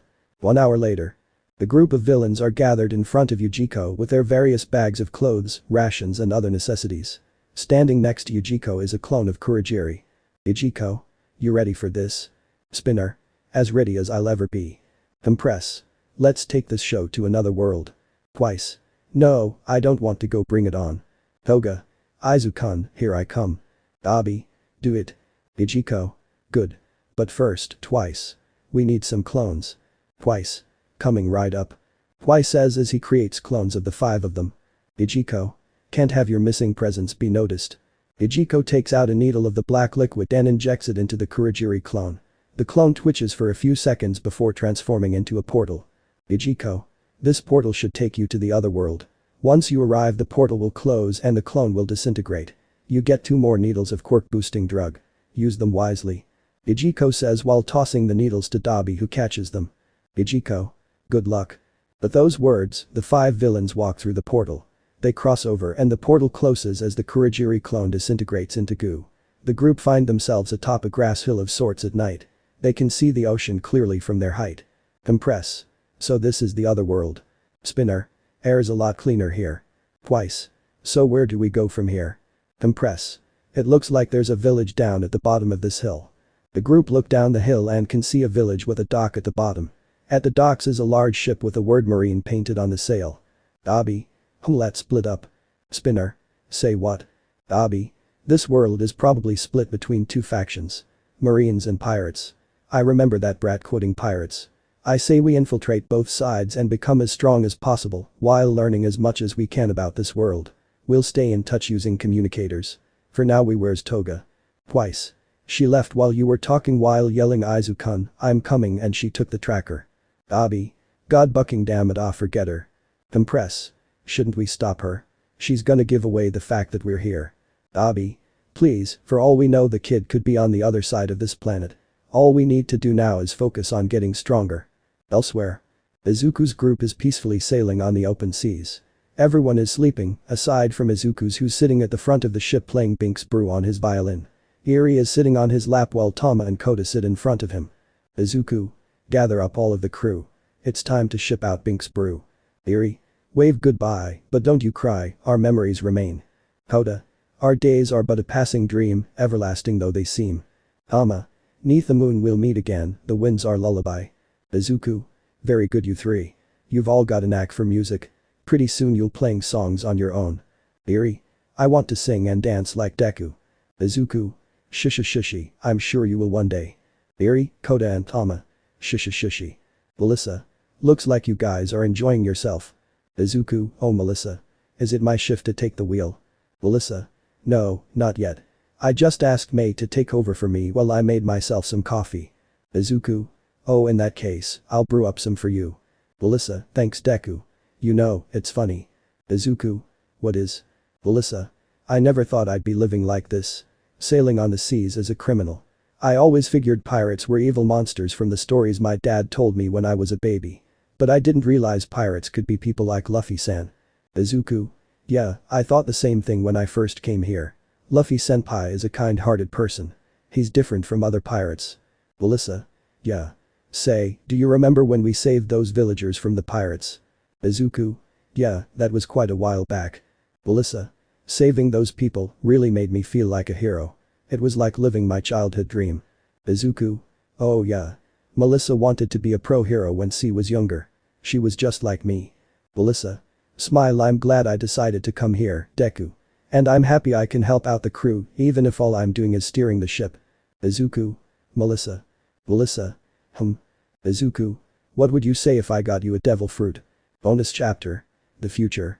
We open to a large, rather luxurious-looking living room connected to an outside balcony.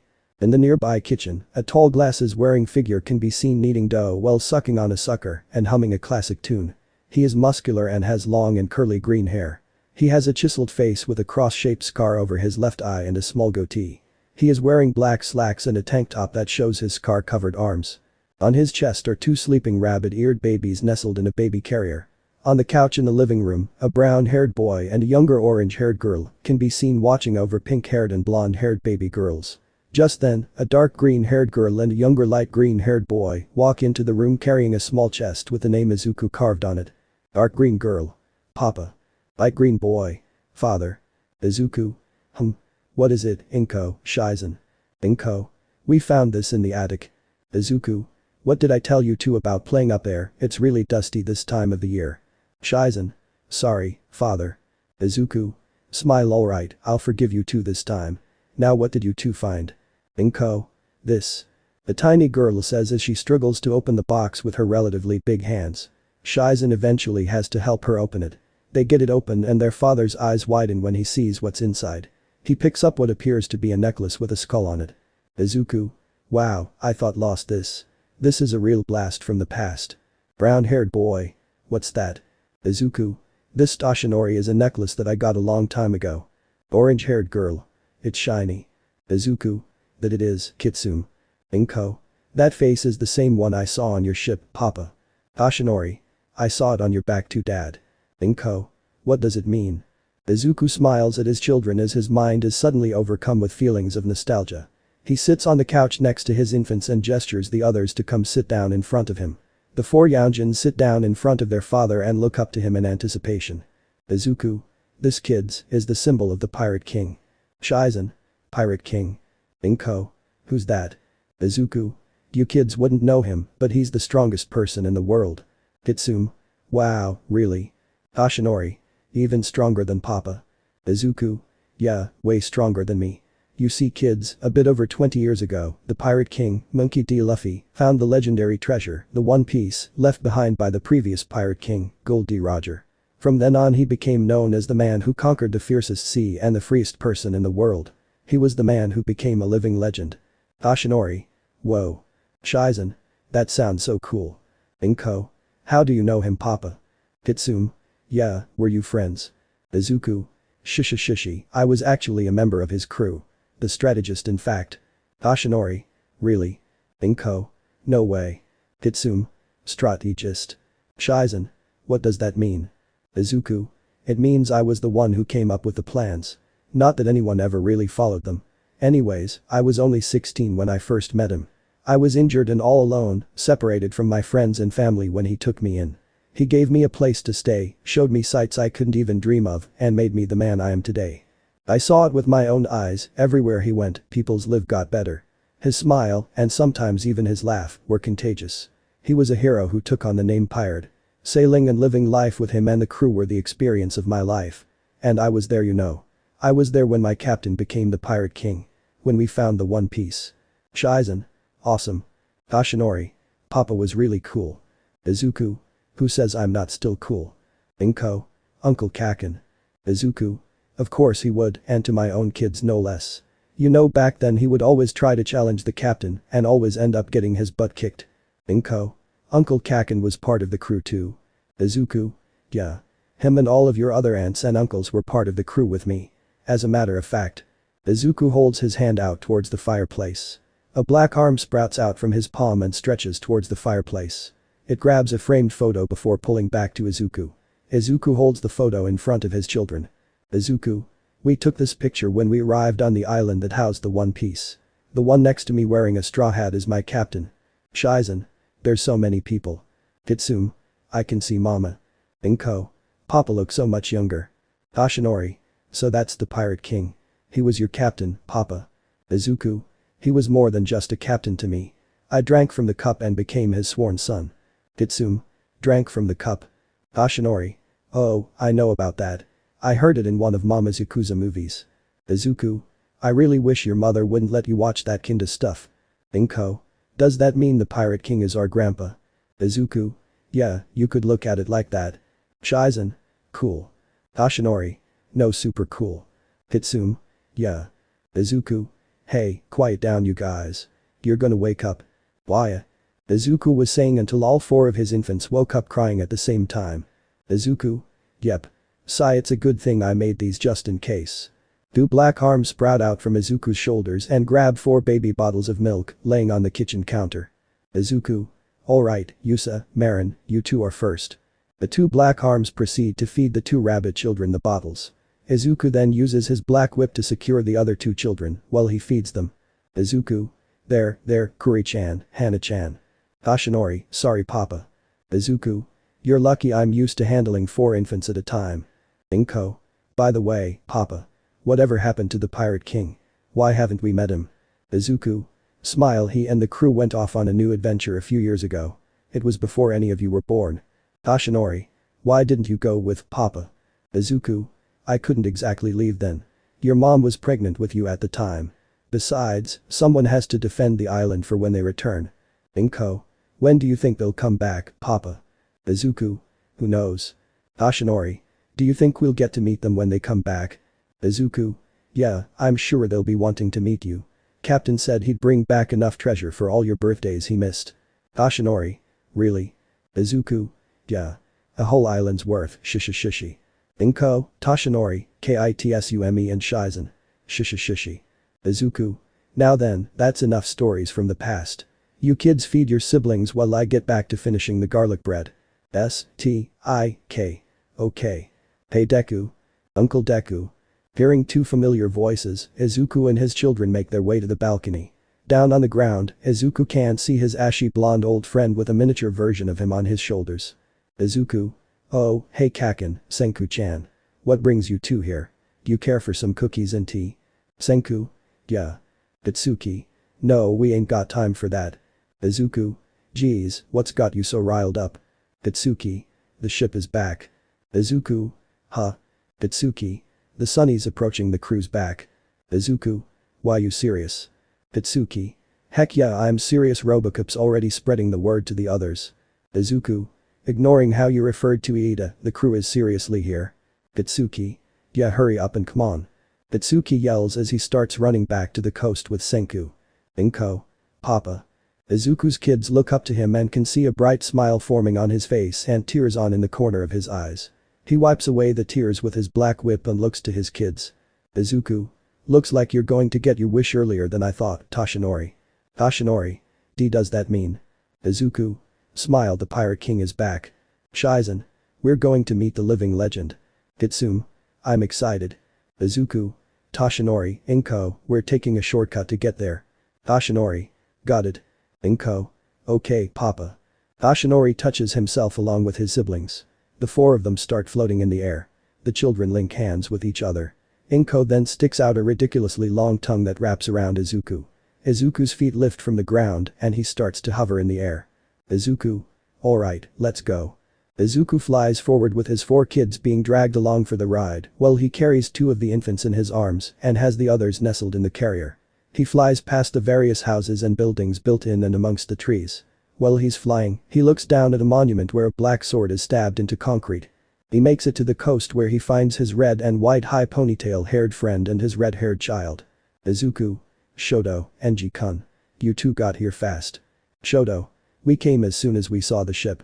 It's unfortunate that Momo and Rei were out that time. Itsuki? Dang it, how are we last? Senku? It's cause you ran instead of flying, daddy. Itsuki? I can't fly with you on my shoulders. Senku? Uncle Deku can. Itsuki? My own child, comparing me to Deku. Enji? Is that it? Enji says as he points to the ocean. The 3 adults look to the sea and can see the familiar lion figurehead of the Pirate King's ship. Izuku? My god, how many years has it been? Itsuki? Smile, it's only been 4 years. No need to get so emotional. Izuku? Yeah, but it really feels like it's been forever. Meanwhile, on the ship. A stubble-bearded figure with a scar on his chest wearing a captain's coat on his shoulders and a straw hat can be seen standing on the lion figurehead. From behind him, a red-headed young man walks up and stands by his side. It's been a long time since we were last home. I'm sure Izuku no Aniki has kept the island safe for you, father. Luffy? Shishi, yeah. We're finally back home, Shanks. On the coast, Inko and Toshinori are staring excited at the ship ahead of them. Seeing this, Izuku hands Kuri and Hana to Shoto and Katsuki. He then bends down and places his hands on Inko and Toshinori's shoulders. Izuku. Smile, you two ready to meet the king? Inko and Toshinori. Smile, yeah. Let me know in the comments below if you guys want the next part. Also check out my other video that has been shown and left. Thank you for watching. If you enjoyed this video please like and share this video. And have a fantastic day. Bye.